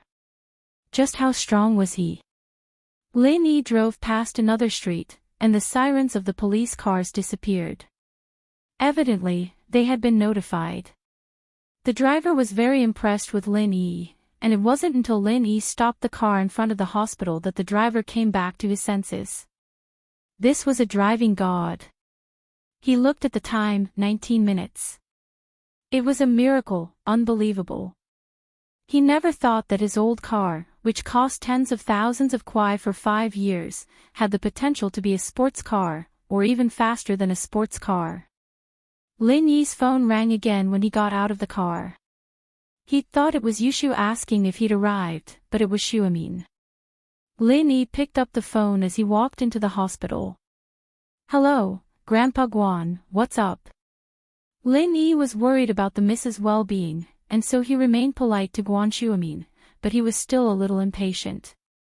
He wanted to finish the call as soon as possible. Where are you? Can you come over if you don't have anything to do? Guan Shuamin could hear the urgency in Lin Yi's voice. Something must have happened to Lin Yi, and it made his heart tighten. If Lin Yi couldn't come, then there was no hope at all. I'm at Songshan's second hospital, my friend is in trouble, and I'm in a rush. I'm afraid I don't have time. Lin Yi replied quickly. I'm sorry, Grandpa Guan, I'll call you when I'm done, okay? Lin Yi pushed the door open and rushed into the emergency room. A doctor wanted to stop Lin Yi, but who knew that Lin Yi would be so fast? He went in the blink of an eye. Guan Shuamin froze when he heard Lin Yi's word. Lin Yi was at Songshan's second hospital too. Also, why was there an echo when Lin Yi spoke? Guan Shuamin raised his head and saw a figure dashing towards him. Who else could it be but Lin Yi? Lin Yi is here. Could it be that Lin Yi's friend was one of the poisoned students? Guan Shuamin heaved a sigh of relief when he thought of this possibility. If that was the case, then there was hope for these students. Shuamin hurriedly got up and followed. Lin Yi was surprised to hear someone call his name. He listened carefully and it was still Shuamin's voice. Lin Yi looked at the phone beside his ear. It didn't seem to be coming from the phone, but from behind him. Lin Yi turned around and said in surprise, Grandpa Guan. Why are you here?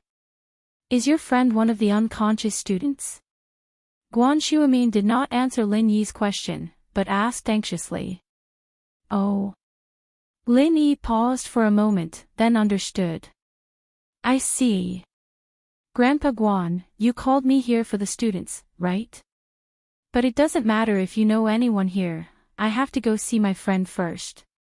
I'm sorry, I'll be there after I'm done. Lin Yi politely stated his standpoint. Shuamin was close to him, but since it wasn't Guan Shuamin who had fainted, Lin Yi still had to go see the miss first. I don't know anyone here. Go see your friend first, we can save them as long as we know the cause of their fainting. I'm just here to treat them. Shuamin waved his hand, signaling Lin Yi to calm down and focus on treating his friend. Lin Yi nodded, so Shuamin was worried about the student's condition. He had misunderstood him. Alright, I'll go see my friend first. Lin Yi nodded and started looking for Mingyao's room. He didn't walk far before he saw Pingzhan, Faubert, and Yushu in one of the rooms. This was obviously Mingyao's isolation room. Lin Yi pushed the door open and walked in. Pingzhan didn't know much about Lin Yi's medical skills. When Shu called Lin Yi, Pingzhan thought that Shu was just trying to find a doctor in a desperate situation. He didn't really think that Lin Yi could cure his daughter's illness.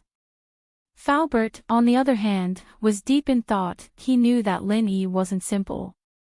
He killed 2 golden class masters, so how strong must he be? In the beginning, Faubert suspected that Lin Yi was a golden class late phase, but a few days ago, he heard that Lin Yi and Uncle Zhu, who was working for Zhao Qibing, exchanged a palm strike. Faubert was shocked. Naturally, Faubert had heard of Uncle Zhu's name before. Back in the days, Uncle Zhu, Zhu Laolu was a famous figure, with the strength of an early phase mystic class. Basically, he didn't have many opponents. Later, he heard that he was recruited by a family, but he didn't think that he would become Zhao Qibing's follower. For a master like that, even if he didn't break through in the past 10 years, it was impossible for his strength to deteriorate. He was definitely at the early phase mystic class. But after Lin Yi exchanged a palm strike with him, it was as if nothing had happened. He didn't seem to be injured at all. This surprised Faubert. Just how strong was Lin Yi? Was he a mystic class early phase as well? Only a mystic class master of the same level could fight Uncle Zhu head-on. Of course, if Lin Yi was a mystic class mid-phase, he would definitely be able to kill Uncle Zhu even if he didn't have the upper hand. Now that Uncle Zhu wasn't dead, and Lin Yi wasn't injured, it was strange. If Lin Yi was much stronger than Uncle Zhu, it was possible that he wasn't injured. But if Lin Yi was much stronger than Uncle Zhu, would Uncle Zhu still be alive? He would probably be dead by now, right? Even a mystic class mid-phase could kill an opponent in a head-on clash like this. Of course, he would be injured. But Lin Yi wasn't injured, and he didn't kill Uncle Zhu. The only possibility was that either Lin Yi didn't use his full strength, or Lin Yi's medical skills were superb, and he healed Uncle Zhu himself. Falbert felt that the first possibility was less likely. After all, Lin Yi was furious at that time. Why would he show mercy? After he broke Zhao Qibing's leg, he still had other things to do to Zhao Qibing. If he didn't care about Uncle Zhu at all, he could still continue to attack Zhao Qibing after killing Uncle Zhu. But Lin Yi didn't do that and chose to leave. Most importantly, Lin Yi was indeed injured that night, and he was treated at Fatty Lai's house. Although Falbert didn't know what happened, and he didn't see how serious Lin Yi's injury was, he could guess that it wasn't light. Because of this, Falbert suspected that Lin Yi's medical skills were superb as well. Chapter 665. Both are possible. Professor Guan, Lil Yi, you're here. Although Pingzhan noticed this detail, Lin Yi was still a junior to him, and they were familiar with each other, so he put Xuemin before him. I came with Lil Yi to see if he can. Xuemin was a scholar, and he didn't care about his reputation. Lin Yi was better than him, and he wouldn't hide it. But Yushu interrupted him before he could finish. Shield bro, you're finally here. Quick, take a look at Yao Yao, you have to cure her. Yushu looked at Lin Yi as if he was her savior. She grabbed Lin Yi and pulled him to Mingyao's bedside. Okay. Lin Yi nodded, his face serious as he held Mingyao's hand and checked her pulse. She was very weak, like an old man on the verge of death. But from Zhao Yazi's perspective, Mingyao's energy was disappearing at a rapid rate, and the moment it completely disappeared would be the moment her life came to an end. Lin Yi frowned. This situation was very strange, and there were many possibilities for this to happen. First, it could be a physical problem, like a natural disease, but Meng Yao obviously didn't have that. Second, it could be a malignant disease, like cancer, but Meng Yao didn't look like a cancer patient at all. Other than that, there were two less common possibilities.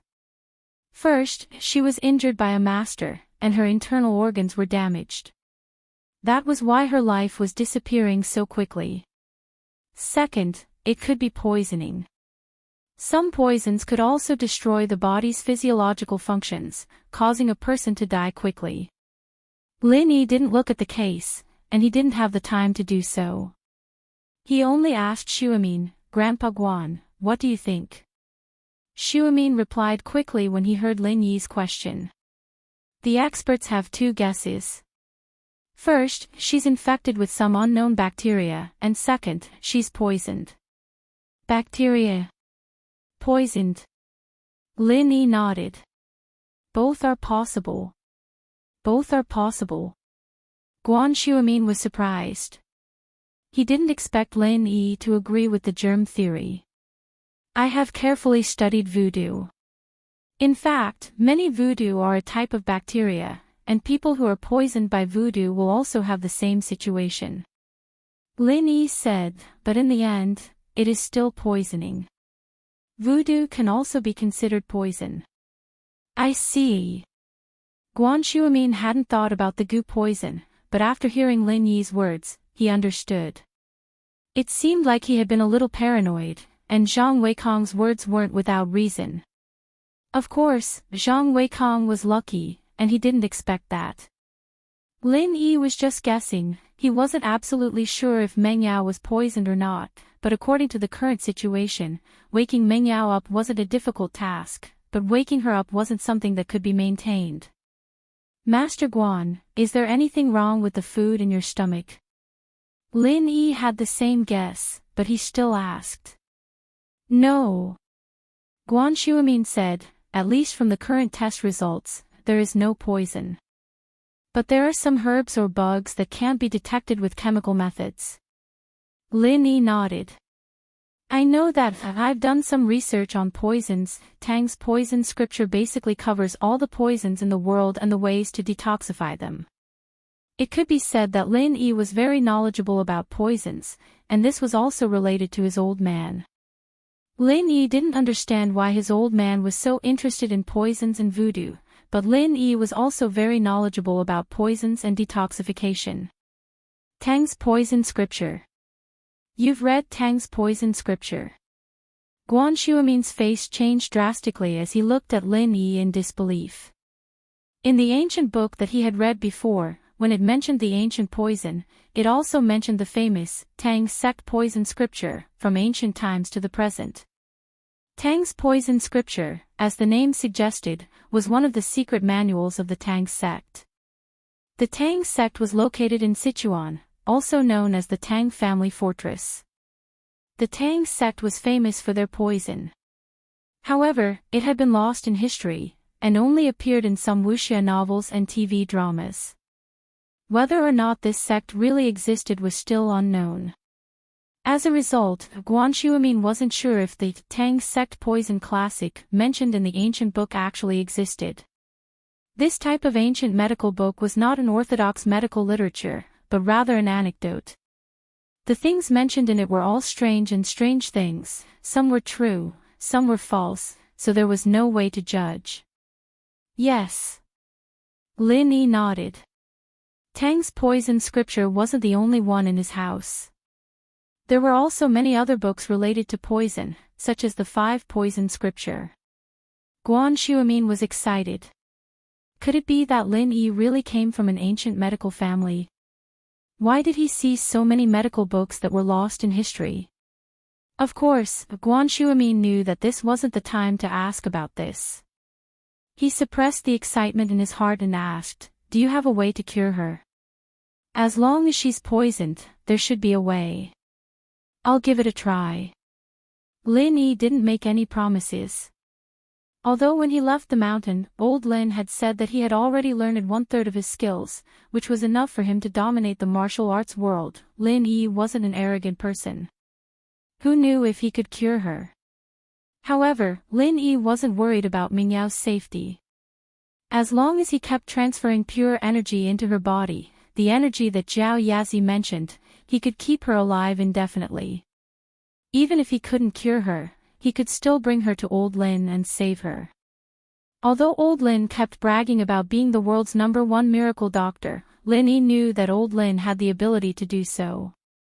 He, on the other hand, was still 1 level lower. Lin Yi silently channeled the art of dragon mastery and transferred the energy into Mingyao's body. Fortunately, Mingyao's body wasn't like Xiao Xiao's, a bottomless pit that sucked Lin Yi dry, even causing him to lose a level. Mingyao was a normal person, so the amount of energy she needed was very little. To Lin Yi, it was nothing more than a drop in the ocean. Lin Yi let out a breath of relief. If Mingyao had really sucked all his energy dry like Xiao Xiao did, then it wouldn't be realistic to extend her life. He needed time to recover, right? Chapter 666. Healed in an instant, Mingyao opened her eyes and looked at Yushu confusedly. She felt as if she had just woken up from a nap, and now she was full of energy and an indescribable sense of comfort. Shoo, did I fall asleep? Ha! Where is this? Isn't this the classroom? Oh! Yao Yao sis, you're finally awake. That's great, I was worried to death. Yushu didn't answer Mingyao's question. She held Mingyao's hand and cheered happily. Oh! Oh! Shield Bro is so amazing.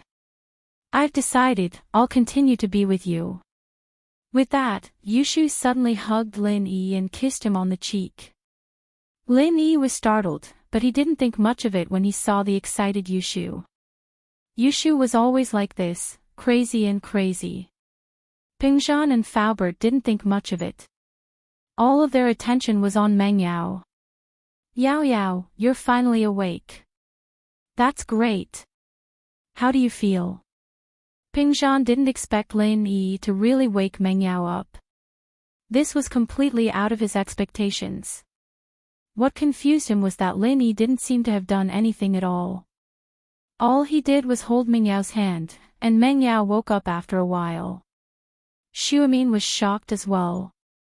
Xuemin, on the other hand, was shocked as well. What had Lin Yi done?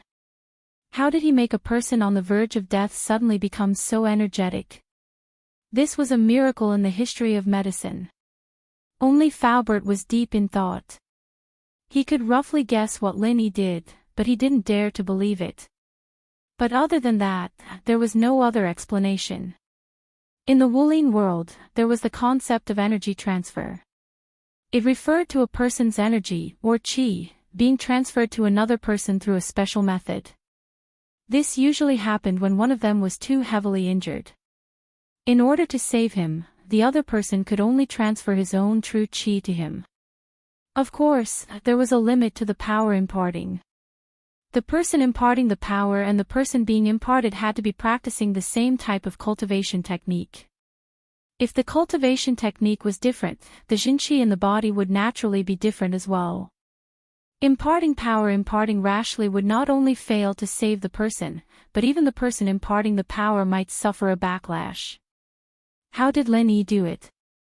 Besides, it was one thing if Meng Yao was a practitioner of martial arts.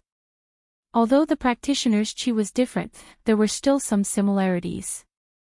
The problem was that Meng Yao was a normal person. How did Lin Yi pass his qi to her? Faubert was really shocked. Of course, he also understood that this kind of thing might involve the secret of the sect. It was taboo for martial artists to ask about the things of their sect. Naturally, Faubert would not ask about it. Even if he was curious, he could only keep it in his heart. I'm fine, and I feel like I'm full of energy. Why am I here? Meng Yao felt strange. Why did she feel like she was lying in the hospital? Dad and Faubert came to see her. Wasn't she in school? Yao Yao sis, we were talking at noon, and then you fainted. I was scared to death, so I sent you to the school's sick bay. A lot of students fainted. Yushu said, don't you remember? I think I remember a little. I was so tired that I fell asleep. Meng Yao recalled the scene, and it seemed like it was true. Yeah, those doctors even gave you a notice of critical condition. What a mess.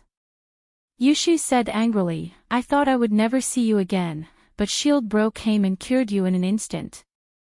Those quacks, I'll scold them later. Ha! Meng Yao saw that Yushu was so worried about her, and her heart warmed. She was just curious about the doctor giving her a notice of critical condition. Naturally, she wouldn't think that those doctors were quacks like Yushu. There must be a reason for them to do this. Perhaps Lin Yi curing her wasn't as simple as Yushu made it out to be. Meng Yao looked at Lin Yi gratefully. Thank you, Lin Yi. It's nothing. Lin Yi smiled bitterly.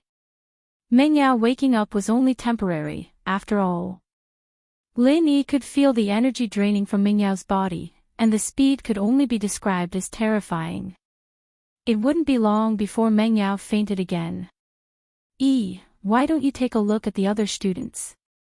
Xuemin asked. Yeah, Lil Yi, can you help the other students too? Pingzhan knew that Lin Yi's actions weren't as simple as they seemed to be after his daughter woke up. He didn't know if Lin Yi would be willing to go save someone else, and so Pingzhan only used a negotiating tone to ask. The cheers in Meng Yao's room attracted the attention of the parents in the other rooms. When they walked out and saw that Meng Yao had woken up, they rushed into the room. Godly doctor, please save our child, I beg you. Yeah, miracle doctor, I'm begging you, please save our children. They didn't see who it was that saved Meng Yao, but they were sure that it was one of the people in the room, so they called him a miracle doctor. The hospital had already issued a notice of critical condition anyways, so who could save a person in such a situation? If not a miracle doctor, then what was? Lin Yi looked at the parents, then at Pingzhan, and immediately understood why Pingzhan wanted him to save the students. If something really happened to these students, Pingzhan's school and company would be implicated. What Pingzhan and Lin Yi didn't know was that the dire wolf had gone back to the newspaper office and made a report, requesting for an extra edition of the newspaper to include the school's poisoning incident. He also wanted to update the newspaper's online version with this explosive news. This third-rate newspaper was privately owned, and it wasn't very famous. The editor was just worrying about how to increase the popularity of the newspaper, and suddenly seeing such explosive news, of course, he wouldn't let go of this opportunity to hype up. So he decided to let Direwolf follow up on this matter, reporting the progress of the investigation on the internet and the newspaper at the same time. Direwolf was overjoyed, and the title was Unknown Virus Flooding Songshan's First School, Horror Campus or Biohazard Crisis. The report immediately went viral on the internet. One had to admit that Direwolf was very cunning, and his title was very eye-catching. The content was even more amazing, turning a news report into a horror novel, analyzing the possibility of 28 students suddenly fainting in the school. The appearance of unknown